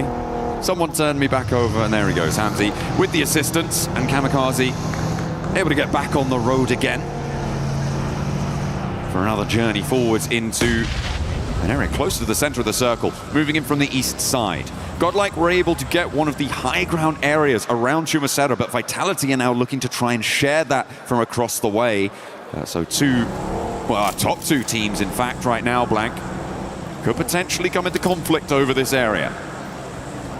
Yeah, we say top 2 teams. I mean, Godlike's done fantastic over the last 2 days. They really, really have. But right now, Vitality is just incomparable to any squad. I mean, 142 points. I think they are closing in on the century in terms of elims over 2 days, by the way, just to make that very clear, which is wild. Very, very wild. Wolves going against Ida. Emre did pull it off from that high ground on that north side. E-Arena's flowing through some very, very open ground, but still not a position that a lot of players want to be in. We're heading over towards gas stations right now, but that roadside, get a little further in towards the high ground, quite like Godlike's position down towards Chumacera. They're trying to center up on some of these lovely bits that they can get. Some great sightlines looking down towards teams, but is it likely to end up in Chumacera proper? I don't know at this stage of the game. It's very, very hard to tell. Vitality trying to move on through, and they're taking the fight to Speed, who lobs a nade down in, but doesn't really connect on much. Razak is going to be forced away from the stair push by a Molotov to slow things down, allow Etch to marshal their response, to get into position to respond to this Vitality aggression. Trying to peek out the window, Speed has the confidence of his teammate up the hill to cover up this angle, allowing him to play on the windowsill. Tries to find the lineup down the alley, down the hallway there, but it's not going to connect, and instead it's turned around on him, and now Etch have to get off that high ground too. It's just disgustingly fast. I mean, Federales is so quick on the uptake. The reaction speeds on this guy is insane. I mean, shown even yesterday with the inhuman flicks we were watching, kind of popularized from PEL region as well. So again, very, very cool stuff coming through from Federales. But overall, these guys are changing the game. They are changing the game. It is hard that you cannot be playing sloppy versus them, because they will punish every single mistake that you do make. Godlike again, slow roll. Love to see it. These guys are cheeky. They are very, very cheeky. S-Power getting a lot of information in through this. Get some scouting done. Feathering the clutch. Trying to look as stylish as possible. Spend the minimum amount of effort to get the maximum reward. There's plenty of rewards available in-game right now. Blank, of course, with our Naruto partnership. You can check that out in the game. Make sure that you're jumping in whilst it's still all available during the event, and draw for the Naruto character set for the Fury AUG. It's looking pretty. It's got a lot of firepower. Yeah, the Ninetales Fury AUG looks awesome. Really does. So does the Sage skin for Naruto. Oh yeah. Want to pick that one up? Uh-oh. Vitality do lose Razak. Federales underneath. Might need to start dropping some more smokes, but they're up against Godlike now. Didn't really let up too much. Godlike want to push on towards Federales though. Difficult player to go up against, but instantaneous response coming through from Axel. Razak was re-knocked instantly.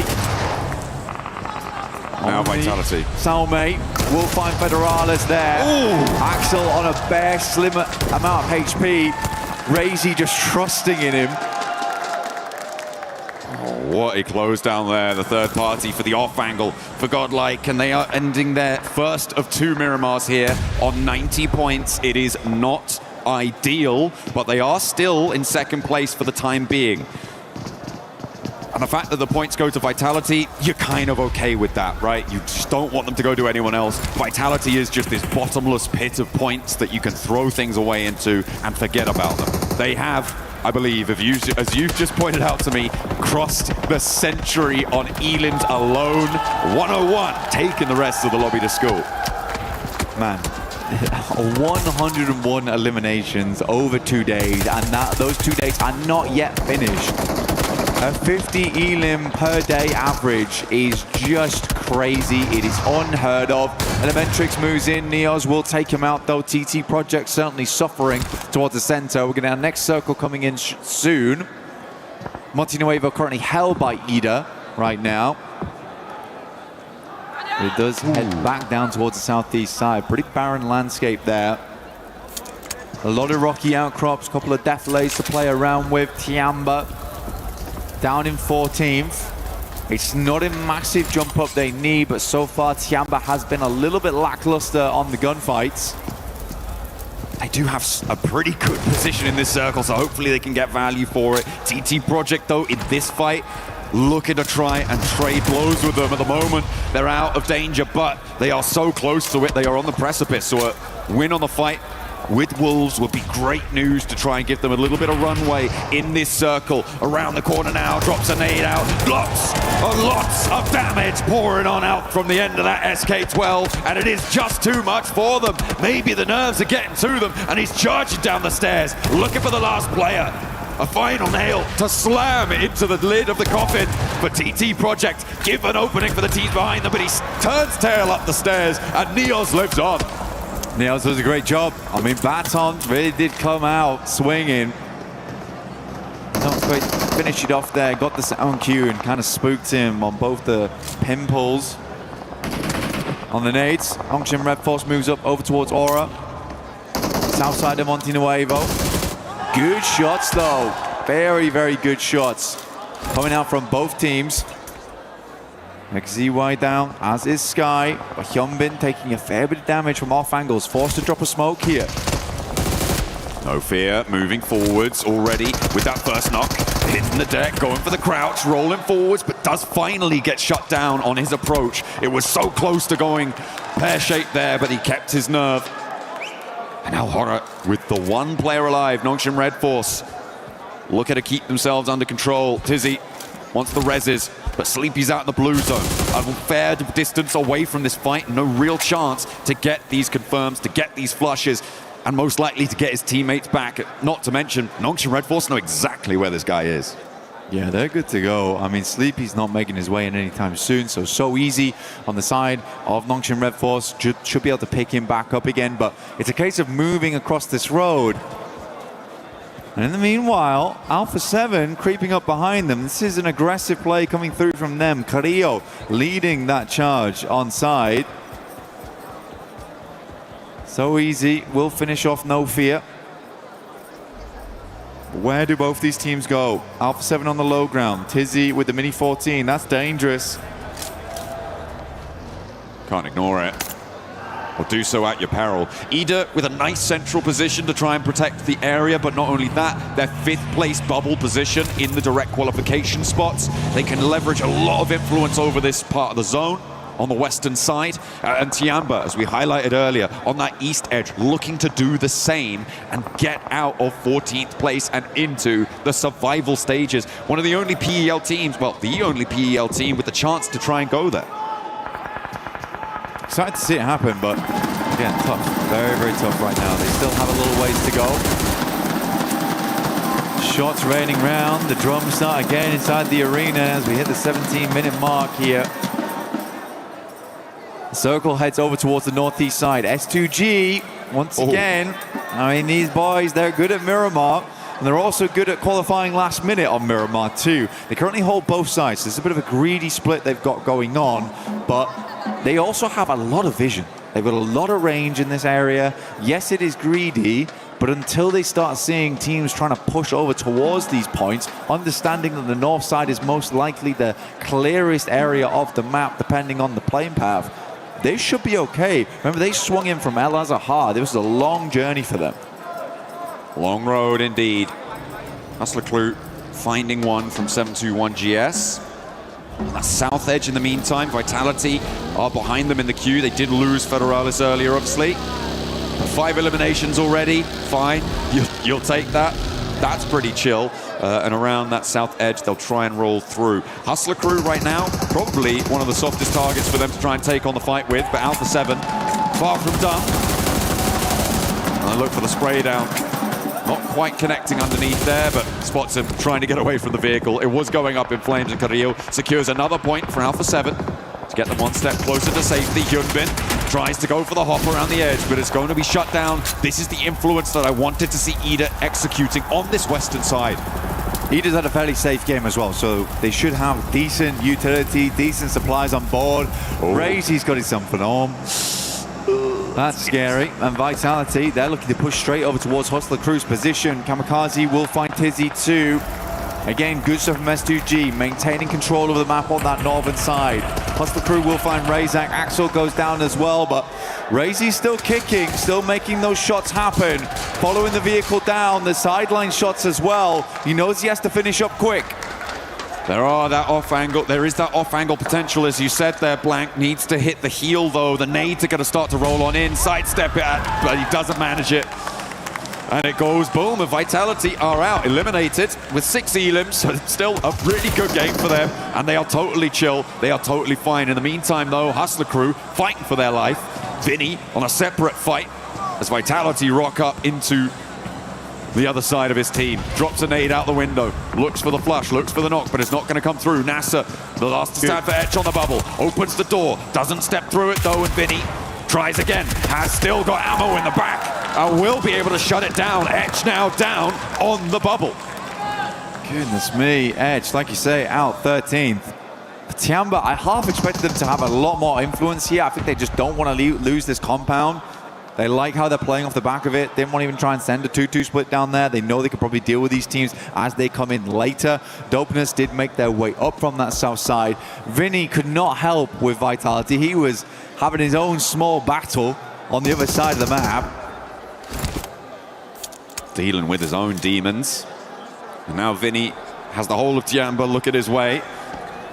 As well as Dopeness out on the western side, but he's into the vehicle, trying to make his way through, and it's not going to go well. Milu picks that one up. Tiamba able to eliminate another team, but they have to leave their compound now. They can't commit to staying there any longer. The zone goes to the center. I'm very curious to see how S2G plays this time, because they have two spots they can work with. They got the gas station on the northern side of the road. That's likely to come out a little bit sooner. But both areas quite difficult to play from, actually, on this. I think they might wrap back down. Yeah. Okay. I think this is good from Tiamba. I like that rollout. It's what I was thinking they needed to try to do to progress. And the fact that S2G didn't have a full hold on it, they read that nicely, and they do regroup, as you said. Yeah, they're going to play the roadside. I think I was trying to consider which one you wanted to go on towards, because playing across the road is hard. So they do get an anchor center. This is really nice from S2G, actually. Kamikaze just has to live here. I think he has a fairly safe spot to do it, and I think that's a shack towards the center of the circle. So they can play off the back of this ridge side, but they need to support their anchor here in Kamikaze. That's where most of the gunfire needs to be going towards. They know that Tiamba's on their east, so they can keep an eye on that the entire time. But for Tiamba, this is an all-important game. Same goes for S2G, though, trying to get towards the finals. Lufa does manage to get across somehow. The volley of fire not quite potent enough from Ida to take them down. The smokes are dropping as well, and they can get on the road. Hopping in, not going to go for the hill, not going to commit the time to it. Alpha 7 in the meantime, you do still need to step forward too. Getting suppressed by Ida all the while, and again, Dopeness somehow managed to slither around the sight lines that Ida are laying down. Yeah, but they're slithering straight back into the blue here. This is not ideal. Southern Edge now, GS in front of them, vehicles burning. Peril in play, will shred them as they try and come down the hill, and they're fully silhouetted again against the hillside. S2G might have angles. E-Arena playing it very, very safe over towards the northwest. They know that they're realistically just looking for more placements. Guizao will rock up though alongside with Carrillo, has the MG3. This is a big moment now for Alpha 7 as a two-man. Tony K with a nade in hand, could connect, could do devastating damage to Alpha 7 as Dopeness descends from the hilltops as well. Tiamba are chiming in on the off angle. Nobody has escaped with a bloodshed here. 721 GS will go low, will go down onto just one player. Malik survives it. In the meantime, Alpha 7 were able to get a slice of that warehouse on the northwestern side. Both of them staying alive, and E-Arena will be drawn down to 2 players alive as well. With the placement points guaranteed for Tiamba, they will be out of the danger zone at the end of this game as well. Great stuff for Tiamba, honestly. They are being really cautious about it though, right? They're trying not to get too aggressive onto these engagements, try and siphon points where they can. Sadly, it's not been a lot of points at all that they've been able to siphon off. Tiamba only with the 2 eliminations on this game, despite being involved in quite a lot of engagement so far. E-Arena had a tough time. By the time that Alpha 7 moved up, they needed to start laying down smokes on Joker as well as Schweppes' side to enable them to cross to help Tony K deal with Alpha 7. That initial nade had to be strong. Now for S2G, that anchor looks mighty good towards the center here in Kamikaze. He's kept things silent, and S2G, again, they play a very, very good Miramar here. It's their chance to jump up in towards the top 5. The annoying thing for them is, though, Blank, E-Arena and Ida are both still alive. Ida with all 4, E-Arena on 2. They're hoping that Alpha 7 are going to win this fight on this northwestern side. Maybe not so directly, but I think it would be in their best interest if it did happen that way. Alpha 7 with their back to the zone, guarding out E-Arena as they launch a nade forwards to slow them down. Good initial nade.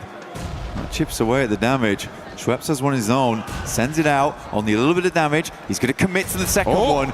Joker doesn't take any damage from that whatsoever. Guizhou gets backed off. Molotovs go through, stopping Carrillo from peeking too far out here, or in fact retreating back. So now in a 1v1, good shots from Joker. Guizhou, all up to him, will go down. Sadly in 6th place, but still a good attempt from Alpha 7 on the 2 men they had. Did a lot of work against the arena, made it hard, but in the end it wasn't quite enough. Tiamba now moving forwards from the southeast side. S2G want to challenge, but a nice little roll down. The smokes are starting to bloom, a lot of invested utility here, but the chokehold from S2G is potent, and the spray down connects with Milo on the back line. Lost looking to lay her down too. The nade doesn't quite go the distance from QZ, and it does not connect, so Tiamba playing on his 3, still looking to push over the top of that bubble position on the bottom of the tables. Ida sweeps over towards the arena as they try to make their way in here. But for Ida, it feels like a pretty easy cleanup should things start to go a little wrong here for S2G. I do like that S2G gave Kamikaze basically all the bells and whistles as he moved in towards there, almost 400 ammo. They wanted him to be on a swivel the entire time, 4 nades as well, just in case people rocked up on this shack towards him. Good shots from QZ to start things off over towards GS. Once again, another circle shift here. I do think that S2G has played this game very damn well. It's just a question how well they can deal with Ida in the near future, and can they manage Tiamba on this eastern side without having to invest too much into it.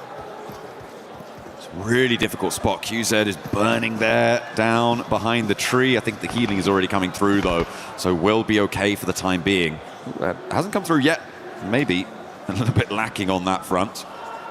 As the nades continue to push forwards, Emre trying to make a break. You can see the smoke dropped out. 721 GS still a factor here on the north side for Tiamba. It is just about in nade range and they're taking damage. There it goes over the front bonnet, just keeping them safe, but there's a follow-up. There is still more pouring on down. That looks good. It's on target. They dash away, dart back in. They are back and forth, and S2G have taken casualties. Emre with a big nade over towards S2G on the center point. In the shack, they lose 2. Again, this is all about managing things, right? Is why I thought Ida would be a big problem in the near future. For Tiamba, an opportunity opens up here. S2G, they scatter to the wind. They look to try to bolster position alongside Wahamzi G now. But another nade goes in. Solke being very careful, looks to drop the smokes. These are long grenades to head on over, not quite reaching. Rita extremely low, but in his last moments will send a nade in. But the junkyard of vehicles making a nice safe position to play. Emre is down. Rita's going to try and send some Molotovs over the top, make it uncomfortable, make it hot over there for S2G. Tiamba are wasting so much time here, Blank. Sure, they find Lost on the off angle, and that is a great pickup for them, but it's taken them so long. They could have moved forwards, tried to dynamically take that position, sideswipe, and third-party S2G on the shack. They can do so now as it has unfolded for them, but I feel like they could have done it a little bit earlier. I want more dynamism from them, but they are still doing well here. I mean, Tiamba, they still got to deal with GS, right? And pushing down there almost might have been a death sentence for them. They've only got a few grenades left. Still nades sending out over towards Rita right now. He might be able to hit the God nade through the window, potentially. He will send it. Lands on top. But yeah, GS is a big problem. I don't think Tiamba had a lot of nades though. They didn't even have a lot of ammo either. They've been playing this game quiet. But the amount of sidesteps they've done on these nades has been quite miraculous. We've seen some acrobatics coming through from Tiamba so far. Rita moves up. Nade should do the trick though. Takes him down. Another team scratched off the card. S2G with a chance to jump up into top 5 off of this game as well. Blank with a chicken dinner. QZ spotted, and 721 GS are making themselves such a nuisance on the flank. Eagle finally able to do one, find the other as well. Potential for the res, but there's not a lot of time. The zone is already closing. I don't think you can commit to this one. It may just be a raw 2v2, and you know where both of them are. They're both inside. How do you navigate this? Eagle sending in. Moving towards the tree side here, S2G getting ready for the double peek off the back of it. Nade over the top now, coming through from A-King. He moves up, that might do the trick. Bounces into the window, it's a lovely burst on it. Hamzi G last left alive. This nade has to be immaculate coming through from S2G. A chance, A-King on the back of the tree, gets pushed out wide, and there's the pick. Hamzi now in a 1 versus 1 for S2G to jump up to the top 5 A direct qualification spot is up for grabs. Tiamba looking to solidify themselves into the survival stage. It is a high-stakes 1v1 blank. Eagle playing off a tiny little bit of a ridge side here. Gets a little bit of open ground. He's going for the res, baiting Eagle in. Hamzy G has a tiny angle to work with. He's looking for the flush, looking for the finish. Eagle moves up to the plate with a DPS. The blue pushes Hamzy G now, John. He has to leave, he has to step out wide, but he can't do it. S2G fall at the final hurdle, and Tiamba take them to the cleaners. Tiamba, a much needed win right in the last moments here of Group E. Fantastic stuff for them. A tough win, barely anything to work with. I think you were on the money though. There were some moments where Tiamba was a little bit slow, but you can understand their hesitation. Throughout the entirety of these 2 days, they have been on the back foot, but it must feel very, very good right now to finally get a win underneath their belt. For S2G though, we expected this, right? We called it early on. S2G is a team that does well on these type of maps, but missing out on those points from the eliminations and the extra 4 for the chicken dinner, that might hurt them from getting into top 5 because it's very flexible between the top 7 at the moment. Yeah, it was very, very close towards the top side of the tables. There were teams that had gone down earlier that ended up on 90 points. I think at some point S2G were 11 points behind a little bit earlier on with the elims that they've earned. They are going to be right in and amongst it, Blank. It is going to be a crucial final map moving forwards. Tiamba, I think with that match though, have accelerated themselves far enough away from that bubble to not be worried moving into this final Miramar. Yeah, will require some miracles to change things up, but for Tiamba, that is a much needed win at the very best time for it to happen. So again, I think there's probably people around the world that are very pleased with that result. Fans of Tiamba, super relieved maybe, more than happy. But yeah, for S2G, missing out on the chicken dinner there is tough. It's definitely tough. I think that was a good opportunity. But they played that game well. I think they played that game very, very well. There was a lot to manage there. EDA is a tough team to go up against. We know that this squad is a never say never type of deal. So yeah, I think for EDA, this is a tough team for S2G to come across in those final moments. Absolutely. I mean, there is a lot of power to be scared of in this lobby. Godlike, one of those teams in that bubble fight right now. They are towards the lower end of it on that 90-point tiebreaker. And I think that tiebreakers are important to mention as well, Blank, because S2G didn't get that chicken dinner. That could be a crucial factor for them if they end up drawing with a team that has more wins under their belt than they do. They don't win it on that tiebreaker. That first tiebreaker being the chicken dinner count could really be important for them. Well, they've got one more Miramar, so again, they could maybe get it done there. I think for S2G, they've proven that they are a good team on the desert. They got their desert boots on most of the time as well, so we'll see what S2G can get done. I think a lot of people would be quite happy to see S2G in the top side, but it's so nice to see it really, really open up. Flexibility in the top 7, so cool, even coming in to the final match today. But we'll be back very shortly for the big conclusion here of Group B.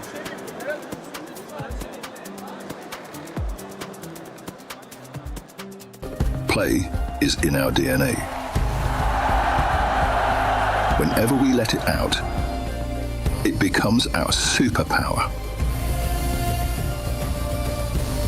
Now imagine an entire city being built to supercharge it. Kadir City, powered by Play.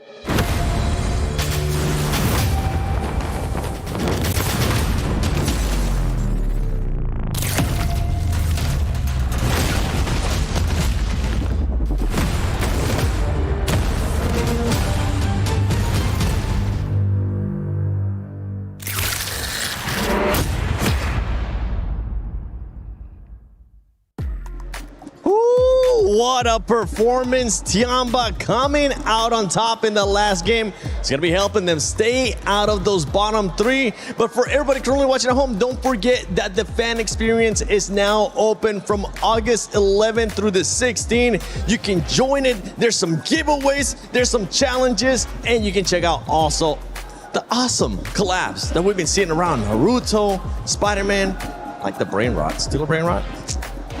Might need to try that one out myself. I do be stealing some brain rots. I stole some earlier when I booped you guys on the head with a big chicken leg. Tung tung tung saho, am I right, lads? Oh my God. I'm sorry. But S2G was able to get a second place finish there. And honestly, this is going to put him in great contention up to right because this squad is wanting to be in the top 5. They are, and they're really pushing for it. It's really, really nice to see that. Even coming into that Miramar, right, we were looking at a really big split across the north and the west eastern side of zone. Big split, 1-2-1. You had Kamikaze coming in, starting to spread out on P5, go into the middle of zone. The reason why they didn't end up winning the game, the reason why it didn't work, because it should have worked. The reason it didn't is that terrain is just really, really flat and really, really open on a slight downhill trajectory where they were. So actually Tiamba and Ida both had an overwatch on them, so they were just unable to regroup. Lost was isolated completely, and so they kind of ended up just going out one by one, which is a big shame because that split, I liked that split. Yeah, I mean, I think the terrain could be taken into account, but I think it's more of an issue. A lot of teams are kind of like pushing around them at the same time, and then the shed they had in the middle literally doesn't become playable because you think you're safe. No, a team has an angle on the back of you, they're going to shoot you down. And I think it was quite impressive that Kamikaze was in the center and the only player in the zone for a good old 2 minutes or something, so very impressive. I had no idea how that worked out, but by the way, score for a second there. Eagle was your game MVP. Good on Tiamba to get a win, which they needed, but I'm gonna say here, Hodrux, it's still not an impressive win that I was hoping for, but it would be enough to escape the bottom 3. I don't care, dude. I mean, a win's a win. Thank goodness. Oh, I was sweating bullets. I was getting a lot of flashbacks of Alpha 7 not making it to the finals. I was like, there's no way Tiamba doesn't. Yeah, 17 points, that's going to be good enough, right? For sure, to at least put them in the survival stage. And at the last second, I mean, we only got one game left to go, and this last game is always so chaotic because so many teams are desperate, right? So for Tiamba to get it done in the second to last game, clutch. I mean, really, as you said, teams are getting very desperate. ETSH got a lot of eliminations early games. Yeah. On the side of TT Project, they're all farming it. And I was like, Tiamba, it's your time to really step up and get something done, which they did. Again, I think gameplay-wise is not the most impressive, but a win is a win, Hodrix. I cannot argue with that logic. But here you can look at the terrain. SGG was struggling, losing a lot of their forces in the process, down to just HamCG. And he almost got it, right? That jump shot trying to escape from the blue zone, but unfortunately, Eagle went caca and got it done. I was waiting for that. There we go. But going back to Tiamba, I mean, yeah, a win's a win. The points, it's something that they definitely needed to stay off those bottom 3. And I can't wait to see what those bottom 3 are going to be looking like. If for some reason you have been missing out when we talked about the format, let me give you a quick little format reminder as we are going to be heading into the final game of Group B for PMWC at EWC 26. Top 5 will go directly to the finals. Bottom 3, Krish, Keys, Crush.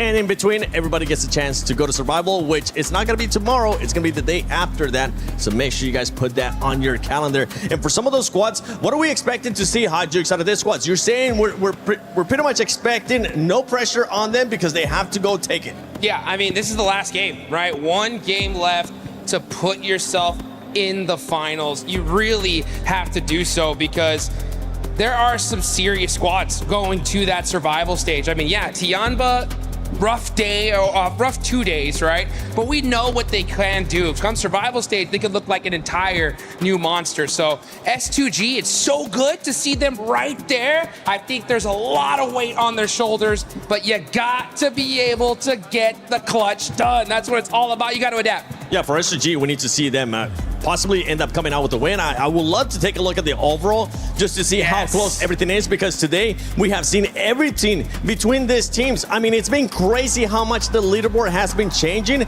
This bunch of points has been going all over the place, and there you go. Now we actually get a chance to see the overall, and you can tell from 7th place all the way to 2nd place, it's just 10 points that separate the squads. Oh my goodness, 1 point difference between Godlike Esports and just below them S2G that's been having the comeback of the year so far, without a single chicken dinner, pulling kind of a 4 thrives at this point. But they got so many strong finishes, right? Rondo, 2nd place, going into a wrangle. They got a 2nd place, they got a podium. And right here in this game, they get themselves another 2nd place.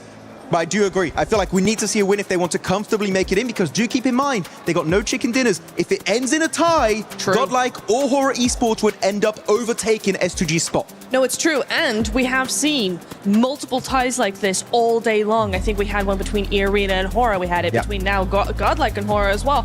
There's been so many ties in the top 5. You absolutely need to get that win under your belt. And S2G, luckily for them, they are a Miramar squad typically. So this last game being a Miramar is exactly what they need. And here on the bottom 3, you can tell TT Project, ETSH only being separated by just 1 point. Dopeness, Hustler Crew. I mean, Hustler Crew, I'm sorry that I'm going to be saying this, but we just haven't seen a single damn thing about you today. I think they ended up maybe getting a total of 14 points, if I'm not mistaken, after this 4 matches. So I don't expect them to do much. But for Dopeness, for ETSH Esports, they are within that striking distance to TT Project Hot Jukes. Just 1 point can push them outside of just going home and staying a little bit longer here at PMWC at EWC 26. And that little bit longer is so critical, right? Because you're going to have a whole fresh start to just make it into that top 6. But right now, this is the time, guys. You got to be able to lock it down. The one thing I really worry about when it comes to these kind of situations is a lot of teams get into their own head. They're thinking, man, I just got to get 1 point. Maybe we just play super passive, do something different here. And that's not what got them here in the first place. So you have to just wipe off that anxiety, stay calm, stay collected, play the game you know that you could do, and make the best plays possible and make it to that next stage. And if any team's going to do it, honestly, you know, talking about that mentality, talking about that pressure, it's going to be Nongshim. They're fallen out of the top 5. But I will tell you what, they are the one team in all of this lobby that I really feel will not crack under pressure. Hello. While you guys were talking, I had that graphic up. I was able to find none other than Killer Joe from Go Gaming, a team that was able to get 8th place in Group A. Killer Joe, you're currently getting a chance to watch all the teams here at Group B. You're going to be going to Survival. What has surprised you besides Vitality? Vitality, give him a trophy now. No, not yet. You still have a fighting chance. Come on. Last year at PMWC, we actually got a chance to see the winning team come out of Survival. It could end up happening again here. What are you guys going to be looking to change, if anything, going into Survival? Because it is going to be top 6. Moving on. We will change maybe more practice, more changing like positions of the game. Obviously, we have big problems in the first group because we just no focus, but trying to fight to get consistent. See you guys at the finals, I hope.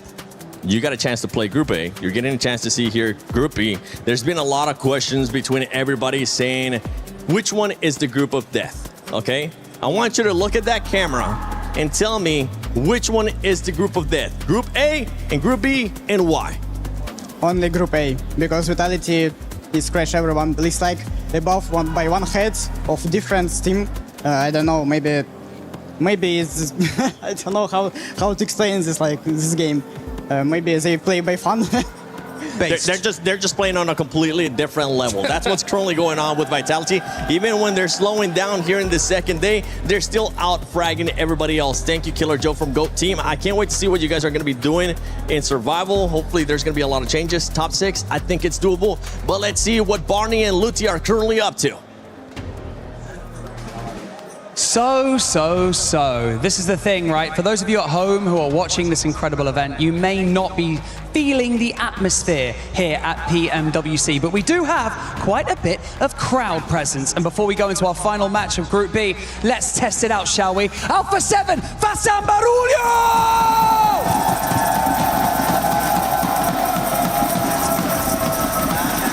Not like it, I prepare here, bro.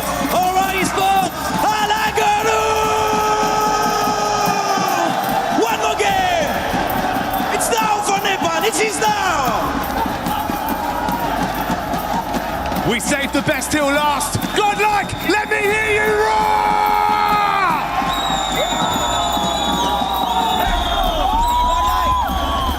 Absolutely electric here to close out this group, to close the group stages. Group B now with their last opportunity to put points on the board and to make history, to jump forwards into the finals or to get through to the survival stage. I think the most incredible thing is just the fans that we have here with us during both Group A and Group B.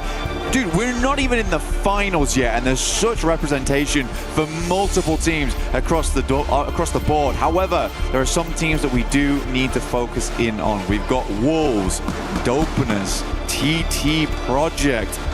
We've got a lot of squads that are on the cusp of getting through and into the survival stage right now, or losing it all and going home right here in Group B. TT Project filled with some fantastic players, some fantastic veterans as well of the game, but still have a little bit further to go now. If they close it down now, they would be in, but it's just so... I got that right? TT Project, they're in, I believe. I'll have to double check on the tables when they pop up. But yeah, it's very, very close around that bubble. A lot of teams could change things around. For Etch, it feels like they have been sort of in and out, but not really showing us anything. And I think it's the same for TT Project, right? It's been these sort of always a team that's like, well, they could do quite well, but they're just not. They're just not quite there yet. So they've got one more chance to get there and give themselves that opportunity in the survival stage. And to do that, we have one last map coming right at you very, very shortly. All our players getting ready to go now to jump into game. 5 seconds away from the conclusion of Group B here in map number 6, John. Oh, we're right at the end of the road now. There is no other opportunity to make your mark here in the group stages. Over Miramar for the last time, and maybe for once, Blank, we are on for a kinder plain path than we've seen before. It looks like it's going fairly close from the southwest side. Oh, okay, yeah. So actually a lot kinder than the most we have seen from the Middle West over towards Campo Militar and sending across the north side a little bit on this one, but very accessible to the majority of this map. Yeah, it's actually quite a nice playing path here, because you're going to be able to get over towards all the vehicles on the eastern coast here, wrap back down towards Impala Puerto Paraiso if you need to go that way. El Pozo's open immediately, as is Montenuevo, Power Grid, Picado, San Martin. There's lots of things you can do with this one. So I think a lot of teams are going to have a bit of an easier time going forward. We still haven't changed our top players. They're all in Team Vitality. That's never going to change at all. Neither is the damage numbers. Okay, it might go up. It might go up, but yeah, it's the players are not changing. Vitality has just had an absolute field day here in Group B, and we do have to congratulate them again. This has been a wonderful performance. We are going back to the past once again. BTR, when they were just so strong, but we're bringing the modern era of Indonesia. It's good to see, and that Indo pride is back in full force. We are heading over towards El Azahar right now. S2G get themselves a central position. Last time they fought out from El Azahar to get a better spot down towards the circle in Chumacera. We're able to get a second place off the back of this one. This time around, they don't have to move half as far at all. So let's see what S2G can do. Can they get back up into that top 5? Because right now, Godlike are beating them by 1 point. And they are also right next door to them as well, in that central location in the map. Godlike west of El Azahar right now, looking to try and keep themselves in the top 5. They are our bubble team right now, tied with Horror, but losing that tiebreaker as it stands. On placement points alone, I believe, is the tiebreaker between these two rosters, both with a chicken dinner under their belt. And Horror have to move from La Cobreria. It's a fairly accessible rotate, but still pretty fraught with danger, especially given that there's actually 2 teams up on the northeast side near Torre Hamada, near Campo Militar. So maybe they're going to need to try and find a lucky spin over towards the circle, just like you guys can find a lucky spin in game right now. Make sure you're heading into the game to draw for an exclusive set for the PMWC, making sure you're looking fine, fresh, and ready for battle, as many of our players are today and for the rest of this tournament. Back on board with TT Project split near Chumacera. They are again in the hot seat when it comes to elimination. It's a very, very fun final map. Here we have 1 point sits between 6th and 5th, and 1 point sits between 13th and 14th. One of those is a little bit more consequential than the others, because one means you go to the finals or survival stage. One means you go to survival stage or you go home. And I think right now, if I was TT Project, I'd be looking to try and get some more consistent points on the board. It's a difficult thing to try and figure out at the end of the day of whether to try and play aggressive, try and get a lot of points early and risk going out and opening up that door for other teams underneath you. But I think the best you can do is just try and play with consistency going into these final games. Very, very difficult to do. And honestly, with some of the strong teams that are going to be in your path over towards that northeast side for TT Project, I think playing a slow game is maybe the better decision. A couple of points can be make or break, but there is always that flip side of like, well, what if Dopeness just pull out a 20 Elim chicken dinner out of nowhere, right? Maybe we should have done a little bit more to try and stop them, but I don't think you can trade on that. When you have so many teams in the mix, I think you're definitely right. That's a nice little pickup for Godlike, though. Not so nice for Hustler Crew, but like the Desk said, we really haven't seen anything from them during these group stages. But it's brilliant news for Godlike to just get a little bit further ahead of Horror and break that tie, put themselves up in 4th now. Yeah, I'm putting Horror in the hot seat versus S2G. Like I say, Horror moving across from La Cobreria, they can get a pretty early rotate over. They may have to contend with Vitality in the near future, though, and that is a terrifying prospect. But for Godlike, actually, I don't mind what they're going for. If they swung back in towards Impala and tried to finish off Hustler Crew, I mean, it's cheeky, but it does work. And it would be a way to guarantee some elimination points. I mean, like you say, Hustler Crew, since those finals, the first 2 days of finals of Western Europe, we just have not really seen anything else from this team. I mean, I'm just slightly perplexed as to why Godlike did leave right in the middle of the circle and go to Los Leones, given where the circle did pop. Because if you remember, they dropped next to S2G. So it is a big flex out. It's looting time, I guess, down in Los Leones, and that's where they want to go. That's where they are going to earn a point for it. You said you didn't mind if they were going to flex back to Impala. I feel like they could have committed to Impala potentially, but no. And now Los Leones looting. Up on the northern side, Horror are making their way in past water treatment. Well, for Godlike, they've already cleared out one player from Hustler Crew. They know the team they're going up against as well, so honestly, they could just swing back over towards the eastern coast, know that they might run back into Hustler Crew at some point in the future, feel fairly confident about winning that fight versus them, which is an extra 3 points in their bag, but also more space on the map. Tiamba getting very, very close to Dopeness here. This could be the end for one. Tiamba on top right now. Matika underneath. Speaker on his way. Spot one. QZ with the shots, but not quite connecting there. That high ground is available. He's got the Mini 14 as well. Tiamba, with the chicken dinner that they were able to find in the match just previous, are now a lot safer ahead of that bubble. Currently 13 points ahead of 13th place. And for multiple teams to be able to jump that gap, it's going to take something quite big to make that one happen. So for Tiamba, I think they certainly are going to want to play this one slow. Terrible spot to play with right now. Eagle, oh, it's just too easy. Couple of shots could ring out. The M249 tears through Matika. For Tiamba, any extra points is nice, but already two of our teams at risk of going home right now have lost one player. We always say how hard Miramar gets when you lose players in those first 10 minutes of the game. A lot of times you can't take the same angles you wanted before. For Dopeness, they're sat out in the open. Even though going against Godlike, they lose one. A piece, really. Nobody is close enough to really go for this fight. Both teams now are going to have to send in, and TT Project are pushing in from the southwest side past Los Leones. An immediate response coming through, and Godlike will be first on the scene. That you can get the res here, and it looks like a no commitment from Ida. They're going to give up on that one. They know what is at stake, and another point for Godlike sees them one step closer, and taking a player away from Ida is a great result for them. It's a target team. They can push past very easily. You know what, dude? I like that we had the camera on S-Power. My guy is smiling. He's having a good time in these games. I mean, for Godlike, they have a great opportunity right now to sit themselves up towards that top 5, go straight towards the finals. I mean, it is quite an awesome turnaround, seeing OG as well as Godlike up there representing.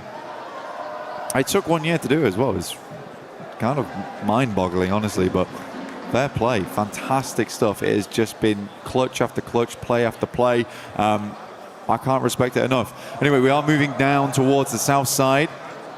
Ida, like you say, they just gave up on it in preference of a better spot inside the circle as a 3-man, which is tough. Wolves, they're not out of the woods just yet. They're on 41 points. But with both Dopeness and Hustler Crew going down to 3 players, I think Wolves are a little bit more set than we might expect.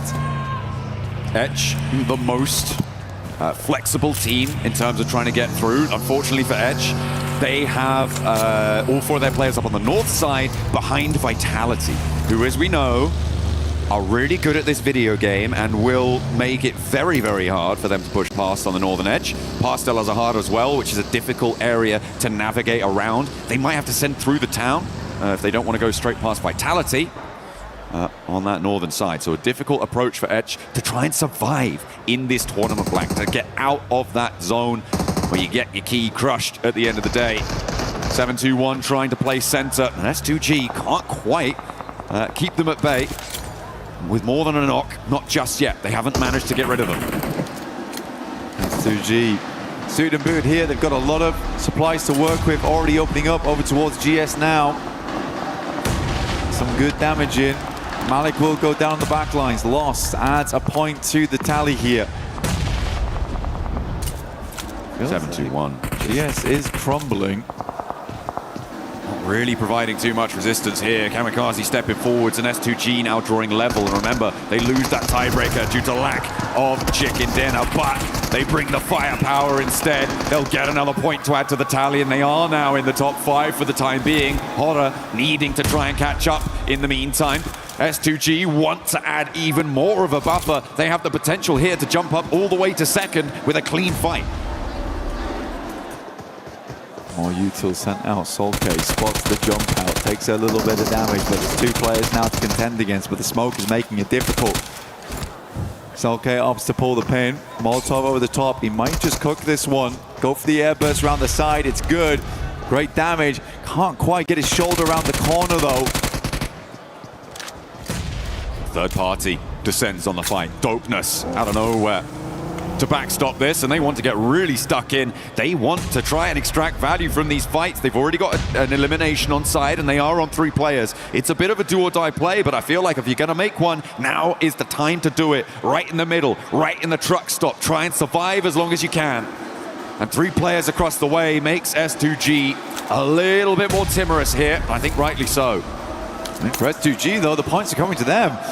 These are teams that are not playing up to scratch right now. For GS, they fell fairly quickly up against S2G, who have been showing a very different style of gunpowder than they have in the past. Like I said before, it feels like finally S2G have found their footing now. Looked decent at points yesterday. Were able to swing back into the driving seat. Goes down to the smoke, quick loop. Get some more of that utility online. They're not taking any chances either, John. Absolutely not. Can't afford to. The circle did center up on truck stop as well, so if S2G can clear things out here in the next minute or 2, it could get better for them, or it could get much worse, because Ida have now stepped 2 behind. They've scouted it out. They know there's a team here now, and they're looking to move the rest of them in to play. And S2G just can't catch a break, trying to clear this one out, clear the last player from 7-2-1 GS. And they will make it harder and harder. Meanwhile, the hills to the west are going to start to get occupied. Tiamba moving in to try and get some oversight on it. Try and make an impact. This is a bit more of a spread than we used to from Tiamba as well. They're looking for more and more value on the map. They must feel a lot more comfortable coming into this game with 48 points. Will be hard to overlap that. Definitely doable, but will take quite a few things to line up, if I'm quite honest. But once again, it's S2G here looking for Miramar miracles. Right in the middle of the map. Alpha 7 and Horror towards El Azahar. At the moment, Horror just have such brutal oversight onto Alpha 7's position. You've got Nuts up on the high ground out on the northwest side of El Azahar, and he's kind of the only operative with a chance to shut down an angle for Horror, because right now the rest of them trying to run through the town, trying to get anything done. Meanwhile, over on the east side, TT Project going to try and crash in towards Vitality, and they have opened an opportunity there, taking down one of the players. And remember, 13th place is not comfortable. TT want to jump up higher. They could push the Wolves into that hot seat too. There is so much at stake here. I mean, for TT Project, to qualify by taking down the #1 squad would be quite an amusing feat. See if they can pull it off. Right now, Vitality do go down to 3 here. They have been playing all cylinders firing this entire time. At some point, they do have to start feeling that lactic acid. But again, it has just been marvelous. But TT Project, that initial pickoff does give them a little bit more space to work with on that northeast side. They can even pick up some of the high ground, start to swing their way through on that ridge. But it does open up to sightlines from Alpha 7, who do now need to move. Oh, there's so many teams who have been circling this circle for quite a while. Nongshim Red Force have been playing out all the way from the northwest side. They've been in the blue zone for ages, and they're just crashing into a fight potentially with Yangon Galacticos. Godlike as well, disengaged from the Wolves, and they've moved in behind Hustler Crew, who you said they know are diminished in power, and they could try and punch a hole through. With Vinny already down, there is a weakness. There's blood in the water for Godlike to try and strike. And Godlike movement, it's almost poetic how it's all happening as we expected it to. Vinny goes down to Manya, and again, perfect plans laid in motion by Godlike, now being executed on them. The blueprint being followed to a T. Beautiful stuff, but they still have to keep going a little bit more pacey. Yangon Galacticos reinforcing the south side against this Godlike push. Sure, Hustler Crew kind of not able to do too much here, but in this compound, Yangon Galacticos have a much stronger foothold. In the meantime, Nongshim Red Force looking to try and change the tune towards TT Project up on that northern side, a little bit closer to that fight. Tiamba looking to take on E-Arena, who as well are in danger. All of our linchpin teams on the tables blank are going hell for leather into the fight. That's Power finding another over towards Hustler Crew, leaving them with just one player left alive. Jameson will have to try and make this one work, but he is stuck between most of the players from Godlike, and they are not going to give him an inch. E-Arena over towards Tiamba. Very, very important fight for them. E-Arena also, despite what was an insane start to their day on day one, they have dropped down to 4th, and Hustler Crew will be the first team to leave us from Group B. No longer will they be here in Paris. They have been rebuffed. The rest of the lobby did not allow them access. Godlike, the ones to deal the final blow to them, and they want to try and earn those points even further, get higher and away from that bubble position. In Group A, we saw the bubble being 88 points, but now it is going to go even further beyond. Etch making a mad dash in, and this could be another team joining Hustler Crew on the northeast side. They crash, and they crash into Horror. Ida taking a chunk out of them, and it is just one player left now for Edge to try and cross the boundary. For Edge, I don't know what the move was. I don't know what the play was either. We've been out in the blue for the longest time, still trying to find a way in. They played this game a little bit too slow, in my opinion, leaving them only with speed remaining. For TT Project, they honestly do not need to do a lot here to stay ahead. It will require one hell of a game here for speed to get through in towards survival stage, leaving Dopeness as the last chance. Wolves taking a lot of damage, trying to roll around the hills, but keeping themselves nice and safe. Tiamba a little bit more at risk, and I think that this may just be a flush if Elementrix can find the right spot to spray down. E-Arena as well, looking to try and get the points earned and confirmed onto their tally to make sure that they're further away, because it is just so volatile. A single place going down, a single player getting lost diminishes your point scoring ability to the point where it could be tournament making or tournament breaking. A spray down from Schweppes, and he's adding it to the tally, but that's stolen away, maybe, from the Wolves. Wolves would love any more points they can get here, keep them in the running. Now S2G, they moved away from Truck Stop. This is a really fantastic spot on the map to play, honestly, for S2G. Gives them a lot of control. They look down towards some of the low ground on that eastern side and can give them points off the back of it, which they're already looking for now. Getting knocked over towards Vitality. Wolves continue to pump those points there, move further and further away from the bottom three.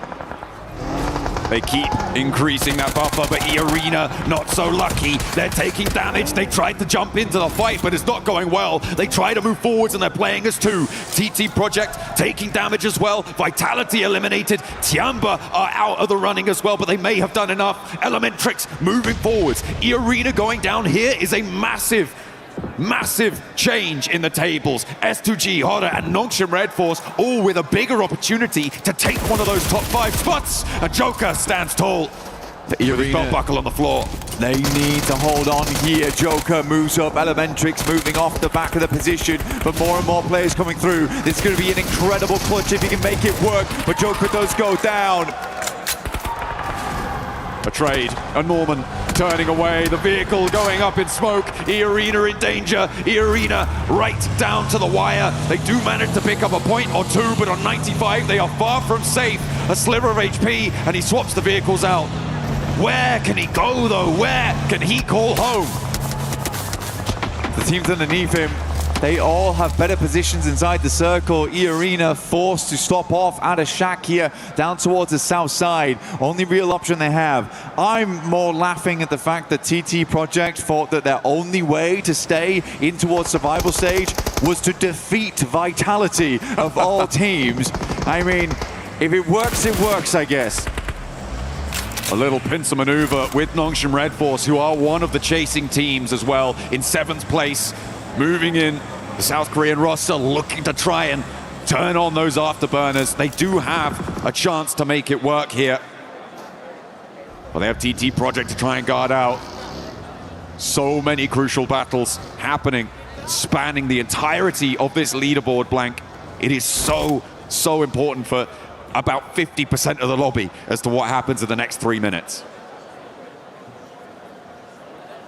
Godlike still keeping it chill down towards the south side. Difficult push for them though. Yangon Galacticos watching over their every move. So how would they want to play this one out? Still rich sides to work with.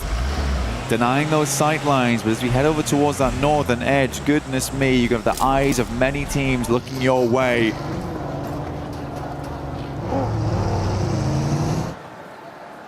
Alpha 7, I think, have done more than enough. However, it would require a gargantuan game to get into top 5, and I think they can be very pleased with their current position on the leaderboards. Wow. Circle centers up, and again, S2G, they just take the right maneuver at the right time. They knew they had the most control over Truck Stop when it happened, made an executive decision to move over towards this area of the map. Again, this is a winning spot. And as you say, the decision to leave Truck Stop itself really is going to play well for them. That northeast side can get rebuffed. That's the arena. That's the arena down, Blank. The last player spotted. Ida, the ones to deal the final blow there, picking up a point for themselves and taking E-Arena down. Now 95 points is a clear target for these teams behind them. And there is a tiebreaker between them and Godlike. There's Ida 1 point behind, 3 points behind for Aura and for S2G. And Nongshim Red Force with a chance to blow that one away as well here with a chunk of points and a big game for the South Koreans. It is just so deadly to be going down at a time like this. Nongshim Red Force moving up from this compound means they'll have to put themselves in the sightlines of TT Project, but it's Alpha 7 actually waiting on the exit here. TT Project look to make the quick maneuvers. They move out in the convoy. They're taking a ton of damage as they move on in over towards S2G, holding the line.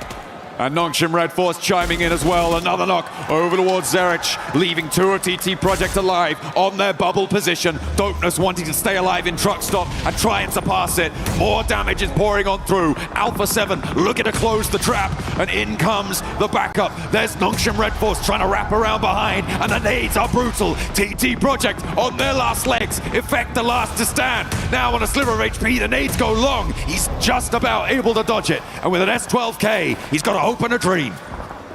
Effect staying quiet, hoping that Alpha 7 and Nongshim Red Force fight against one another first. Edge will have to move in across the road. The singular player still left alive here. Dopeness being the other problem, also having to leave soon too. Nongshim Red Force taking a little bit of damage, but it's S2G who bear the brunt of the pain. This is on a double split though, so there's 2 reses going off at the same time for S2G. They are so lucky that so many teams on the northern side are all fighting against one another. Gives them a brief opportunity of respite. And it means that the sightlines for S2G were distracted, not in operation, and that's going to allow a little bit more maneuverability. Those reses have come through, and S2G are back into the fight. Alpha 7 crashing in, trying to take down Nongshim Red Force. There goes Effect. TT Project losing out on the more point-scoring opportunities here, and 36 points is the target for Dopeness, for maybe even Edge. So easy cruising around the sidelines, but Carrillo spots him underneath the vehicle. Looks for the spray to confirm, but doesn't quite get enough damage. The nade over the top finds what they're looking for. Alpha 7 looking to finish out strong here on the final day of group. But Hyunbin goes absolutely mental. Puts Alpha 7 in the Hyunbin. Taking out the trash here at the end of the day. Nongshim Red Force, goodness me, Hyunbin's finally down. But Cleo, he is still up, still kicking. Alpha 7 still have life, but finally will leave. Down they go. Nongshim Red Force down as well. No challenge there. E-Arena drop one spot because Horror flex out to get involved. They're going to get stuck in, pushing E-Arena down. And Horror are the first team to confirm themselves with Vitality because nobody else can pass them. Goodness me. What an insane fight that was there. Carrillo really hanging on to hope right at the end versus Hyunbin. Horror though, making this cross a massive opportunity versus S2G. They left Kamikaze as the anchor once again towards the center. Godlike watching from a distance. Patience. And choosing their time to strike, Hamzy goes for face, but Sky rains down hell, and Hamzy hits the deck. A fall could be brutal for S2G's hold on a top 5 spot here. Horror looking to ruin the day. They're in right now, but Ida are across the way. They're a lot safer, and they have got more players alive and ready to take this fight. Horror, they lose Sleepy, but it's okay. They're awake now, right now, in this game. Looking to put some more points on the cards. It was a difficult push-out for them. They picked the right opportunity, now looking for more. Godlike under pressure from the Wolves as they send over towards their position. They're playing this one slow, cautiously. Marnet, though, will find Sky. Jiggle up on high, though. Drops the nade, could be big, but they scatter. Horror doing bits against Yangon Galacticos, but in the meantime, the Wolves are burning away on Godlike on the south side. Blank, they are going low, they are going down. Horror with the danger on the roll-up, but there goes the first, and no fear now. Last to stand for Horror, a chance to make it through, but Godlike are down to 1 on the south edge. The Wolves are going to fall, though, and Godlike get the points they need. They're over the line. They have made it to the top 5. Admino with an insane clutch up versus the Wolves. Godlike hit 98 on an 8 elim game. S2G hanging on by a thread here. No matter what, it's a Turkish team going in. The question is who? If you go down now, S2G, placements are going to flip this around. It's going to change things, and all for the worse. Not to mention, TT Project just dropped down. Dopeness make it in those last moments. They played slow from truck stop. They rolled in, they parked up, and they will be going through to the survival stage. Speed with the opportunity to do one of the funniest things I think we could see. A chance to maybe push Dopeness aside, but the placements are kicking in. Already 2 guaranteed, meaning you need at least 3 points, if not more, to try and close that gap on the overalls. And down go S2G. Way. They are out, and the placements are there for Ida. They are 3 points behind, and Speed could be there. Godlike get a 10th elimination as well, and put themselves into the triple digits. They're going for that 4th ride's 107. They hit the century. Centurions inside the lobby. These guys have been marching towards success between the beginning of the game. Speed moving up. Ida potentially backstabbed here by a player at the bottom of the rankings, preventing their approach into the top 5. They've done enough though. E-Arena is already going to go down. And there goes Etch. Our bottom 3 are locked on in. And Ida force E-Arena out of the top 5. Sure, you can break records, but you can't go the distance. You don't make it to the top 5. Let's see how this game does end up, but we have our top 5 going through to the finals. Vitality, who have been a wealth of life spring here over towards Group B. Godlike with 100 points, hitting the triple digits, the only other team to do it. Horror underneath, S2G and Ida, 2 Turkish teams getting through to the finals in one group. This has been an incredible 2 days, John. It has been so closely fought. It's been right down to the wire. It's just a matter of shutting this one out. Dopeness making it through by the skin of their teeth to join the survival stages over the top. A lazy float over will be enough to shut down Mana, and Yangon Galacticos will join that survival stage as well. Now Ida looking to rattle some skulls around the edge as they roll over the top here. Godlike looking to put the hurt down as they ascend. Speaker low gets the first aid off though. Kenji potentially rezzed up here off in the distance. Ida trying to play around this little bit of terrain. Salmi has a nade, looks to throw it. Goes long, but not long enough. He's got another one. Wants to go a little bit further maybe, if he's got that read right. The Cook looks pretty good, and it tags Lufa. Takes him very, very low. The smokes of Bloom to keeping Ida safe on their angles.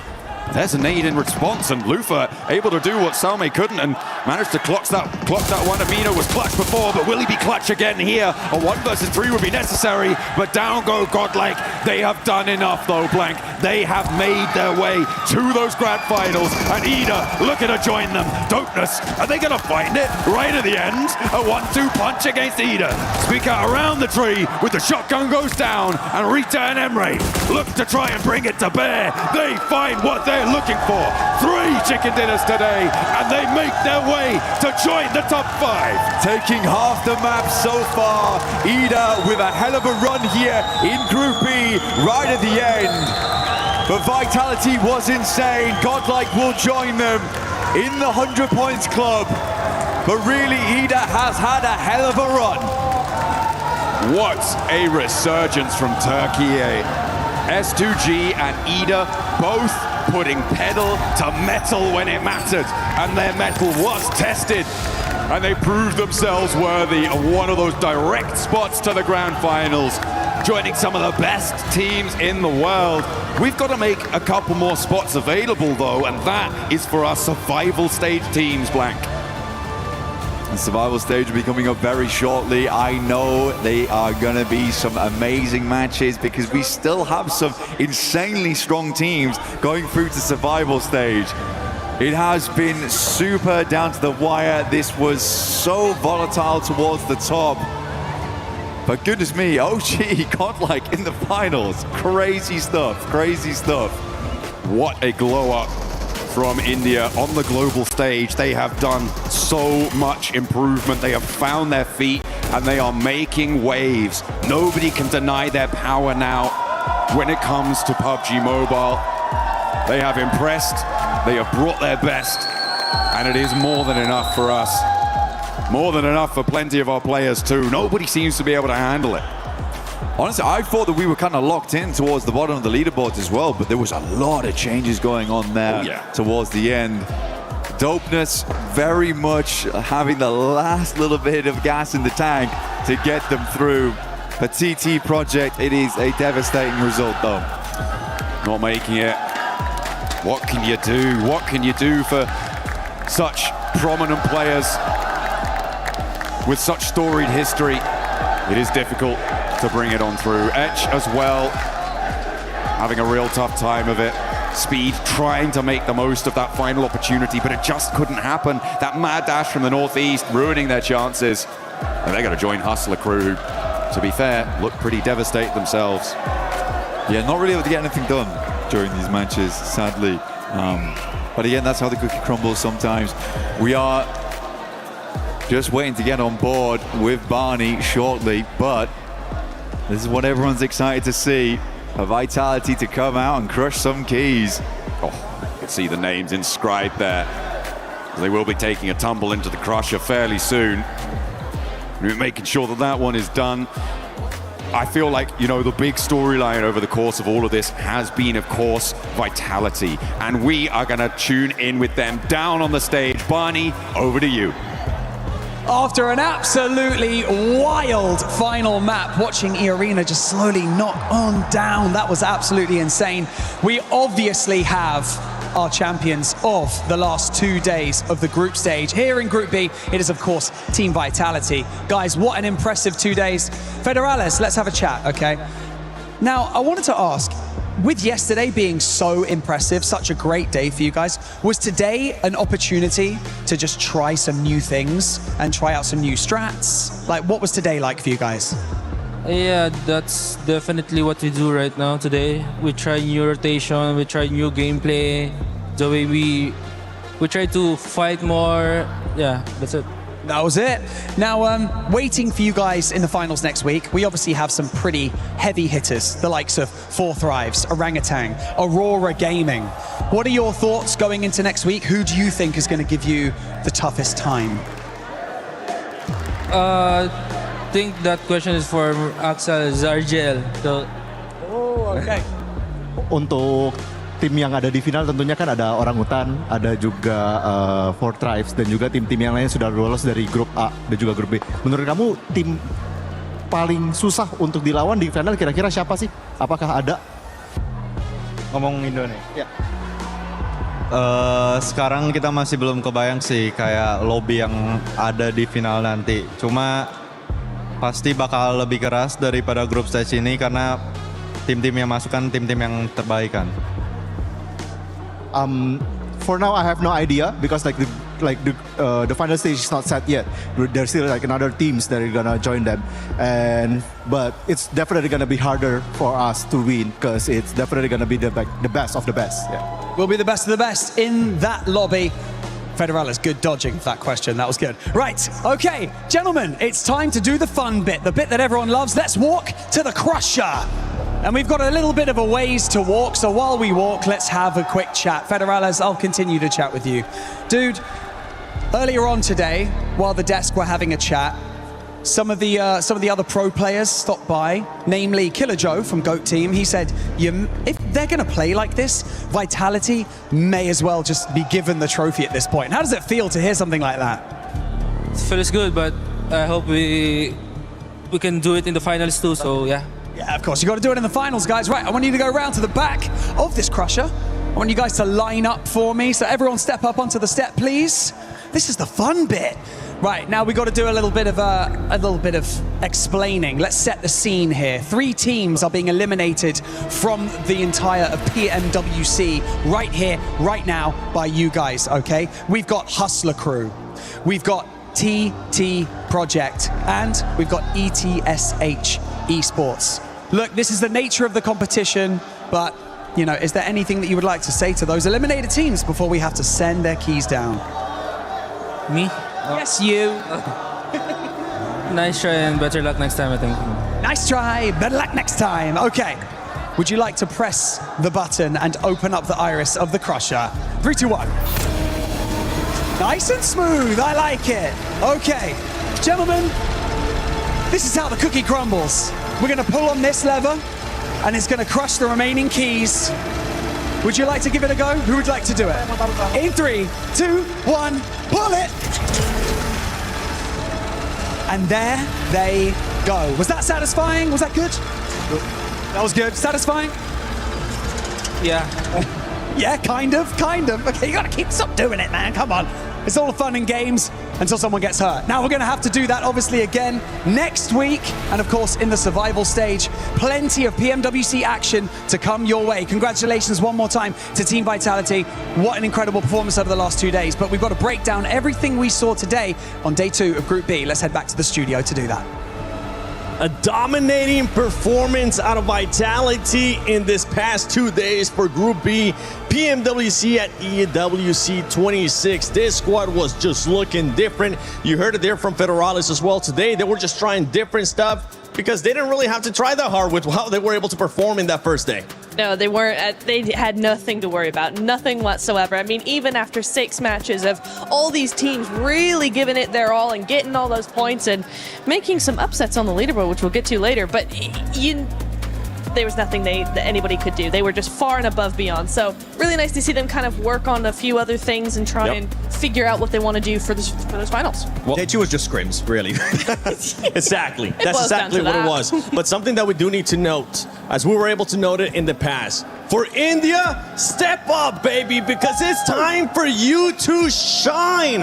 You have 2 teams now in the grand finals and getting a chance to maybe, honestly, with the way they've been performing, to end up finishing in the top 5. They have Orangutan, they have Godlike, and boy, have these teams have performed well for India. There were so many haters, so many doubters, and you know what? Doubters, I was one of them just a few days ago, but we were proven wrong. Orangutan, Godlike, stepping up and making it right into your grand finals. What a step up for the entire country here. And you know what? After their dominating performance, getting 2nd place in their respective groups, they can do it again. Who knows? Maybe a podium is on the line for India. And there we have the teams that are already in the finals, gonna be waiting from group stages. 4 Thrives, OG, Aurora Gaming, Team Flash, Enigma Galaxy, Vitality, IDA Esports, Godlike Esports, Aura Esports, and S2G as well, Ace.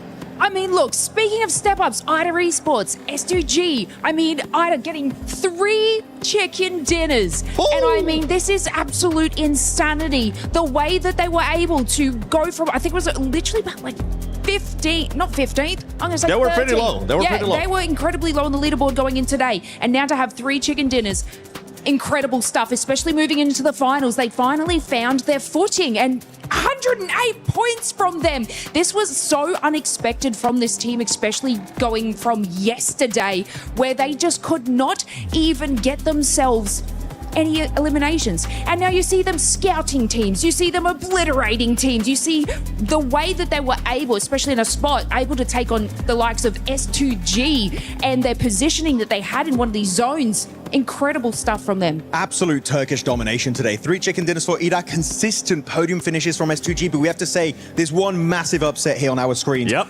E-Arena. What happened after that initial record-breaking rondo? 39 points on a stadium finish, and after that, they just disappeared and fell out of the top 5. It's not like you have to be number 1, top 5, and they still couldn't make it. What happened to this team? Neptura, more than 1/3 of their points in one match, but they ended up crumbling. I'm so mad. I'm so mad because E-Arena was one of the teams I was really looking forward to seeing, and we just didn't see anything. Yes, we had a massive record-breaking rondo to start off everything, and you're right, they got 1/3 of the points. Well, where did they go? You said what happened? What did they do after that? The answer is nothing, Max. They did nothing. Unfortunately, really nothing. Nongshim Red Force, I'm very sad. Day 2 didn't do much. They were very passive, not willing to commit to fights. I think Nongshim Red Force felt the pressure, very indecisive, but here we go. 3rd page, ETSH, TT Project, Hustler Crew going straight to the airport, straight to Charles de Gaulle. But Dopeness, that 3rd party chasing down Horror after they were fighting onto Alpha 7. That was literally their lifeline at PMWC. They don't go for that big play. Chances are Dopeness do not make it to the finals, so good to see Japan will make it to that survival stage. It's pretty dope of them. Sorry. You did not just say that. Pretty dope of them. No, but look, this is going to sound crazy, but TT Project, I really think people deserve it, right? Everyone deserves it. They deserve to be here, but I feel like TT Project was showing up in so many ways across the games, and I feel like they sort of deserve to go to that survival round with the way that they were playing. But I mean, sometimes it just takes, you know, we see from E-Arena, sometimes it just takes this one game to absolutely pop off, get that ball rolling and move their way up on that leaderboard. But I mean, Team Dopeness, if they can bring this same, there we go, energy and that exact same composition, they might have a fun time in survival stage. Yeah, I was looking at the leaderboard there, especially in the top 5, and something that did end up impressing me that we have to make sure we point out. was Godlike's eliminations, because there were a lot more eliminations than what Orangutan was able to get, which was one of my biggest feedback for some of that squads, right? You got to be able to match the aggressiveness that the lobby is currently giving some of these teams, and with the way that Godlike was able to perform here, being aggressive, getting those eliminations, it puts them in such a great spot when we end up going to the finals. And for India, I am just happy by the way these teams are performing. The scrims, the international scrims are paying off for these squads, and everything is looking good as we see the qualified teams to survival stage. Oh, you know what? I am so excited to see both of the Indian teams coming on to the finals, but we're looking at the survival stage here, and that's what we're going to be focusing on until next weekend, right? We're going to be looking at ULF, AGAL, GOAT Team, Furia, E-Arena, Nongshim, Alpha 7. The list goes on, and already I'm seeing some massive players here, Max. That is just going to be insane going in. We're going to have a great 2 days ahead of us. It's honestly, it's an intense lobby. Every single time, I feel like we end up saying this, Max. This is one of the best lobbies we have seen so far. Going into that survival, that could end up being a grand finals lobby. That's how stacked it is. One surprise that we got a chance to see there from that graphic is Furia and Alpha 7. Alpha 7 was expected because of the way they've been performing, but for Furia, we expected a lot more. Hopefully, they got a chance to see what happened here in Group B, and they can turn it around in survival. And they need to step up massively. But you know what? Hey, Alpha 7 surviving the group stage. Oh my goodness, what is going on? It happened! It happened! They made it to the next stage here at PMWC, but know that Brazil, we need to see a step up, right? So far, none of the teams of that region have qualified for the finals. It will be very weird to not see any Brazilian representation into the finals, so very excited to see how that's going to go down for them. But you know what? Talking about the group of death, is it Group A? Is it Group B? I think it's the survival stage, because oh my goodness, that is stacked as hell. It will be. It will be. Well, let's see who was the MVP of this group, as we got the top 5 players, and no surprise that we have 3 players of Vitality Race that coming out on top there with the 30 eliminations. But yes, S-Power, no fear as well, making sure that it wasn't just a full domination from Vitality Lace. Yeah, look, what a great catch-up, especially from Godlike there. I mean, this was their sort of day to shine in that certain section. Yeah, no one's catching Vitality, guys, okay? I told you at the start, you're like, Lace, why do you keep harping on about them? This is why! This is why! Do you see the cohesiveness of this team? You see the damage output that they are able to get, and it's not just from one shining star. It's from over half of the roster. Yeah, look, it's Ray Ray there. It's my boys, Ray Ray, the Ray Ray duo. Hey, Ray Ray. Hey, Ray Ray. Is that sticking? Are we keeping that? Yes, I kind of like absolutely. it. I like it. Let us know on social media. Use that hashtag EWC and hashtag EWC26. Hashtag Ray Ray. And hashtag Ray Ray. Hey, Ray Ray. If we end up seeing that, if it actually sticks, that'll be amazing. Before we end it here, what are we looking for? We do, by the way, for everybody currently watching at home, don't forget, we won't be on tomorrow, but we will be on the day after that on Tuesday, which, if I'm correct, if my math serves me right, it will be August 11th is when we'll be back with Survival Stage. Anything that you're looking forward to in Survival? Nongshim to be number 1. Oh, that's a hell of a They're prediction. going to win survival stage. I know they will. Okay, I take that prediction. And for predictions, don't forget to go to the EWC app because you will be able to put in your predictions as well. Let us know how you guys are doing so far because your predictions list have been pretty spot on. What are you looking for Survival? Okay, this is not going to be like a spot-on prediction, but this is going to be a prediction that I really want to see, and it's AGAL make it into the finals because I want to segue into the club championship and what they're able to do.